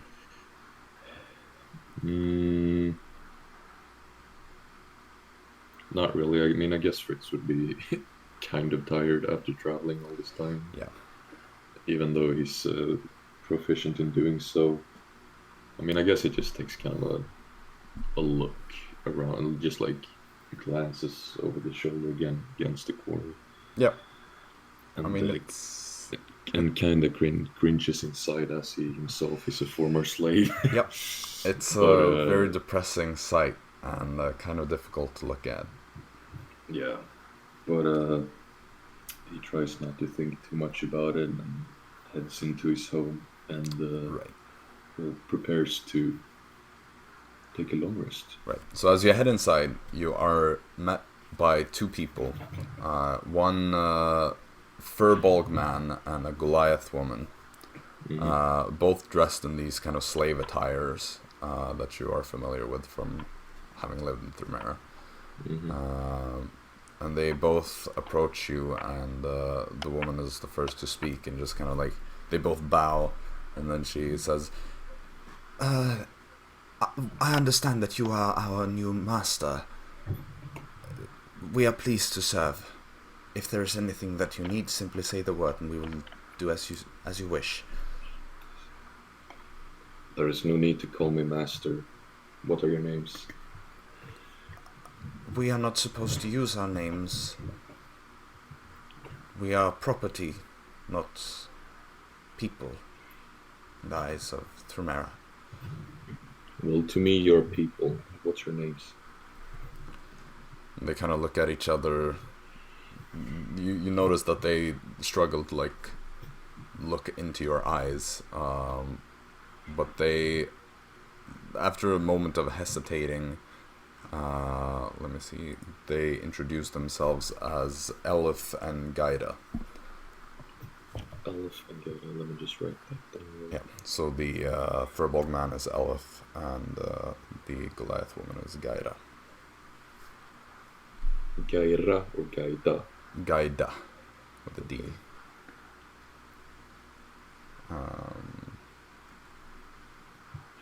Right. You notice that it's almost like uncomfortable for them to use their names, Yeah. as if it's something they have not been allowed to do in a long time. Right. How does the house, from where I'm standing, what do I see inside the house, like the layout and all that? I mean, it's like it's kind of like a lesser nobleman's house, in the size Right. of like a pretty ordinary one. So on the inside, it's really luxurious. Like on the first floor, there's like a kitchen in the back where the slaves prepare food, and there's like a small dining room on the left that can accommodate maybe like 6 to 8 people, depending on how many guests you want to have. There's some stairs on the right that lead up to the second floor, where you just have like a general kind of living room situation, and then on the top floor there's the master bedroom. Cool. The slaves pretty much have like some bedrolls in the kitchen to sleep on. Right. So it's kind of like just like a mattress and a blanket, kind of. Kind of, except there's no mattress, only like a blanket and another blanket. Right. But the bottom blanket is slightly thicker, so... Yeah. Cool. What time of day is it? Like, is it actually late? You would probably arriving, like, once you have gotten situated in your home, it would probably be around sunset. So it's getting later. But Right. it's, you know, it's the summer, so the days are pretty long, so the sunset comes quite late. But yeah.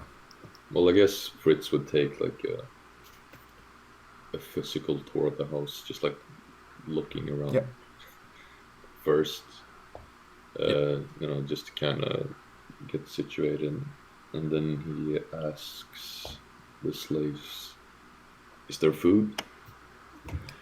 Yes, master, we can prepare food for you. No. It's not for me. I want you to have a full meal. I am going to bed. They're sort of stunned by you saying that. Mm-hmm. Thank you, master. If that is your command, then we will do so. There's no need to thank me. Just eat until you're full. Okay. Then I head upstairs Right. to go to bed. So you just go upstairs, take off your like uniform, and then just fall into bed. And so you Do I are have- able to get a good night's sleep. Yes. Do I have thick mattresses? Oh yeah, like this is a very comfortable bed, like one of the best ones you've slept in. Are there multiple mattresses?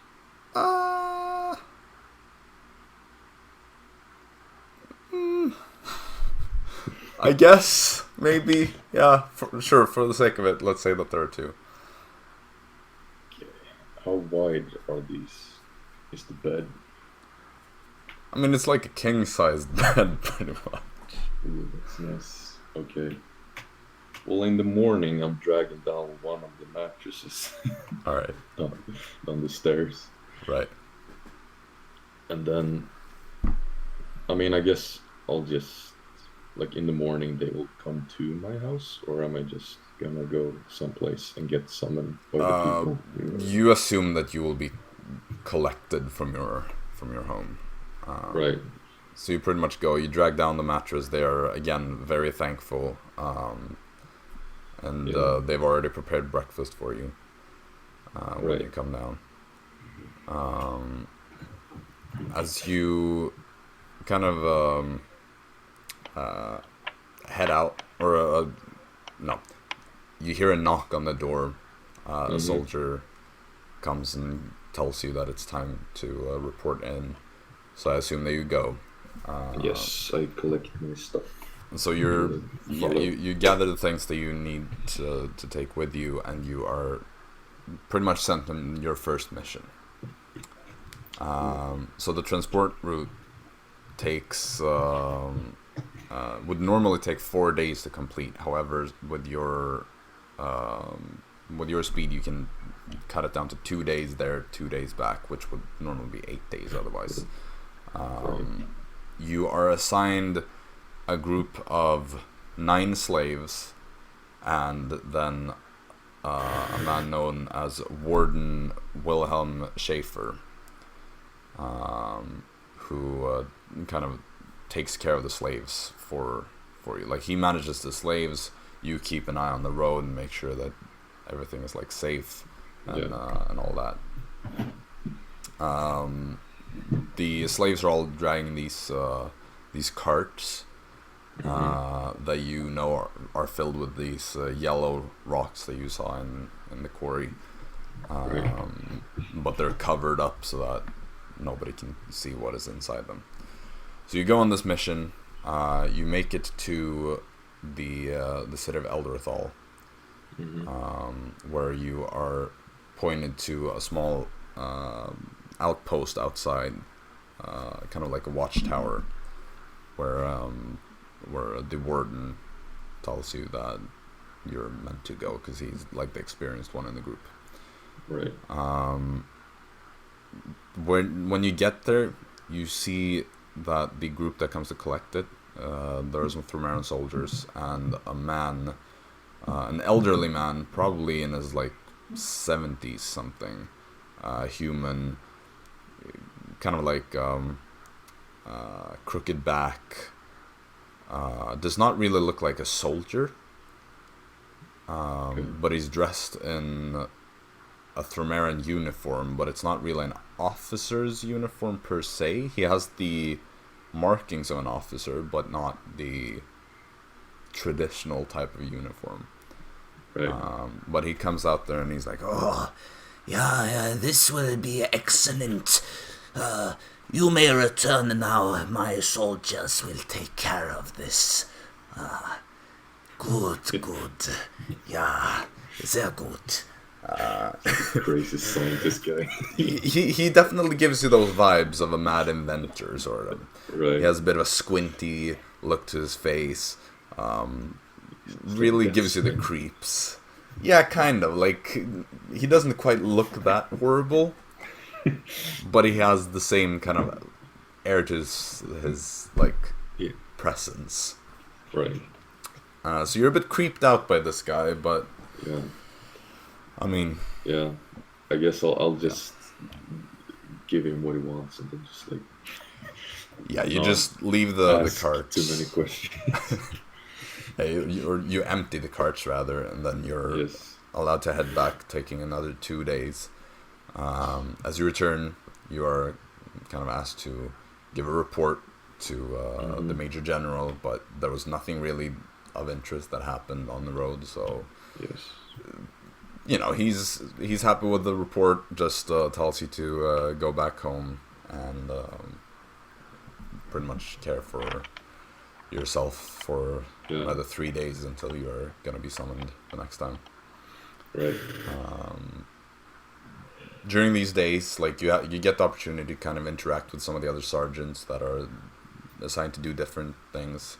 You realize during the days at home? Well, like, you'd probably be heading the out. Trip. No, like, when you're at home. Okay. Like, you find out that the other houses next to you belong to the other sergeants, and you know, like, you kind of make some casual acquaintances, just having the opportunity to small talk with them when you're out and just, like, taking a walk or whatever, because I think it gets a bit idle for Fritz to just sit at home for like 16 hours a day and you know, just rolling his thumb. So you know, you just get the opportunity to talk to some people. Some are pretty decent people, others are a bit more of like the maybe he has a bit too much of a stick up his behind. Weird. You know. But you know, at least it gets time to pass by. So is there anything in particular that you want to do? Do they have some sort of like, not like training range, but just like anything they do to just keep fit? Yeah, no, there's definitely that. So you're able to spend some time just kind of training with some training dummies and. Yeah, I guess I would spend a lot of time doing that also. Yeah, you can also spar with some of the other sergeants. You'd pretty much win every single time without any major difficulties. Like, the moment they kind of hit you and you enter your rage mode, it's just over. Like, they're skilled fighters in terms of technique and all, but your sheer strength and ability, your ability to just overpower them leaves them no chance to do anything, really. You'll start by like defending yourself a bit and just like punching their attacks away, but the moment they hit you, it's just like no. Fritz just says no, and it's over, So you're able to do that. Fewer sergeants are willing to spar you after a while, but nonetheless, you're able to maintain your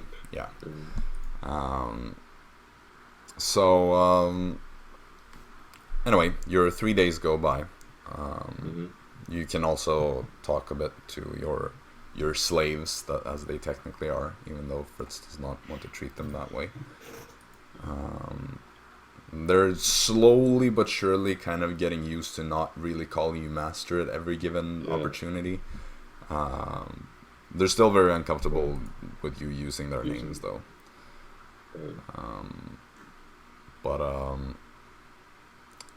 You're sent on your next transport mission. Again, quite uneventful. You basically have a few weeks that go by with nothing really big happening. Throughout your time here, you get some updates in regards to the war that you get confirmed has actually started at this point.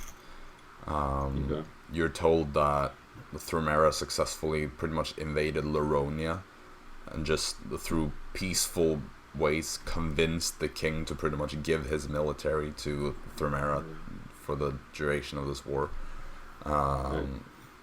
Which isn't really that big of a deal because Laronia's army is pretty small and pathetic anyway. So the negotiations were short. They were short.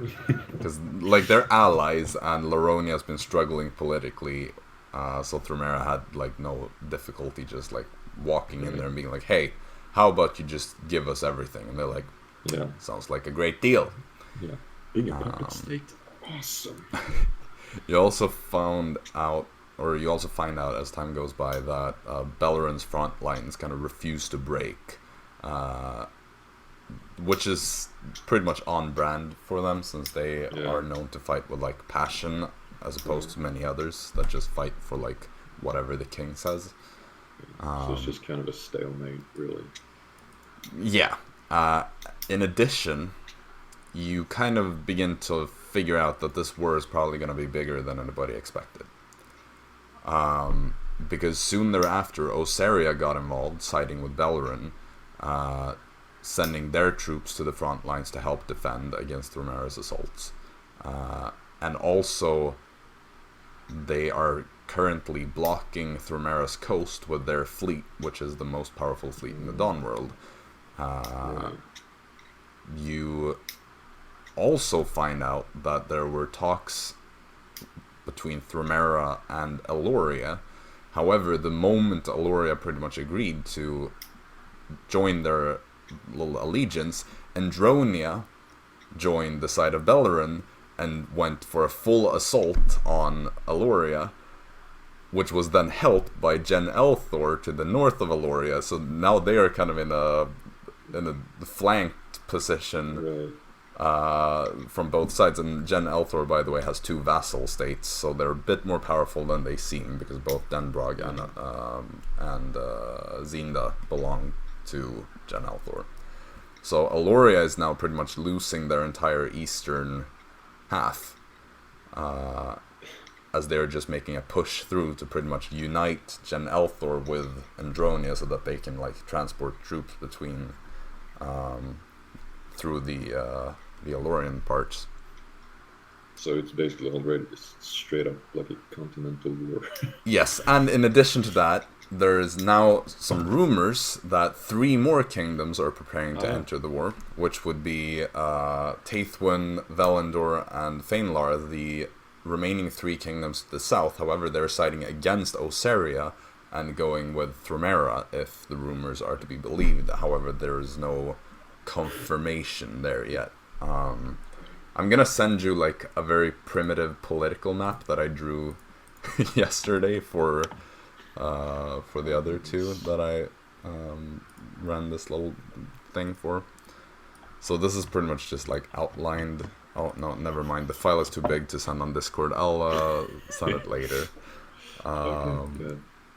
Yeah, you'll get that afterwards. But it's a big war that pretty much involves the entire Dawn world. So this is like the first world war that this continent. It's just like a chain reaction. Yep.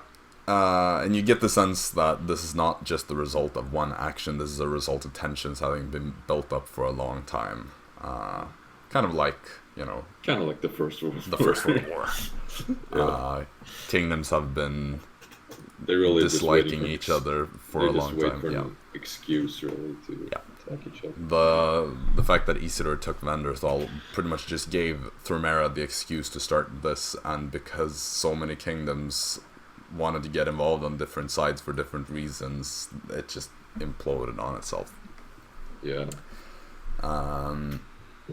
So yeah, that is pretty much the stuff that you find out throughout your stay here. Some of it comes early, some of it comes later. But I'm just giving you it all at once so that I don't have to like sprinkle out tiny bits of information throughout this. Yeah. That's good to hear. Anyway, you continue doing your routine for the first couple of weeks that you're here. Again, I'll ask you if there's anything special that you want to do. Otherwise, you just kind of continue with your training. And I mean, not really. It's just a simple man who likes his routines. Yeah. So after having been there for a little over a month, kind of like your 5th trip to Elderthal, I want you to make a perception check.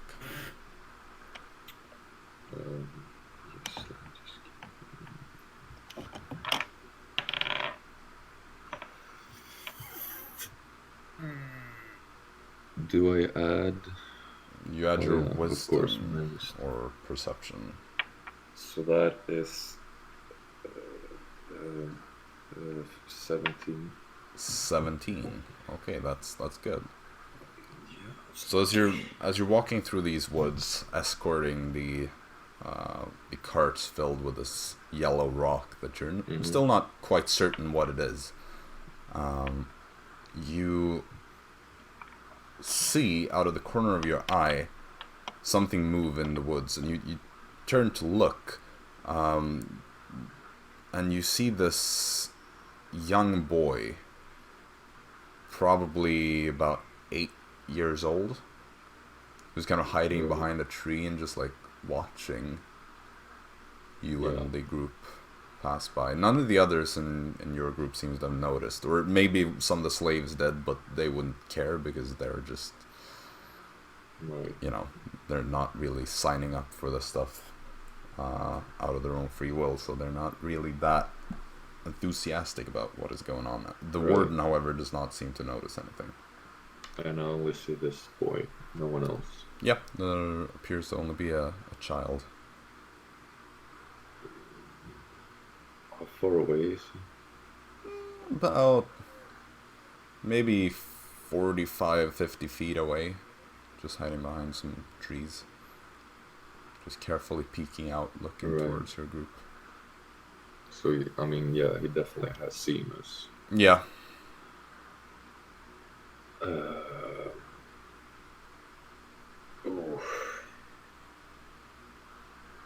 I mean, I guess Fritz takes off after the boy. Okay. Oh, wait, no. Just let me think a bit. Fritz doesn't have too much time to think. You're still moving. Right. Oh, God. Like 8 years old, you said? About 8 years old, yeah.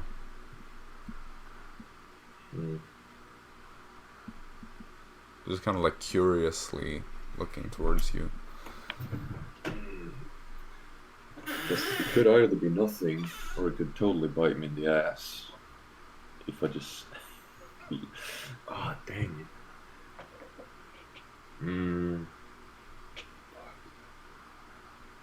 Oh, let's censor that.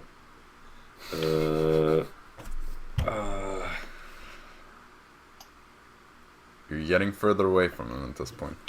You're right. I mean, he still doesn't really do anything. No, he just stands there, like, seemingly waiting for you to pass. Just kind of, you know, this kind of childish curiosity.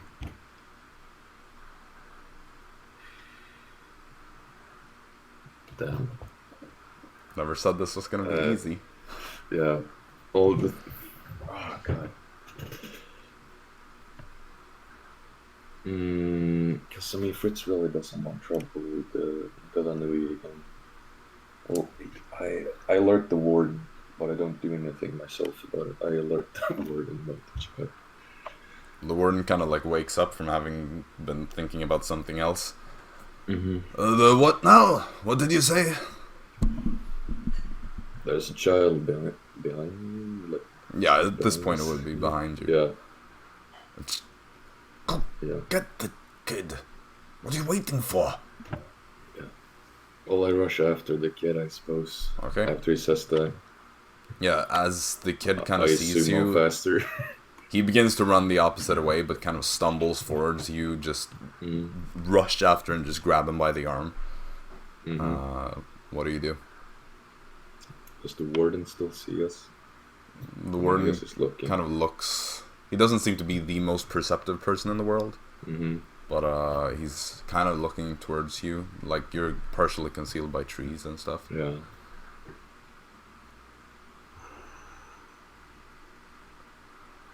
I asked the boy if he's like working for some people first. He's just like shaking his head and just like, I was just playing in the woods. I was playing with my friends, but then I got lost. Well, you promised not to mention this to anyone. Okay. I give him like five gold coins. Okay.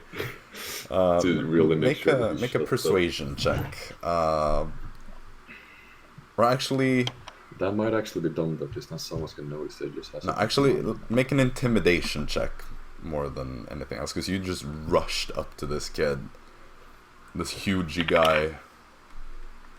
Ooh, okay. Well, that's a nat 19. Nat 19. And you since it's intimidation, you get to add your strength to that, so that's a 23 then. Oh lord. Yeah. Okay. He's just kind of like shaking and just like, okay. And the warden still doesn't see anything. He might, maybe not. Like, it's tough to say. Like, he seems to kind of be looking like this, trying to get like an angle on what is going on. Yeah. Well, I'm just gonna be like, I'm gonna pretend to stab you now. Just like through the arm, kind of. And you better stay still here. Like, just lay down and stay still for like a few minutes. Yep. And yeah, and I also like brush off the sword in the grass nearby, just so it's like, if the warden were to ask, there's no blood. Sure. You kind of hold the child, and then you like pull out your greatsword and just like do this ramming motion between like the arm and the chest, and the child just like falls down on the ground after you pull it back. Yeah. And then you do the like brushing it off. Okay. Oh god.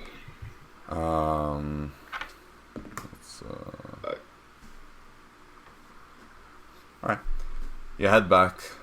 The warden just kind of like nods. Alright, good job. Let's keep going. Yeah. That's pretty clever. Except, so you, though, when we're on our way back, the boy's not gonna be there. well, So, am I too late to make Fritz, like, drag the boy a bit, too? A kinda. bit too late, yeah. But Okay, well, he yeah, did I run away from the road, and when you go back, True. it'll still be dark outside and all, so it's pretty difficult to see. Unless you're actively looking for it, I guess you wouldn't really know. And again, the warden is not the most perceptive individual, which is Right. kind of why they brought somebody like you along to better take care of things if he doesn't notice anything. Shoot, yeah. Besides, there are This there is are making wolves. me really nervous. There are wolves and stuff in this forest. Like you So the reckon kid might that? die anyway. Well, if he's not there, the warden would probably think that the wolves got him. Yeah. Okay, well, yeah, that's what I did. You continue. You reach Elderthal. You unload all the things. Again, this weird scientist kind of man is just making these creepy comments about Yeah, sehr good. This will be perfect. Yeah, very good. just standing there like nodding for every rock that is unloaded. Every- He's yeah. just enjoying Every rock, every trip. it. He loves it as much every single time. Yeah, Almost like drooling over the deliveries. yeah, that's terrific. You head back. The warden does not notice anything about the child not being there when you go past. And you return to the quarry. And so you meet with the Major General. He asks you to report what happened. What do you tell him? I tell him that, I tell him about the trip, obviously. And then I tell him that I stabbed the kid Okay. and left him there. Yep. I think I'm gonna leave like enough room for it to be like, if something happens, it would be like, but I did stab him. I guess he just didn't die. all right. If that makes sense. Yeah. When I describe how I like quote unquote killed the child. It's kind of the thing of lying by omission, sort of. Yeah. So it would still make it believable if I were to be like, oh, I swear the boy was dead when I left him. Or something. I'd say you wouldn't really have a reason to suspect that you're lying, so I'll let you off the Yeah. hook and say that you don't really have to roll for it. Yeah. Okay, so you have some more time taken off. And then, like after the next delivery, as you're just kind of like hanging out, one day you're like walking towards the training area. You see quite close to your house as you exit. There are these two soldiers that are beating and whipping the slave, an orc woman. You kind of hear her yelling out for help. And you've seen beatings like these before. This is pretty much like an execution, more or less. Right. Like you know how much a person can take. Yeah. And this is more than, like, if they don't stop now, Yeah. this woman is pretty much guaranteed to die. Right. And so as you're kind of walking there, you see her just like look you in the eye and just like reach out with one hand, just kind of like with a whisper at this point, just say help. Yeah. These soldiers keep on like whipping and then just handing over the whip to the other one, then the other one takes his turn. And you hear one of the soldiers just kind of like kick her and say, maybe next time you won't be stealing bread again, huh? If there is a next time. I guess Fritz just kind of stops and, just like closes his eyes and just like for like a second hesitation, and then he decides to intervene. Okay. So you see one of them raises his whip as you Yeah. approach. Like, these are Yeah. low-ranking soldiers. You do outrank them. What do you say, or what do you do? What has this woman done? I mean, I grab his hand. So as he raises his whip, you just like come and grab him. He just like, gets stuck like that, and he looks over, and then instantly kind of like gets super nervous, kind of lets go of the whip. She stole bread from the storage, Sergeant. She stole bread? Yes, Sergeant. So you found it fit to kill her? Those are the rules, Sergeant. It is what is done here. For stealing bread? It was bread that was meant to go to the soldiers, Sergeant. Well, leave her to me, and whatever bread was stolen, I'll replace, okay?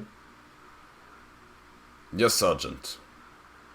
And then I guess I just like take the woman. I mean, I asked them to stay there. Right. And then I just like get the woman into my house, and I'll just come out and just like throw a loaf at them or something. Alright. So you just go into your kitchen, you just grab like a loaf of bread and you go out and you just yeet it straight at him. One of them is hit in the head. It's like, yeah. Thank you, Sergeant. That hurt. Yeah. Alright. Yeah, you pretty much have to carry her inside, like she's not doing well. But you manage to get her into your house. You see Elof and Gaira kind of both rush up and are like, Sergeant, what happened? Who is this? Well, I don't know her name, but she was apparently about to be beaten to death for stealing some bread. What do you want us to take care of her? Yeah, I guess Fritz is just kind of fumbling, just like looking around really for anything that he would see fit to like. I mean, I guess you don't really bandage whip wounds, but just like anything really that might help as he's talking to them. Right. I'd say like you've been whipped many times before. You know what kind of helps for that stuff. Both Elof and Gaida also like they have some scars that you've seen, probably because they've also been whipped pretty badly in the past. They also like they know how to take care of her as well. So the three of you together kind of do your best to ease her suffering and try to like keep her alive, pretty much. So yeah, you okay. Where do you like put her? Pretty much like.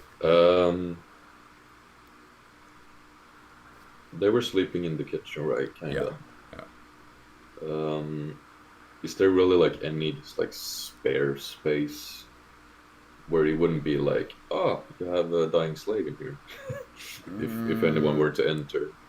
Yeah, there's a smallish pantry behind the kitchen, or like next to the kitchen, that she could fit in there. It would be a bit cramped, but it's possible. Yeah.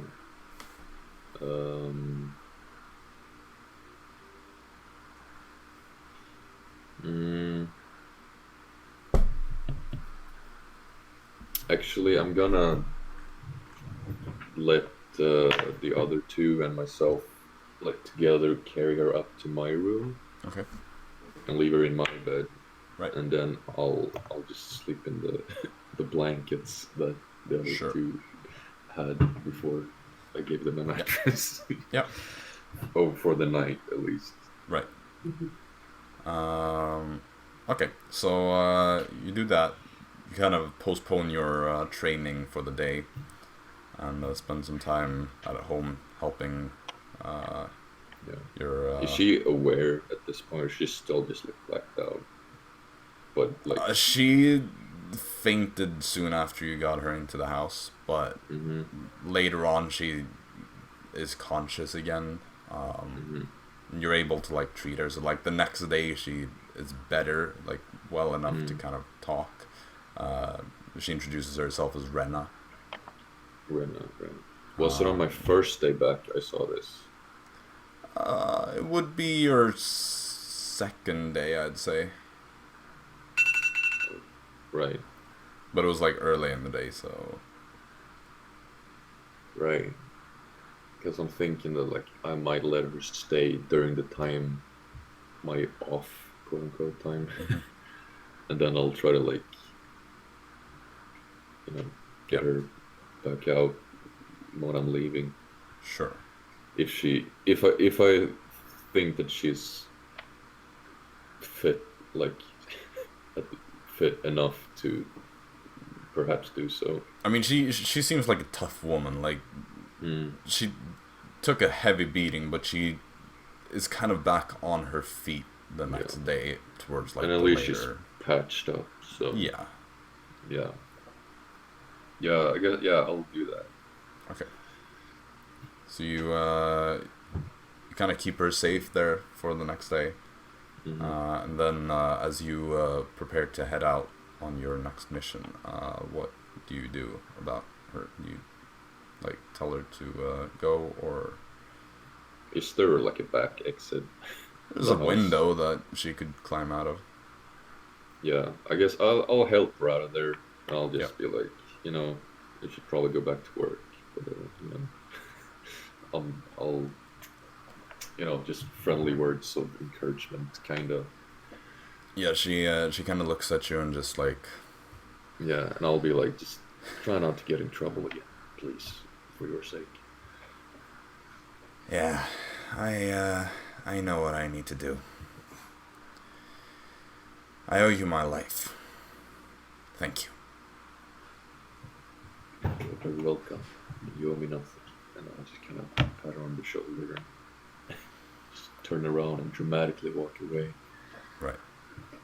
Okay. So, you go on another mission.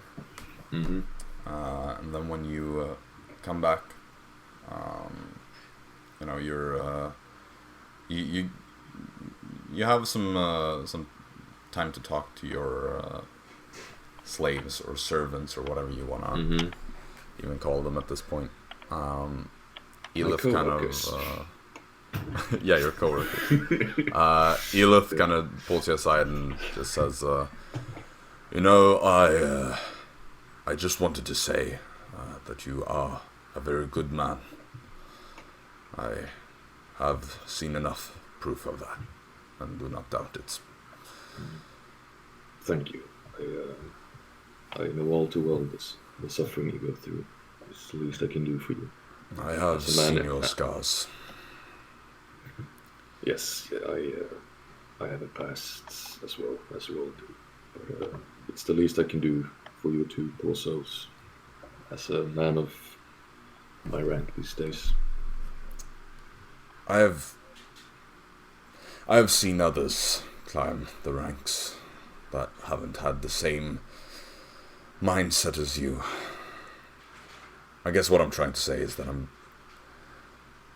I feel like there is still hope out there, seeing that at least some people are actually good people. There is hope out there, believe me. After all, I got out, so I believe there's still hope for you too, my friend. I hope you're right. But yeah, you continue going on your or you continue going on with your 3 days off. And on the second day, as you're kind of hanging out by the training grounds with some of the other sergeants, you are told that, or you're speaking with one of them, called Sergeant Brigham, who's kind of standing there, idly talking. You know, I'm heading out tomorrow to the woods. Got some old escaped slaves that are apparently hanging out there. We haven't been able to find them in quite a while, so I'm taking my squadron out there and gonna try to track them down. Yeah, those runners aren't really appreciated. Am I like talking to him, or is he just like It's like in a the group. area? It's you're kind of standing there in a group with a few of the other sergeants. You don't have to say anything. Some of the others kind of like, oh yeah, I hope you really show them what happens if you run away. And they all kind of like laugh a bit. You're standing kind of awkwardly, finding it difficult to laugh at that. Yeah. Yeah, I guess like I try to kind of be like, not match their tone, but kind of be like, I mean, wouldn't they? Because he said they had been away for days, right? Or what? that they were lost a couple. Oh no, they've been this is a group that apparently has been growing for a while, like pretty much for months. Like whenever a slave runs away, there's a chance that they join this like group of runners. Oh, so it's like a thing. It seems from your report, there seems to be kind of an assembled group of former slaves that have escaped from the quarry that stick in the area and sometimes give some trouble to patrols and stuff. Right. But they haven't been able to track down their main hideout, pretty much. And so he's talking about going after that. Right. Sergeant Brigham, by the way, is one of the ones that you would know slightly better because he lives in the house next to yours. Was he the one talking? Yeah. He's the one who was going after them Right. the following day.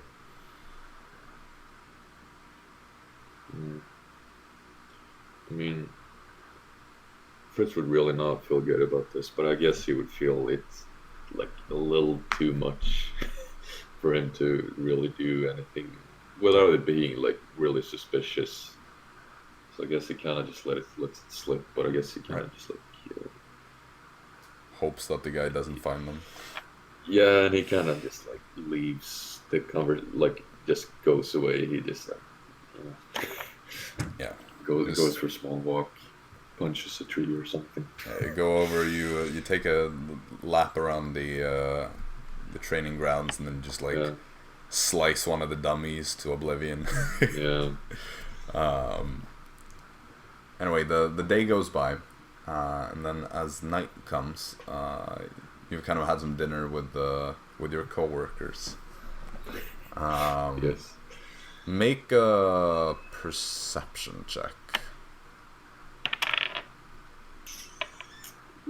It's not too bad actually. That I mean, it's not great, but actually, 14. 14. It's actually enough. You're kind of walking around the dining hall, just like looking out the window a bit. Mm-hmm. Just, like gathering your thoughts from the day. Mm-hmm.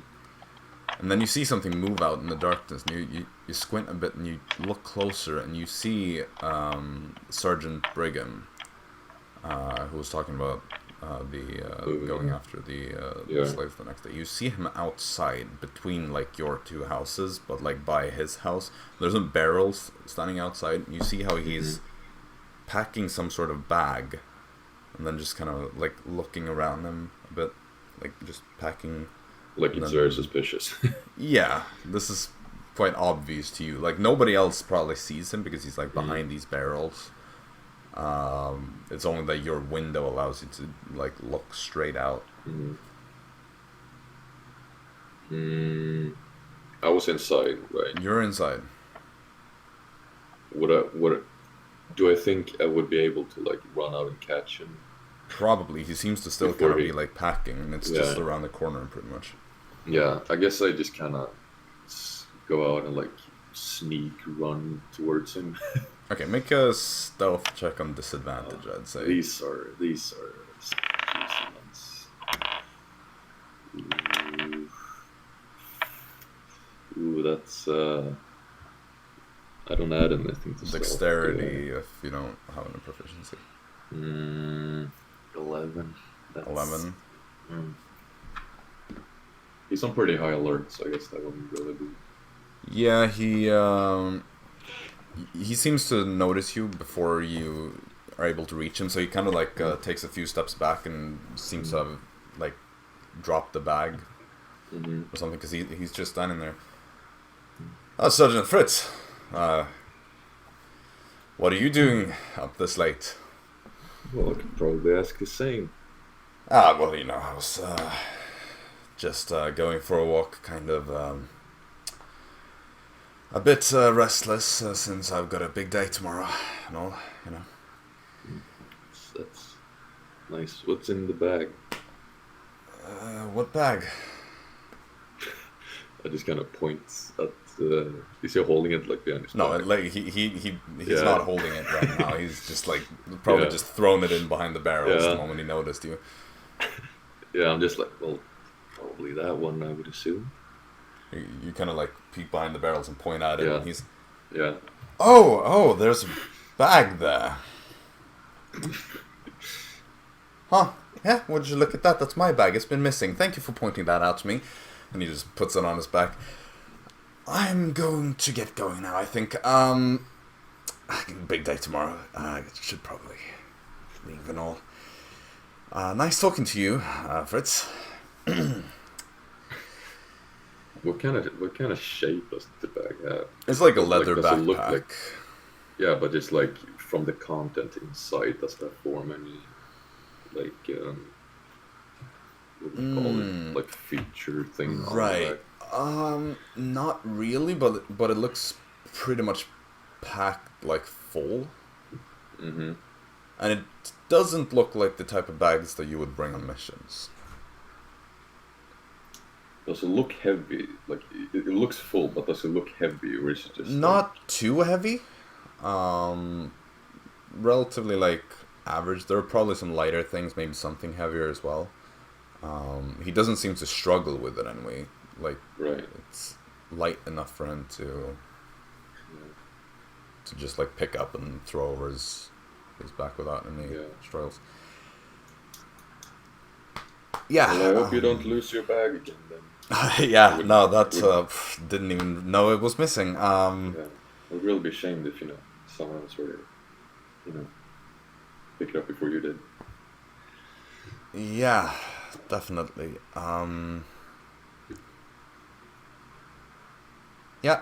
will see you around. You have your next mission when? 2 days? 1 day?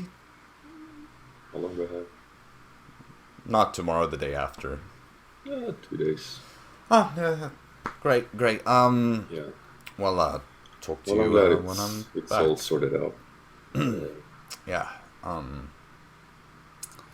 Until then, and he just walks past you, just really suspiciously. Just kind of like jog walks off. Yeah, and he just heads into his home. And you notice as you're heading back to your home, he's kind of like looking out of the window, and you turn around and he just like dodges back. Yeah. And so you're able to head back inside. Right.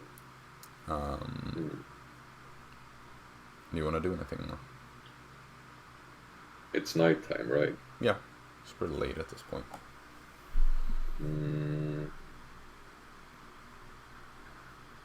No. I mean, I guess if it's just spend some time thinking what content could be light, but right. I mean, heavy. it's difficult to say, but it, yeah, but he just kind of like he spends some time just thinking about it, and then just goes to bed.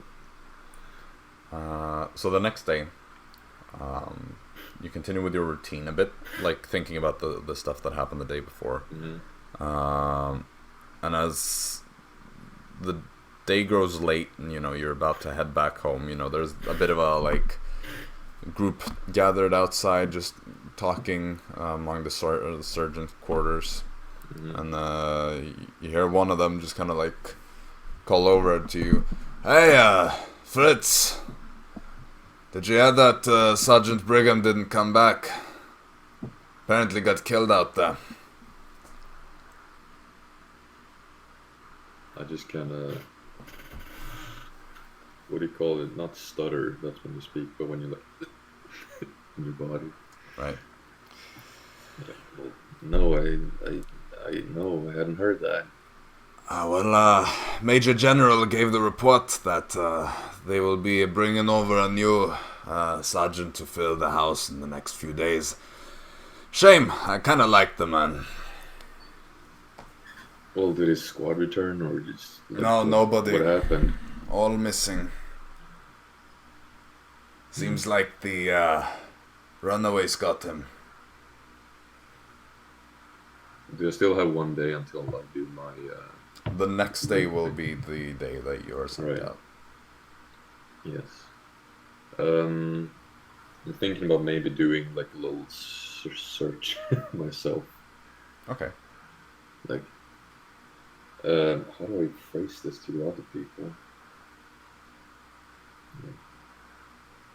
I mean, you have the benefit that you don't need to sleep 8 hours to get a Yeah. full rest, so you have some Yeah. extra time to spare that the others don't. Yeah.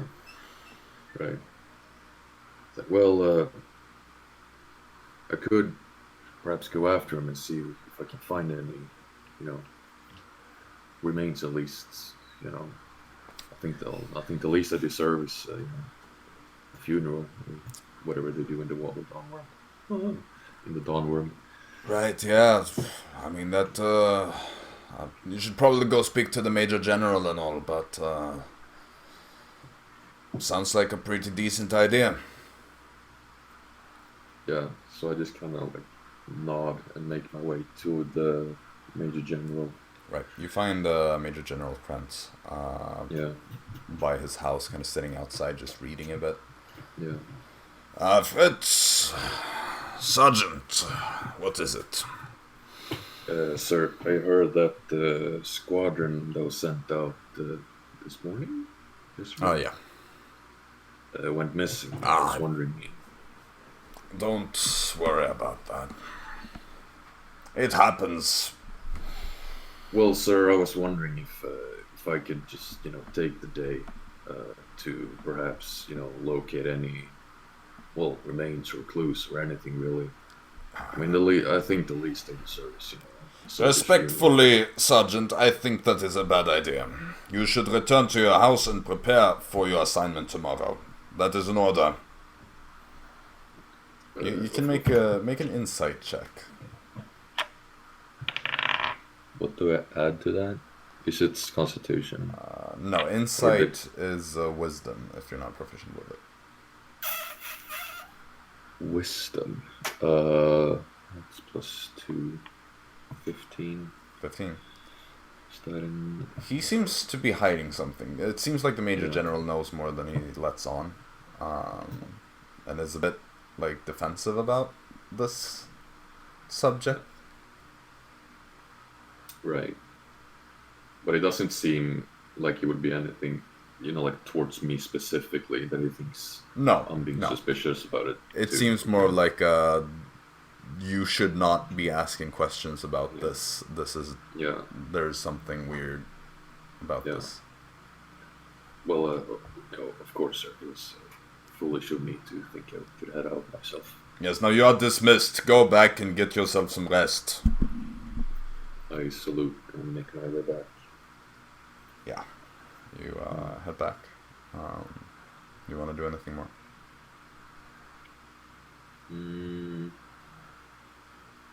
Do I see any other sergeants on my way back? Yeah, there's one walking past you, one living down the street. Yeah. Well, the one I walked past, I just kind of hey, did you hear about the squadron that went missing? Yes, I did. It's quite sad, Yeah. Yeah, I thought the sergeant felt a bit off yesterday. Maybe it was just not on his game. Seemed excited to me. He was really looking forward to going out there. Feel so bad for him. Those savages really got him. There's a reason why we keep them in chains around here. Right. Well, yeah, I guess I'm just, in retrospect, I guess I'm thinking a little too much about it. Well, He puts his hand on your shoulder. I know what it's like to lose good people around you.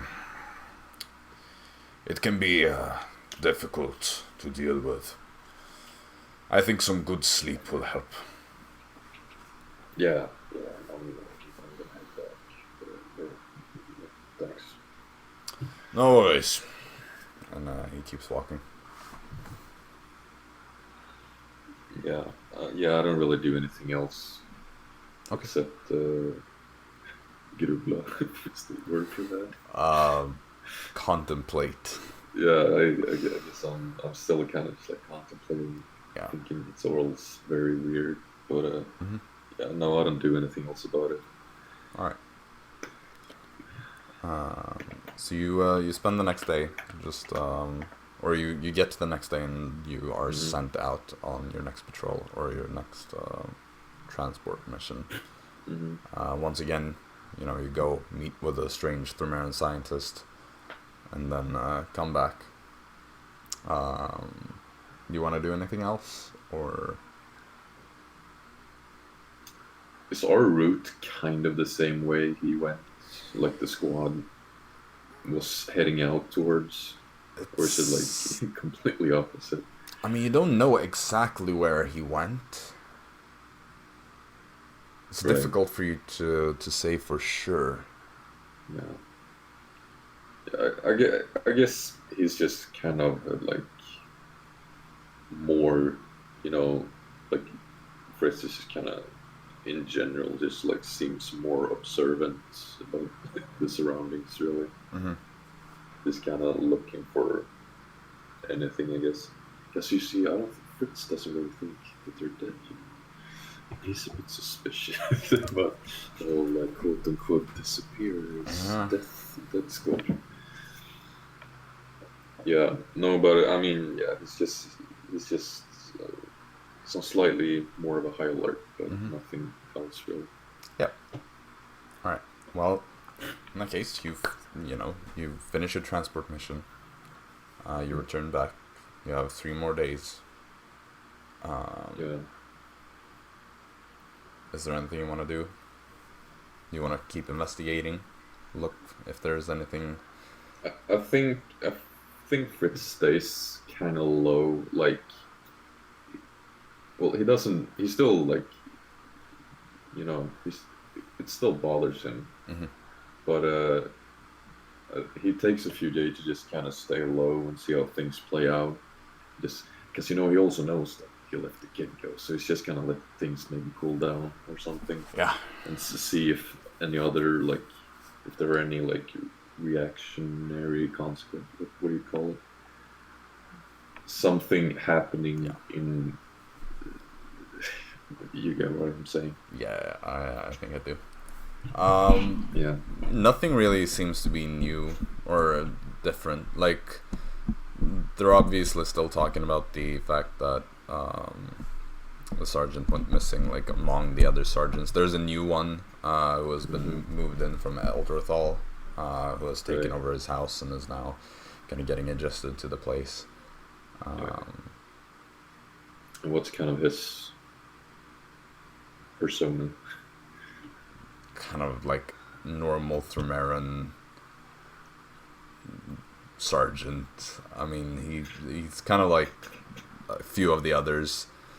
Has a like typical attitude towards the job and the slaves and the stuff. Like, you don't really get too close with him. No, but he's one of the less sympathetic people to you. Like, you don't really get a connection with him. You're too different, pretty much. To me as towards me. No. Like, just in my opinion, you don't find him very sympathetic just because he has personality and. Right, that makes sense. Too much of a stick, Yeah, too long and too thick. Indeed. Of a stick, yeah. So he's just kind of like I mean. Yeah.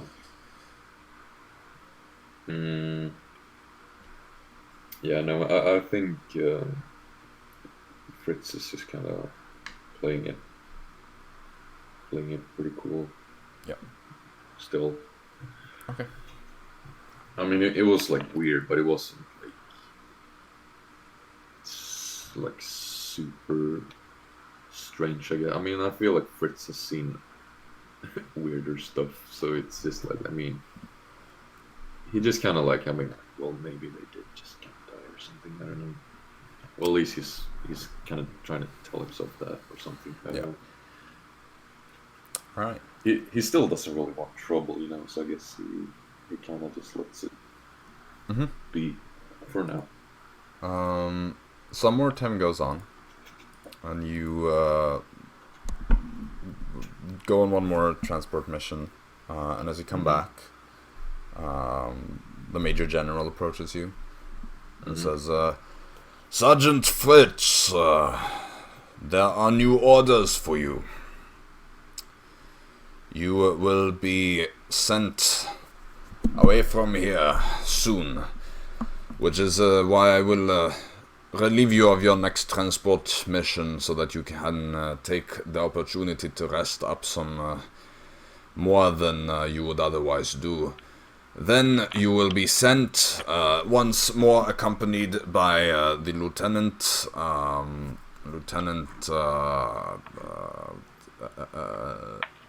Gärtner, the Night Tide Brigade. the guy that brought you here. Yes. Oh yeah, no, those. He's not a Night Tide Brigade. He's under Army Group Nightfall. Nightfall, right? Yeah. You are expected to head down from here to Haven Gala in Osaria, where you are set to report to Major Virgilio Volts from the Revenant Company of the Night Tide Brigade. These orders, I should state, come directly from the Field Marshal, and your mission briefing is essentially that you are to investigate a certain crime lord that has made himself known over there. His name is Kessler. More than that I do not know, but this is what you are expected to be doing. Does that ring a bell with Fritz? I feel like it rings does. a bell with me. It does. Can you do like a history check or something? Yeah. Or whatever check that would be. Yep. That's pretty good. A nat 18 go plus anything? I think it's do a I really 0 need to probably. plus some? Okay, yeah, But well, 18 is enough for this. You think back, and this is probably about over half a year ago. Yeah. But you think back, you remember when you first left the coworkers, all those months ago. The reason why you left was because this bounty hunter was apparently after you. Right. But there's something that you remember, he had a letter. Right. And that letter came from somebody named Kessler, who was looking to give him a job if he was passing through Venderthal. Now, it didn't have anything to do with you, but you remember it because Caden, this bounty hunter, has kind of like stuck himself on your brain. And you also remember that maybe Storm or somebody during your last meeting may have briefly mentioned the name. Right. You're not sure about that though, but it's a possibility. Right. Yeah. I mean, Fritz looks a bit like his eyes open a little wider or something like that. Yep. And he's just like, of course, sir. Good. But take a few days to rest up fully. It's a long journey down there, after all. So, take your time. Will do, sir. Thank you, sir. You are dismissed if there are no more questions.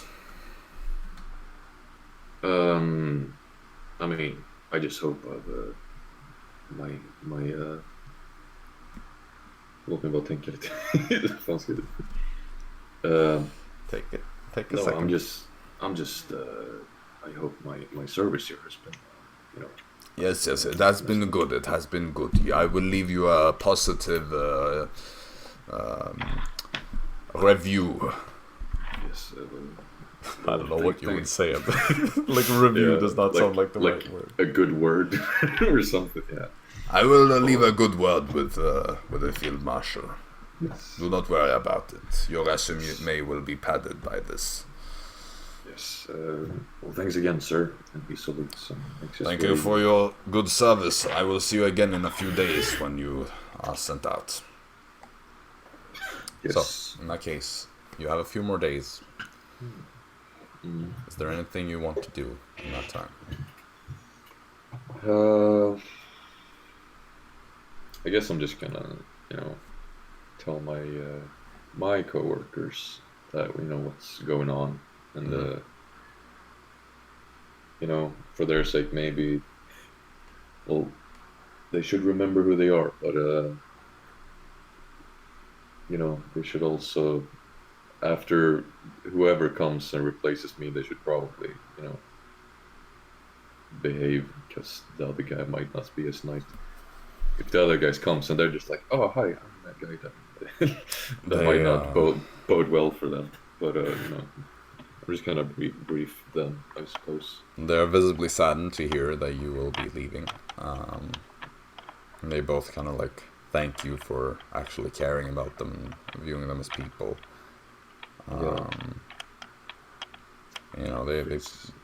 Fritz gets a little emotional too.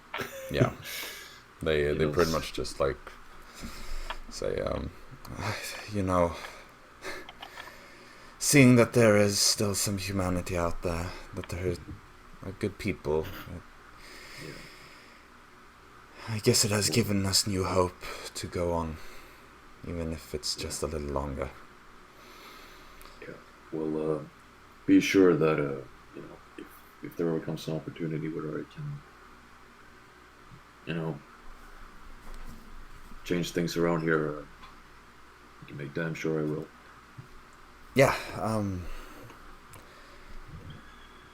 To be honest, this is even before you came. This has been a relatively good position to be in compared to certain previous employments, or whatever you want to call them.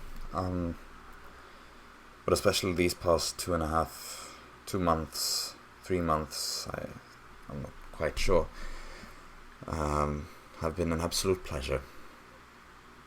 And I hope that maybe you will come back at some point, or that somebody like you shows up. Because the world could certainly need more good people like you, Fritz. There's no need to thank me, really. I'm just... Well, there is. When you have lived half your life being tormented by pretty much everybody, then a single act of kindness goes a long way. And you deserve some credit for that. That's very kind of you. And then, I guess we have a kind of a Vemodia last couple of days. Yeah, bittersweet. Bittersweet, yeah. And I'll give him each a hug before I leave. Yeah. I mean, no one else can see it. Well, no. Or not that they're not allowed, but I'll do it where they probably won't see it. So I'll just In that case, you are collected by the lieutenant, who takes you and his squadron that brought you here, and you begin your journey down south. You travel for 15 days. Once again, you pass through the border, again being allowed past by Thromaran soldiers, and Belaronian soldiers this time around. You really get to see some of the war firsthand this time. Right. Like, as you pass the border, you see villages that have been burnt to the ground. You see some fields where bodies are just like scattered. Right. You've never really seen a war. You've known wars to happen during your lifetime, but you never experienced one. You were lucky enough to never be Not sent out. First hand, so,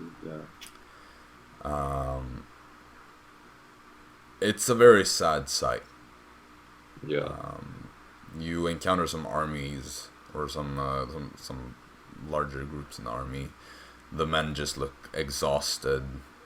You hear kind of howls of pain coming from some of the like tents. Yeah. There are just piles of corpses outside. It's a very grim sight. But you continue through, and you when you make your way down to Osaria, these sights kind of stop. You know, you still see people are worried and somber atmospheres hanging over the villages, as if there's like a worry that the war will come to them soon. But at least they're safe for now. Right. Osaria is an elven dominated kingdom, or queendom if you want to be 100% accurate, since they are a matriarchal monarchy. You continue down for about a day only before you reach Havengala, where you are taken to Major Virgilio Volts, a half-elven man who you have seen in the past briefly, as he was one of the majors stationed in Vanderthal. Right. He pretty much gives you a bit of an expanded mission briefing. Right. And tells you that, well, here's the thing. You are going to continue from here to board a ship and go down to Haven-Etha, the capital of Osaria, which is where we have our most recent reports that Kessler has been active. He is a dangerous crime lord, and so I would recommend that you are careful. Your mission is primarily to gather information about him, not necessarily act on anything, unless you are given a very good opportunity to do so. I would recommend that before you do it, you report to one of our other people stationed there. I will be giving you locations to some safe houses that we've set up. I recommend that you search the wealthier parts of the city. There is a tavern or an inn called the Nocturnal Nymph, where... Just give me a second to write that. Sure.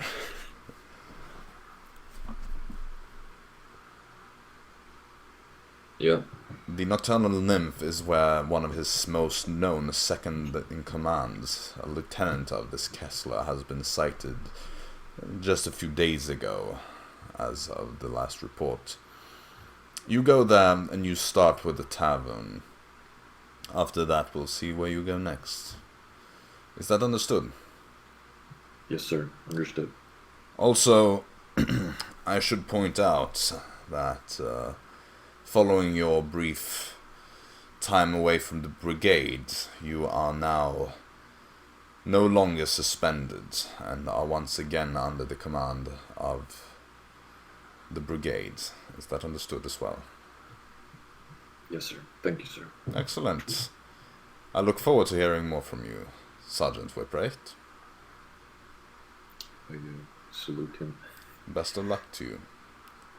Thank you, sir. And with that, you board a ship and you spend the next 2 days traveling down to Haven-Etha, which is where we will be picking up the next main session. So. And then Fritz can start stabbing and going rogue again. Then oh my god. Well, we'll see what happens. Yeah. We will see what happens. So yeah, I'm just gonna end this this part of this little solo session right here. So if you want to say goodbye, you can do so. Bye bye, people. Bye bye. All right. So Jaxson, the last to get this little private treatment. You are currently just about to step onto the port of Northport. You have just spent about probably 2 weeks or so on a ship heading up north back to your home city, and you've now arrived. Yeah. You go on to when the ship has fully docked, you head off, you say goodbye to the captain, you head back to the Gillstar estate. You see this big fancy mansion, a bit of like a tower wing used by your parents once upon a time for their magical studies, a typical wizard's tower, so to speak. And then the other more residential wings. It's a nice house, one of the nicest ones in the city. So, you're outside. What do you want to do? I guess I walk in. Like, okay. So you... There's not much more to it. You walk through the gates, you head into the garden, which is a bit overgrown because you don't really have a lot of servants and stuff anymore to take care of this place. A lot of that kind of went away with most of your family. Since it's not really a priority to maintain the garden when it's just you and a few siblings. But you head up, stepping over this gravel road up to the front doors of your estate. I assume you still have a key with you. Yeah, that would have been in my possessions when we bought them from Trader. So you grab your key, you unlock the door, and you step inside, and you have this big entryway with stairs going up to the second floor, and some paintings. You have a big family painting, for instance, of your entire family, including your parents and all of your really big one. 8 siblings, I think. It's 8. So you kind of look at them. You get a bit nostalgic. You know, when these paintings were made, it was quite a long time ago, and you know there's some paintings of like your grandparents and stuff as well, like several generations of Gillstars on both sides of the family. And you kind of just step through. It's a bit dusty here and there, again because like you don't really have as many servants anymore, because in a way you kind of gotta save a bit of money.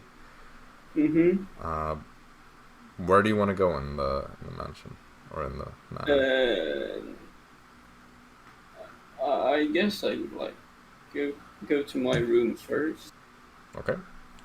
Yeah, you head to the wing where you and all your siblings had your rooms, except Kingston. He had already like gotten a bigger room in a different part because he was the eldest and was the most like advanced in the group in terms of accomplishments at the time. So you kind of walk to your wing, and as you walk past Faye's room, you hear some sounds coming from within. Which room? Faye. Oh, Faye. Okay. I guess I would check in with her, probably. Okay. Do you open the door or do you knock or? I would open a door, probably. Yeah. All right. So you open the door and you see how she's like sitting there, just carefully practicing some magic by like using mage hand to try to be precise and like place these probably old toys that nobody's really playing with anymore because I mean people have aged quite a bit. How old is she now? She's 13 at this 13. point, and she's the youngest one. But she's like kind of stacking these building blocks, trying to be as careful as possible with her mage hand. But the moment you just like open the door and she hears that, she kind of like drops concentration, so that the tower of blocks kind of falls over and she spins around. I'm guessing you have like a mask covering like half of your face. I would have taken it off probably when I got home. Okay, so she spins around and sees a noseless Jaxson. But he still like has the nose. He hasn't like got rid of. Alright, well, So it's like his nose isn't that. it would be all shriveled up at this But then point. he might have had like the masks, like the. Okay. But she turns around and she like gets up and then she looks at you kind of closely. Jaxson? Hello again, Faye. She takes a few steps towards you and then kind of like hinders herself and tries to like regain composure a bit. I'm glad to see that you're alive. I was getting a bit worried about you, you know. I had my ups and downs. What's with the mask? Oh, well, I had a bit of an accident in a cave, so my nose is pretty fucked up. You should probably see someone about that then. That's my plan. I mean, I know you're not in the best of standings with the priests and priestesses of Fiora or anything, but You don't even know what I have done. you're worrying me. You don't look too great, Jaxson. Are you okay? I will be soon. I'm not staying for long. I'm just staying for a couple of days and going down to this area. Alright. Well, I guess at least you can't lose another nose because you only have one, or mess it up. Yeah, that's a good part, I believe. Oh wait, so how? Can I? Oh, did you want to see it, or what did you? No, want? I was. No, I don't. No, Good. Smart choice. I was gonna ask if I could do anything for you, but No, not really. right. Well, Yeah. Great. I will see you around. yeah. No. Maybe you should say hi to Branson as well before you go. He's around here somewhere. Okay. Yeah, I will do that then. Did you find any of the others? Found Kingston in Venderthal. He's alright? Yeah, he's alright. You see that she's like visibly relieved that at least one more of your siblings is still alive. He's involved with some bad guys though, so well, he's kind of working on it. Messed up a bit. Alright. I mean, he was always the best among us, I suppose, so I trust that he will make it out without any problems. Unless you know that it's worse than that. Is it really bad?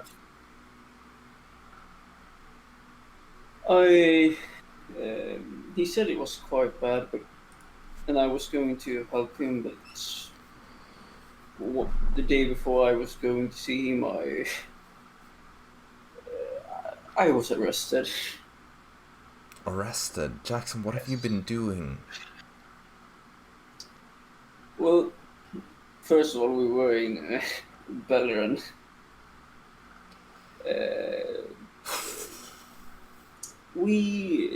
I tried to help with a sort of a plot, and it backfired, and I was sent to. What plot? So- What?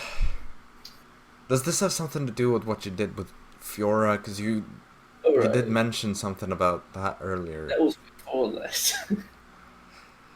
I've done a lot while I was away. Jaxson, don't get yourself killed. Jaxson like laughs a little bit. Nervous laughter. But, I won't get myself killed again. I assume. When you say that, she kind of like instantly notices it. I mean, she's a smart kid, you know. Yeah. What do you mean again? Jaxson, did you? Well, so basically, my friend Fritz, he also comes here from Era. He died. We went to the Feywild to help him out. On the way,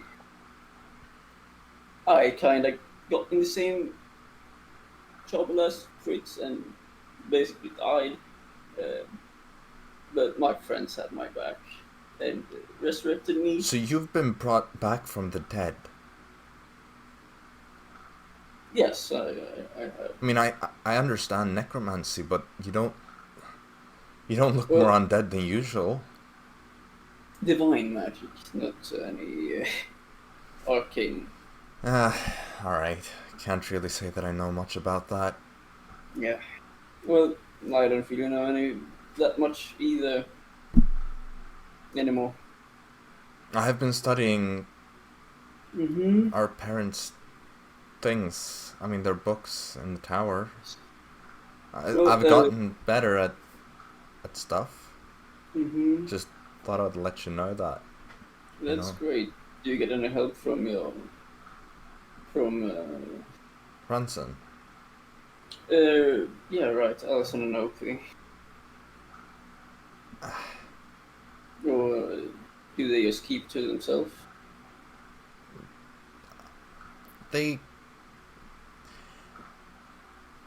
I've kind of outgrown my need for their help, you know? Mm-hmm. Okay. Well, that's impressive. They've been a bit, occupied with other things, and I don't really have anything to do except read the old books, and also I keep getting better by the day, and they don't really improve much. Okay. So, Yeah,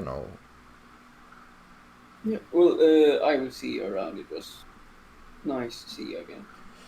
yeah, it was nice to see you as well. Yeah, and I leave. Alright. So you keep going, you find your room. What do you want to do in there? Just I will just I guess rest, probably. Alright. Take some of, probably not wear my armor anymore. Yeah, it's kind of nice to be able to remove any heavy armor and not that it's actually heavy armor, but you know what I mean. Yeah. Just relax in normal clothes for once. It's not something you've had a lot of opportunities to do recently. Mm-hmm. And yeah, I didn't really do anything this day. Alright. I'd say if there's anything you want to talk about specifically with your family or anything, then we can do that. Otherwise, I will just inform them Yeah. what I have found, probably. yeah, so you tell them about Kingston and all that, and then you basically spend about a week, maybe a bit less, probably 5 full days, and then go on And then I board a ship get back. I get the money and send to Traver. Yeah, you managed to with the money. help of some old contacts. You are able to find Outcast Hideout, and you send the money that you owe Schreiber via the hub. Kind of have to pay someone to do it for you, but it's not too expensive. And then you are able to find a ship. It's this merchant ship, probably from Osaria, that is looking to return there. It's an elven captain who you're talking to, and who's willing to take you for a small sum. That's nice, I guess. So you board the ship and you make your way back down to Osaria. As you get about like to the height of Maelstrom, maybe a little bit more south, you see up ahead as you're up on deck, there's a number of Osarian ships. And as you keep going closer, you pick up on the fact that there's a bit of a commotion as the captain is like talking to people, and one of these ships pulls up like next to yours, and the people on the other ship, who you now see are soldiers on this military ship, board your ship, and they talk to the captain. The captain identifies himself as an Osarian merchant. They are you trying to listen in on their conversation? I would try to listen a bit, Okay. I guess. Make a perception check then. That is an 11. Okay, you speak Southern Common. Yes. Alright. You speak Southern, Northern, Celestial, and Arcanon. Yeah. Yeah. With an 11, what's your passive? 11. Oh, 11. You don't really overhear anything substantial. It's mostly like you hear the captain like, "Oh, what's going on?" And the soldier identifies himself as an officer, and you hear some mention of a blockade, but you're not sure what else that really entails. Northport is so isolated because they're so far up north that news tend to get to them relatively slowly from the rest of the Dawn world. So you haven't really heard anything about what is going on in the rest of the world. But you're just a bit confused, like you didn't see any Osarian blockade when you made your way up to Northport. So you'd probably be a bit, maybe not worried, but suspicious about something going on. This officer from the other ship talks to some of the passengers. Are you gonna like stand around and wait until like he may or may not get to you? I wouldn't really like. I would step back a bit, I guess. Okay, are you just trying to stay like in the back of the ship, or are you gonna go down below deck or something? Probably below deck. Okay. Just make a general stealth check, I guess.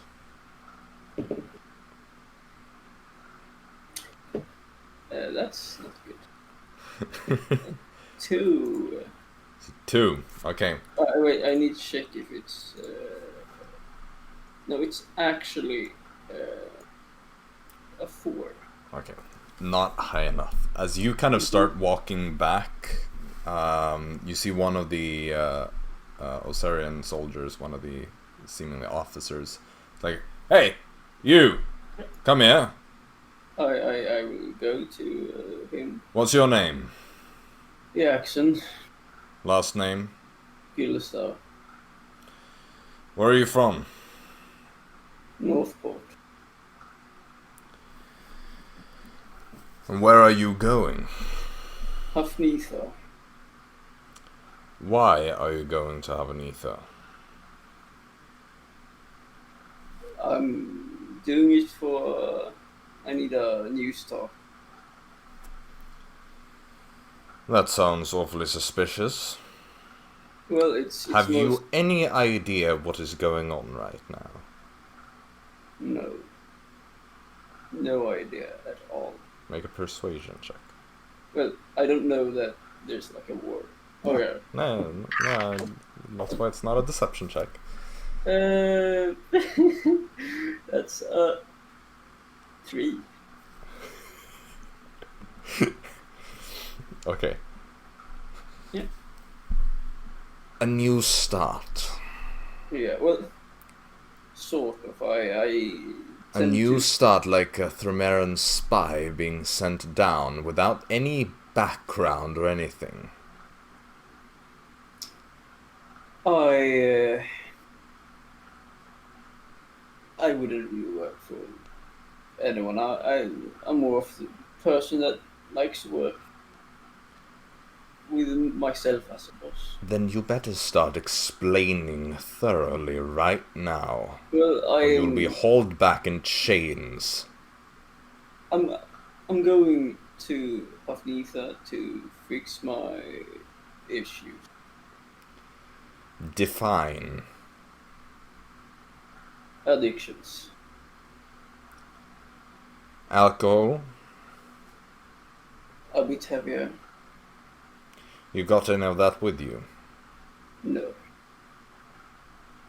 Why would I have anything with me if I want to deal with it? Because you're going there to fix it, not that you have already fixed it. No, but it's... I feel like it's a bad start bringing it with you.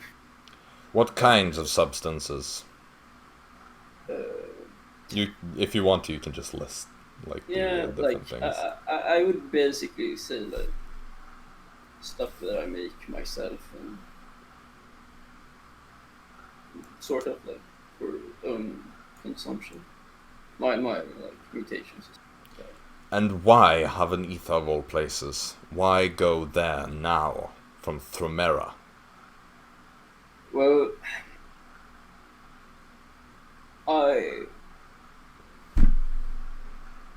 before I got to Northport, I was in Bellerin, and then I was heading home. I went down to Ether, take the boat up because it takes less time.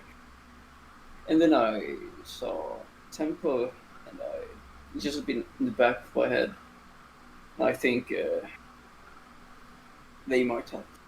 It might help me with my issues. And why do you wear a mask? Well, my nose is a bit... I have frostbite on my nose. You want to see it? Yes, please.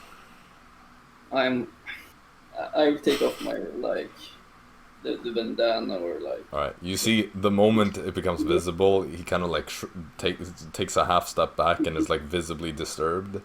You see why I want to fix things. You may put that mask back on. I will do so. Make another persuasion check on advantage this time. Mm-hmm. 4. On advantage? I have -2, okay? Well, that was a 2. Mm-hmm. You rolled a 2. No, I rolled a 6 and a 4, and that becomes 4. Right, and this guy just got a 2. So, Let's go. very well, I don't see somebody like you being a very effective spy. I'm sure we will catch you if you are one. I'm not good at lying. More like you have a face that won't get in anywhere. I tend to fix that. Very well. Continue on this ship then. Mm-hmm. But I will send word back that somebody like you may potentially be a Thromeran spy. So beware. Yeah. Watch your step. Is that understood? Indeed. And go back below deck. He goes away, and you see that some of the officers kind of talk. You notice that 2 of the passengers from the ship are being carried over to the other ship, and apparently being arrested. And then, you know, they're like shackled and pulled below deck. One of them is like screaming, the other one is kind of like on the older side and is just like giving up. But you're eventually allowed to continue. The ship goes on, and you arrive in Havanitha about 2.5 weeks after you set out from Northport. Once you're there, you know, you see this very pretty big city, white stone houses, very nice place in general. They have a lot of these big, like the city's structured around these like big historical sites, and then they kind of like have built things around that so that it eventually merged together into this one big city. I'm assuming you find a tavern or somewhere to an inn. I would probably to stay at. Not go for the like finest right now because I'm not looking the best right now, and probably wouldn't. Yeah, you find the like normal tavern, I guess. Yeah, just one that you can stay in for the time being. I'll take the best room in that one then. Fix yourself up. Yeah. Sure. Yeah, you find the suite on like one of the middle class taverns, kind of. Let me see if I can give you a name. It is one in the Port District called the Howling Siren. It is a bit of a mixed bag. Like, they have some cheaper things and some nicer rooms, but like the suite, which is free for you when you get there, is nice enough for you to be comfortable. Although you prefer something nicer. You what do you do after that? Like the next day or something? Like I would probably try to find the outcast. Okay. Yeah, and then I would have tried to ask around in Northport in that outcast if anyone knew about it also. Alright. Yeah. Yeah, they could have probably given you like a recommendation, sort of like telling you where to go to come into contact with them. As you're kind of walking around the city, you go through one of the central districts, which is the Temple District. Yep. And you see, like, in the Temple District here is basically this one big temple that is surrounded by 12 smaller temples. The big temple is one of the biggest temples that you've ever seen. It is bigger than the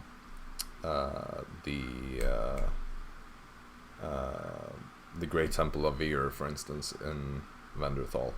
It is, you would have been to Elderthal at some point in your life, and it would have been bigger than the Great Temple of Rikar there as well. Like, this thing's massive. It's this marble structure with these pillars all around it. Think kind of like the Greek old temples.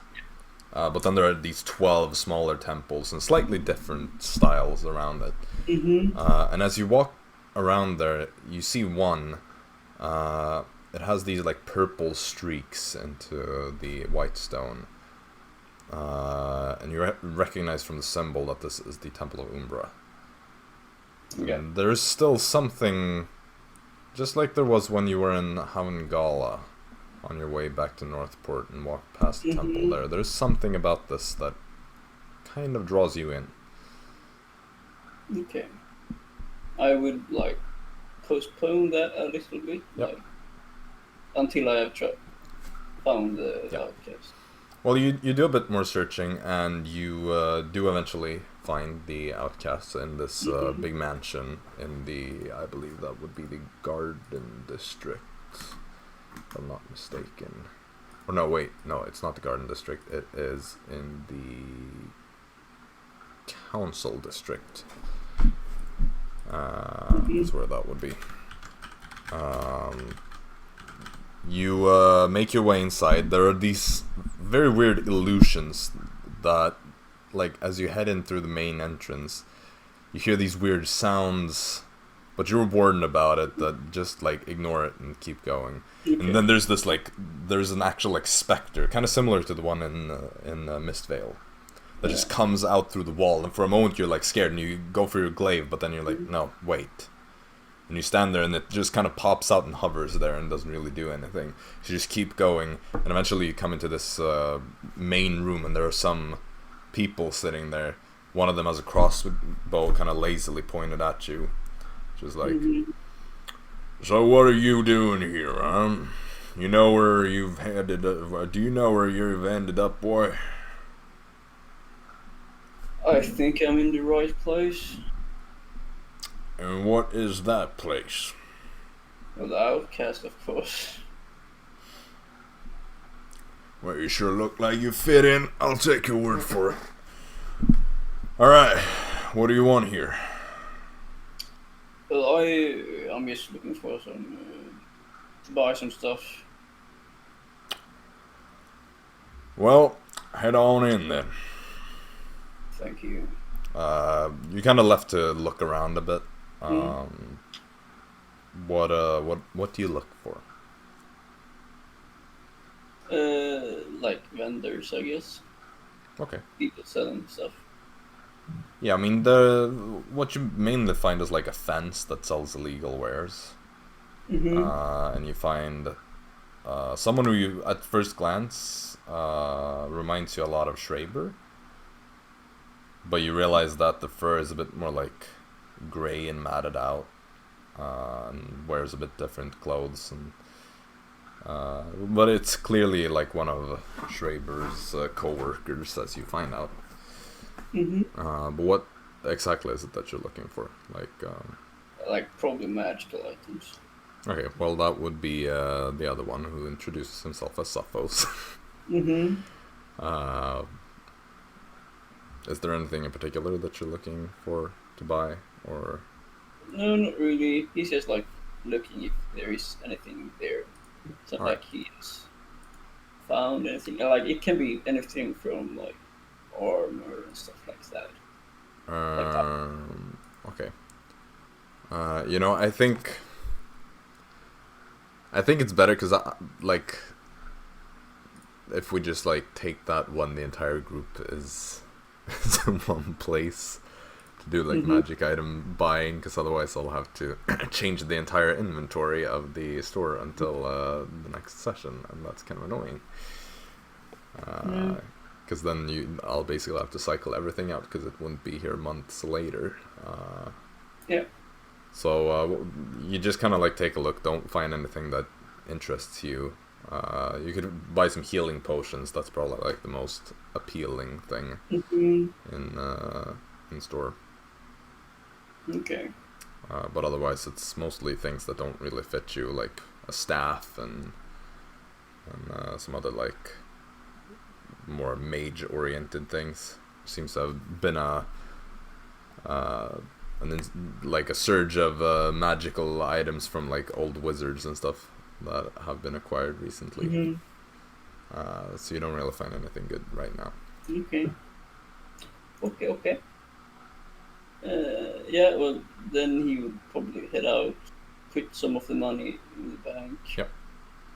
Right, yeah, you are able to find a Golden Oak bank in the city.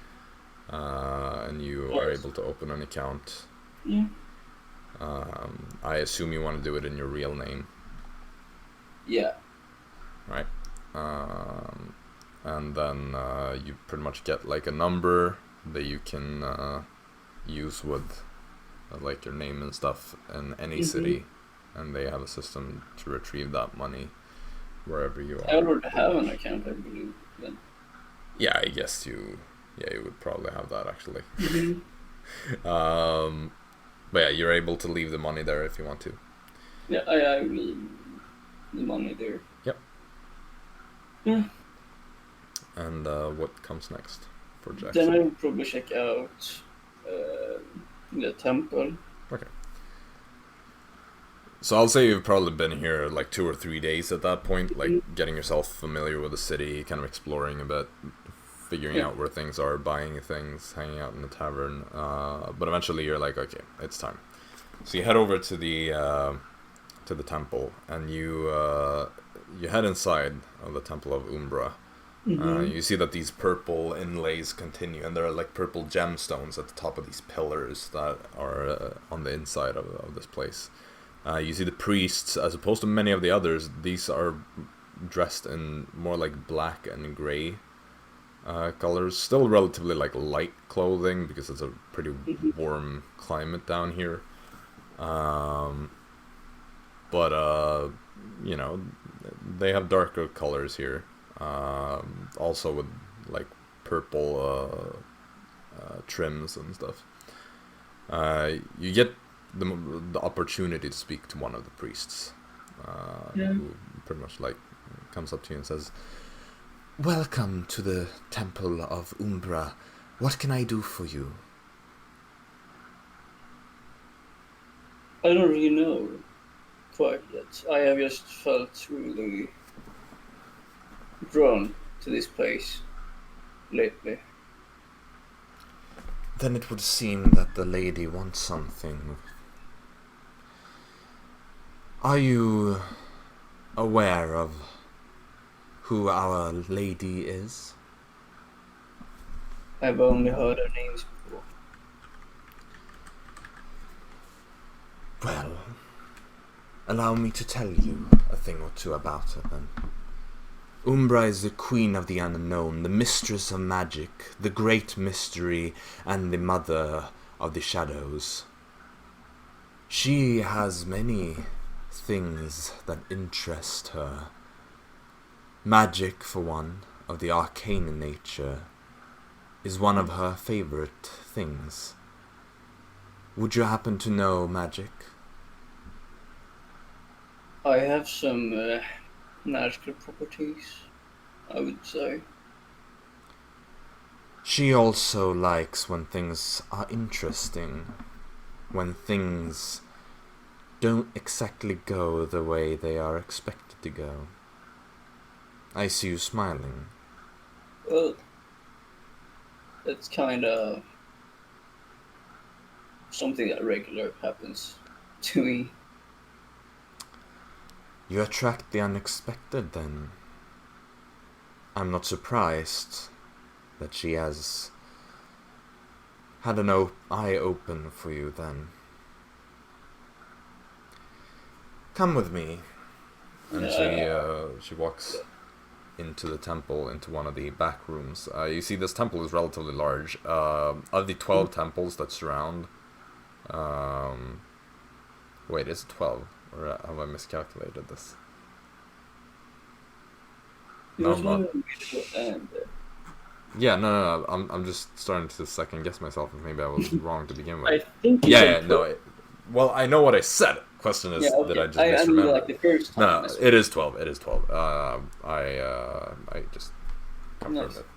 I just had like a moment there where I got worried. You see that the Temple of Umbra is one of the 4 bigger ones of the smaller temples around the central main one. But she takes you into one of the back rooms, and there are like 2 floors in the back with multiple smaller rooms, most of which are relatively dark with only like a singular candle.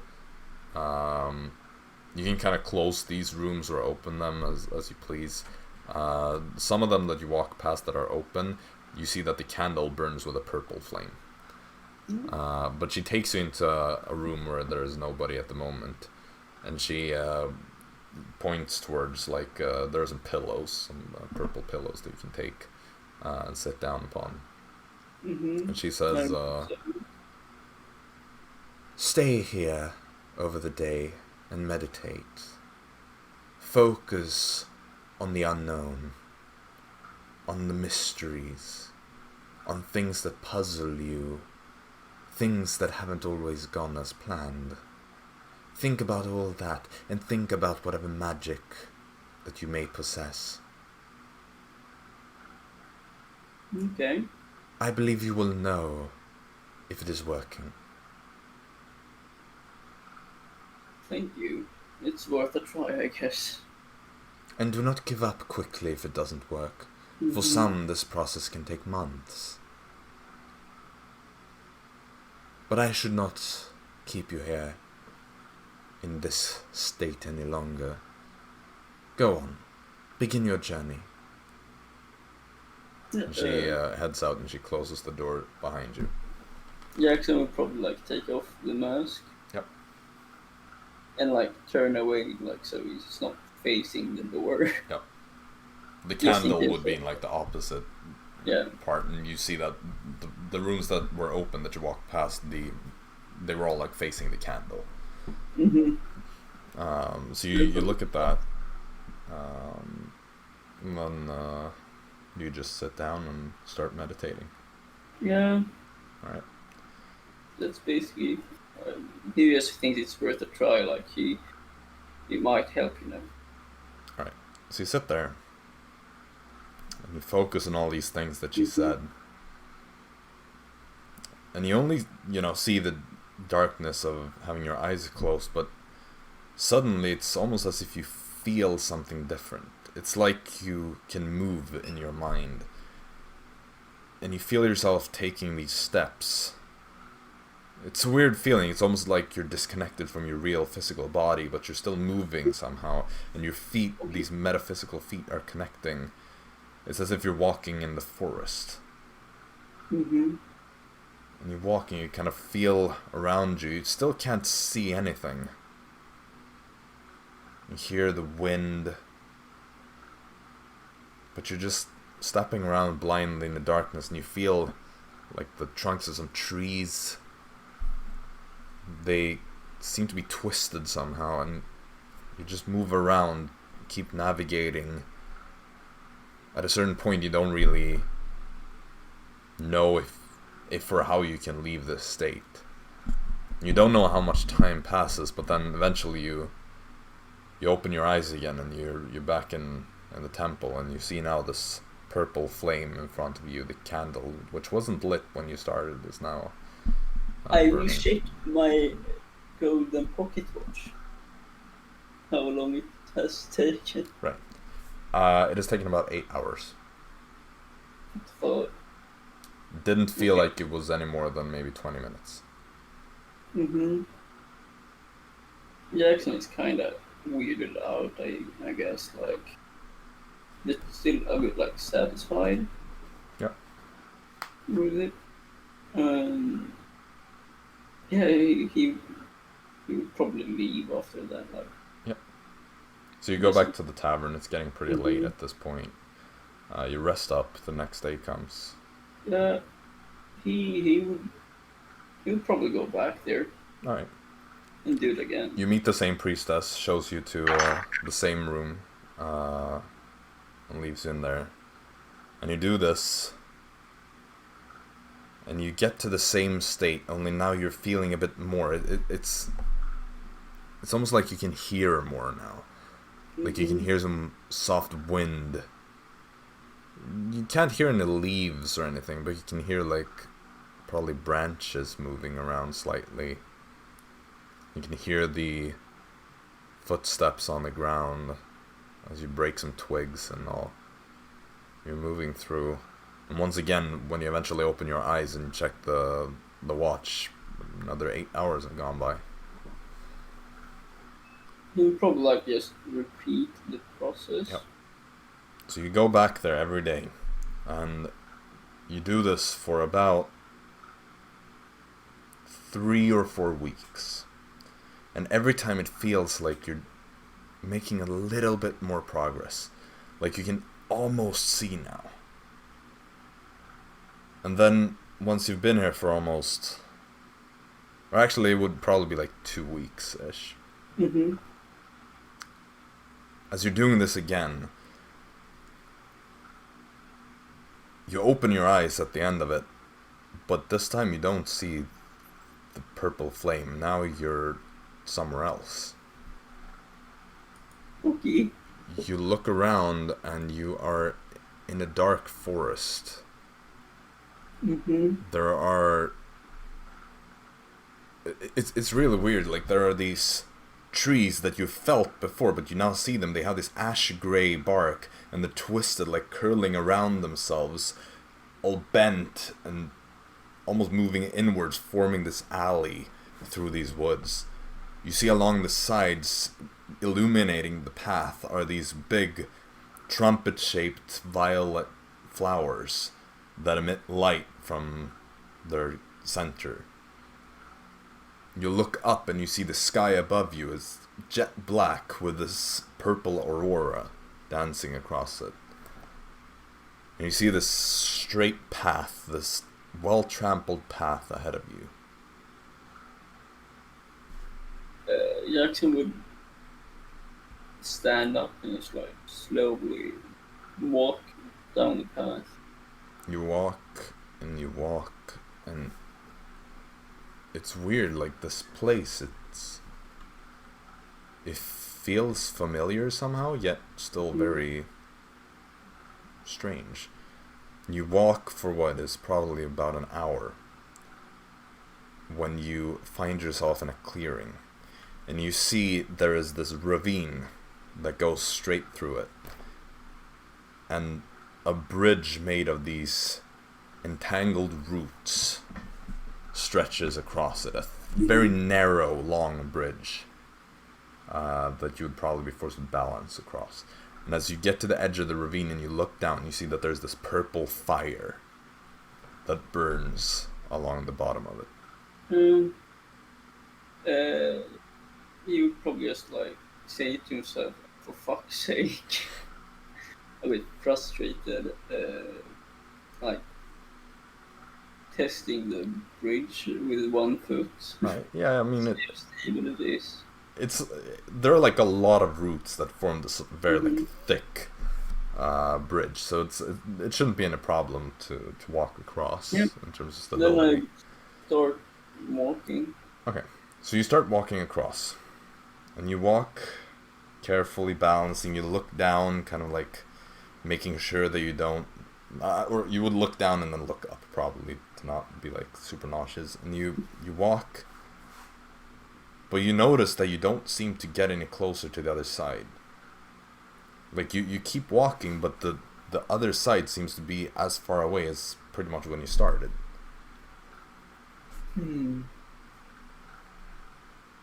What is this trickery? He would probably just like, he wouldn't really move forward. He would just like stand there, look at his surroundings. Like, if he looked back, would it look like he had made progress? Looking back, it seems like you're almost like in the middle of it. Okay. Well, there's no turning back. Then he will just keep on going. Okay, you keep walking. Don't seem to make any progress. Yeah, Jaxson is just gonna be like really, really, really frustrated.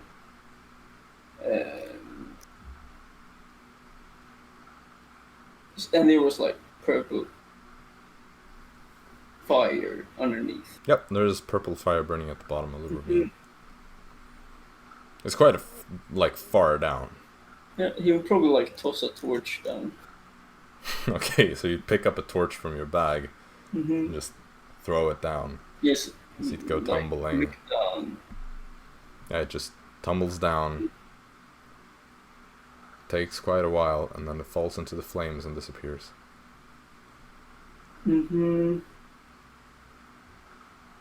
Yeah, he would keep on going. Okay, keep on walking. Still, don't get anywhere.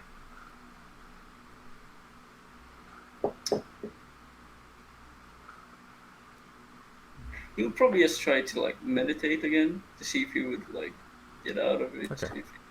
So you try to sit down, like holding on to this place or this branch, and then after a while you open your eyes. You're still there. I can't fly with my wings.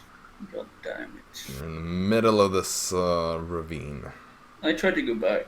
Okay, you start walking back. You don't get anywhere.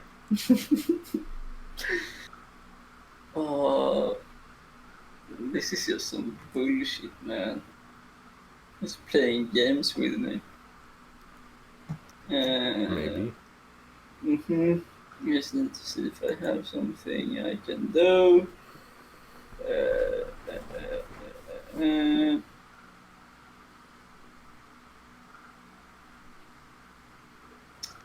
He like because there's no way back or there. He would probably like try to cut down the bridge. Like, he has a choice. He doesn't really want to jump into the fire. I mean, the bridge. It's not like a bridge. It's more of like roots that have are just intertwined across the gap. So you'd have to like saw off a bunch of roots and stuff, which that won't work. Tricky. That would be really tricky. Fuck, you just make this hard for me. Like, he wouldn't jump down into the flame. Like, that just feels stupid.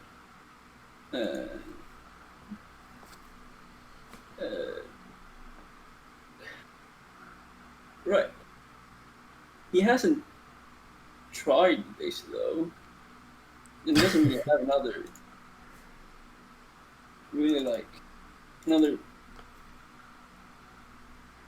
like what the fuck is he supposed to do there? Like, so he like gets his wings out, his skeleton wings out. Okay. Yeah, you push your wings out. Here goes nothing, and he just tries he jumps up and tries to fly. Okay, make a dexterity check. It probably won't work. But he's just pissed off right now. Natural one. You have not been rolling very well this little session thing. I haven't rolled anything above. Okay, so you extend these skeletal wings. They're still blackened and incorporeal in nature, and you leap up and try to kind of use the wings to fly like you were once sort of able to do, I guess. Mm-hmm. And then as you land, your foot kind of like doesn't find a place to land, and you almost twist your ankle and just go falling down. Then I just, probably just make a short fuck. Okay, so you just go swearing, falling down into this fire, and you see this fire just come closer and closer in what is almost like slow motion as your brain starts processing this fall. And then you just are engulfed by these purple flames, and suddenly you just go stumbling forwards, and you look around, and you're still in these woods. However, now you see ahead of you there's a hill, and on top of this hill there's a massive castle in black brick that has these two towers flanking the sides of the main central structure, through which there's a big gate.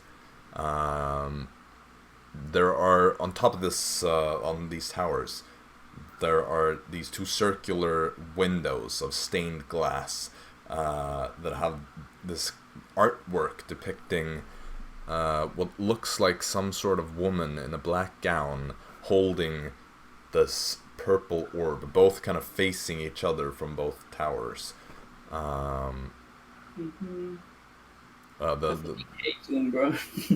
It looks sort of like what you imagine Umbra to look like, judging by what you've heard over the past weeks that you spent at the temple. Yeah, you have the castle ahead of you. Nothing else really except for forest. Yeah, I guess I would walk up. All right. Because I don't really have much choices here. Yep.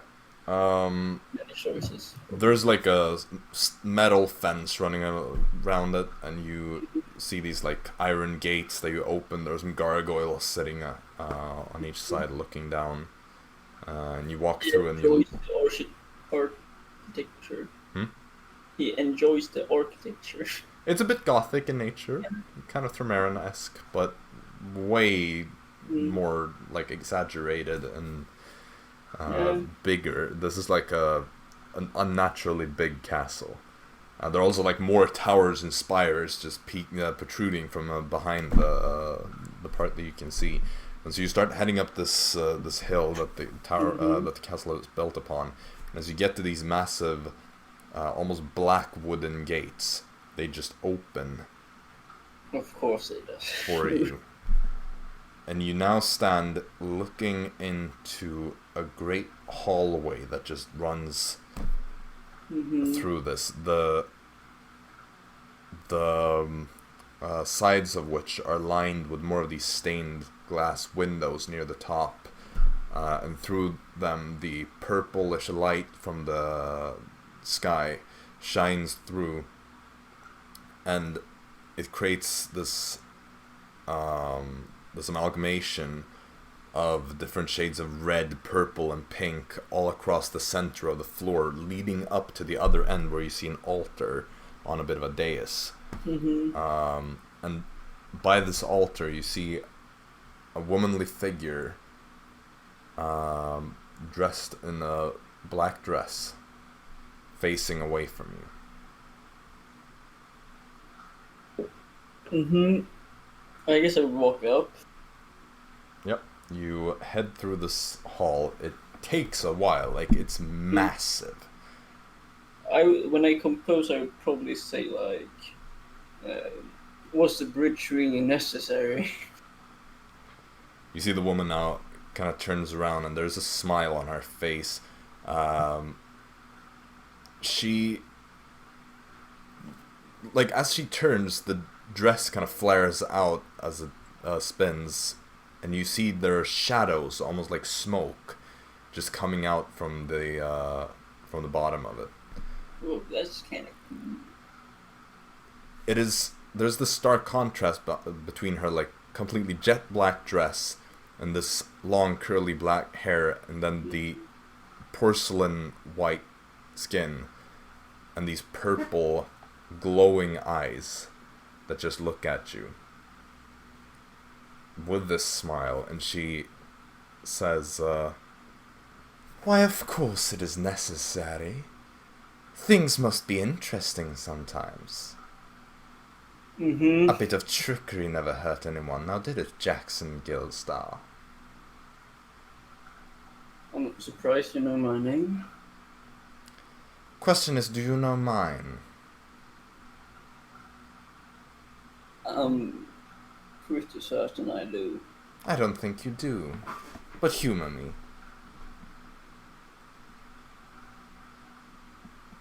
I would assume that you are Umbra or one of her servants. Oh, please. I'm not Umbra. Well, in a way I am. The name is Felicia Shadowborn, Herald of Umbra. Oh, yeah. Yes, I am part of her, but I am not her. Mm-hmm. But I believe that you've met some of our kind in the past. Heralds of Musis, to be precise. I know everything about me. Well, you are in the Feywild, of course I know what you've done in here. Of course it is in Umbra's cousin, we can call him. His realm. But this is Umbra's domain, and so I welcome you on her behalf. You have caught her attention. And why is that? Oh, please. I heard you speak to the priestess at the Temple of Umbra. You know why. Well, I assume you are. You are interesting in general.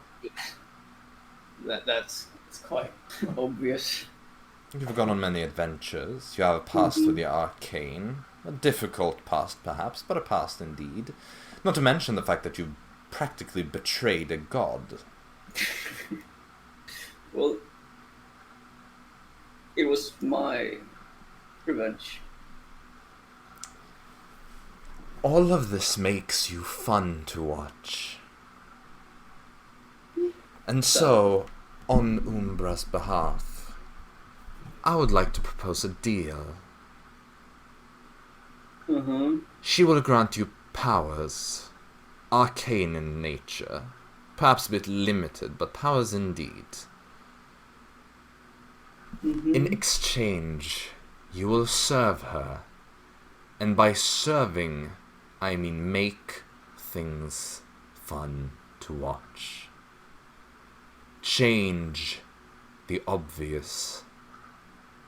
Make things take a turn for the unexpected, or simply be the opposition to a dominant force. The nail in somebody's side, a thorn. Whether it be for good or evil or neither, does not really matter as long as it's interesting. Nothing should ever be one-sided, don't you agree? Well, that's a bit boring. Exactly.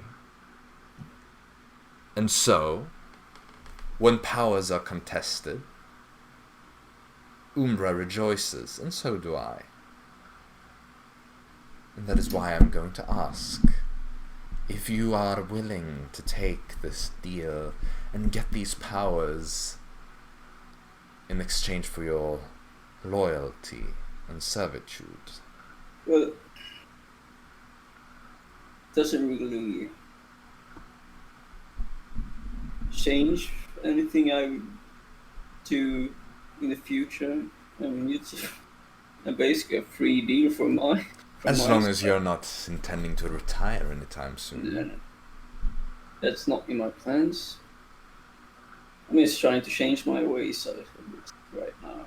Excellent. One more thing. I want my nose back.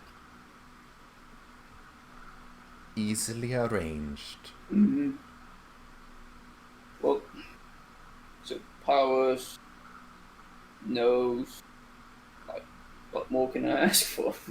And encouragement to be what it is you are. An adventurer. Is there a catch? Not exactly, unless you see a problem with being interesting. Well, then I would more than likely take the deal. Then it is a deal. Now I should probably send you back. You spent quite a while with that bridge. I will see you soon enough. Jaxson. Perfect. Felicia. Yep. Yeah. You see she conjures up this purple flame and sends it forwards towards you. There's this ball of fire that just hovers in the air as it floats over to you. And she says, "Simply touch the flame and you will get all that we agreed to." I just grab the flame. Okay, you stretch out your hand and you put it around it, and that instant you are back. You open your eyes and you see this little candlelight now instead.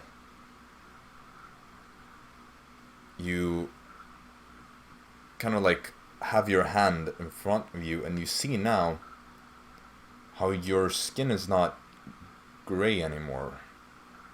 It is a more human color with a slight golden tone to it, the way you're used to seeing it from before your fall. But in addition to it, you have these purple markings snaking up around your arm. You see also, as you kind of look at that, a lock of your hair falls down, and it is also this golden blonde color that it once was. And you, in an instant, you feel your nose, and it's there just the way it was. Well, Jaxson is very happy. He's relieved and very, very happy. Yeah. And so you kind of like breathe out, feeling relieved. You're back. Jaxson Gillstar is back, better than ever. And you feel within you, where you've grown familiar to this emptiness, there is now something there. A presence. But almost like this energy, this tingling sensation, this kind of vibration that you've felt surge through the air when powerful magic is being cast. Now you feel a subtle light, or a subtle version of that kind of in your gut. And you kind of figure out that this is what it feels to have like a reserve of arcane energy. And eventually, you gather all your thoughts, and this is quite overwhelming, and so you head outside. And you go out to the main chamber where the priestess that you've spoken to before turns around to you and says, "So you have returned." Indeed, I have. I was almost getting worried. It's not often that somebody spends several months in those rooms. A few months. Yes, almost 3 months have gone by since you stepped in there last time. Then I need to get something nice to eat. If I haven't been eating for that long. You don't really feel hungry, that's the weird part. Like, all Yeah. you can feel is this tingling, like, power. Still, you actually need some nice food. Like, you Yeah. can't go a long time without nice food. And now you can finally find yourself a really nice tavern as well. So you go back to the old tavern, you talk to the guy who's like, "Oh yeah, here are your things, we stored them in the basement while you were gone." Because you would have probably left some things in your room. But you get the stuff back. The important stuff you would have probably carried with you anyway. Yeah. And you head over, find yourself in a new, fancy, nice tavern. Most fancy. It is, yeah, that would be the Nocturnal Nymph. Of course. Okay, yeah. It is this very nice, spacious, large inn in the Garden District. And so, I think the camera is frozen, by the way. Are you still there? Well, that's an interesting timing.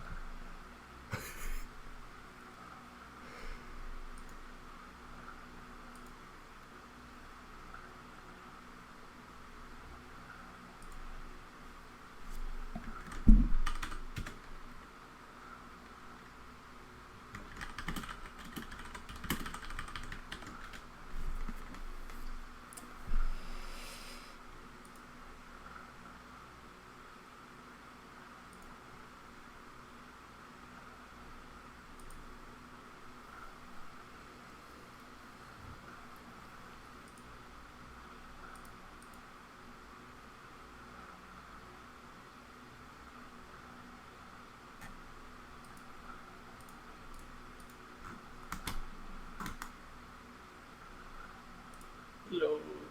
Oh. Maybe computer crashed? Alright, ja. Jag spelar fortfarande in, men vi ser till att det här kommer igång nu igen och sen så... Ja.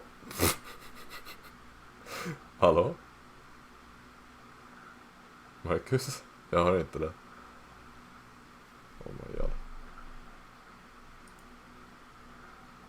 Jag hör det fortfarande inte. Nu har jag. Ja, nu. Ja, nu får vi... Alltså.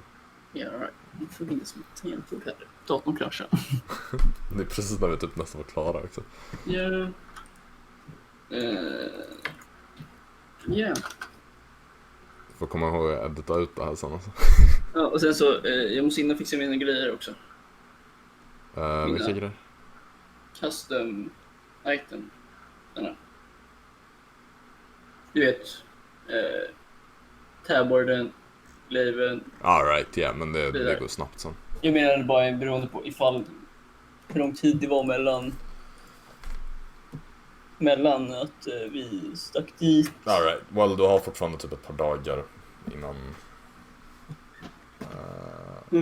nästa main session. Sätt på kameran igen så kan vi fortsätta.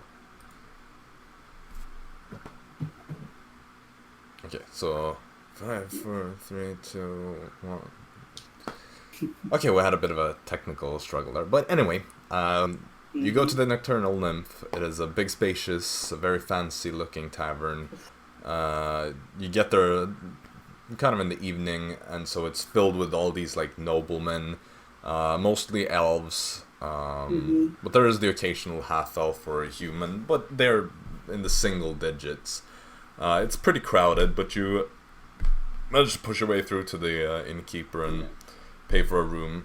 I want one of the finest rooms. He says, I'm afraid that the suite is already taken. However, we have some very nice rooms with very spacious beds still. I hope so. I'm sure you will not regret your decision to stay here at the Nocturnal Nymph. Besides, you will find nothing else in the city that can rival even our smallest of rooms. Come with me and I will show you the way. And he heads up and he shows you the way to the room, unlocks it for you, shows you in, and gestures and says like, here you go, sir, this is your room. How much is it per night? It's really nice. It would be 10 gold pieces, however, 2 meals are included. A bit cheap for me, but I assure think you, it will be good. I assure you, sir, the decency of the price has nothing to do with the lack of quality, but rather a wish to make quality affordable for all who are of a fine enough caliber. I have a good feeling about this place.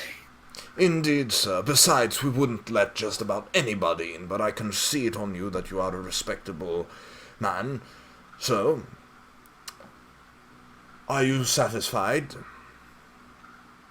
It will do. It is really nice. Like, nice king-sized bed, maybe a bit larger even.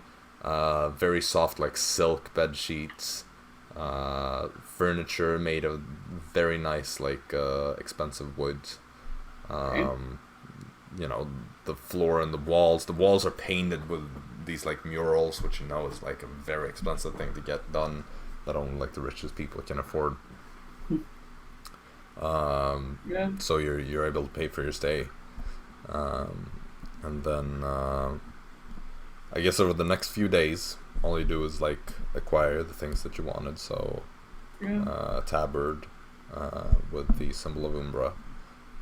And what else is there that you have to do that you haven't already done? I would get my name fixed. Yeah, that would take like a day or two. I guess that would be the most expensive one. Yeah, but you know, you brought money for it, so you already and had then an the idea. necklace. Right. Yep. So you're able to get all those things, and then that is pretty much it. Where the next session picks up, we will be seeing Jaxson again, for real. So we'll see if anybody even recognizes him. And since I've already decided that this is going to be the last part of this special episode, I can take this moment to say goodbye properly to any viewers that are watching this. So yes, thank you so much for watching this special, a bit weird episode, which I think is going to be a bit longer than I had anticipated. Yeah. Because we've already hit over 2 hours of content with what we've recorded today. Probably close to 3 hours, actually.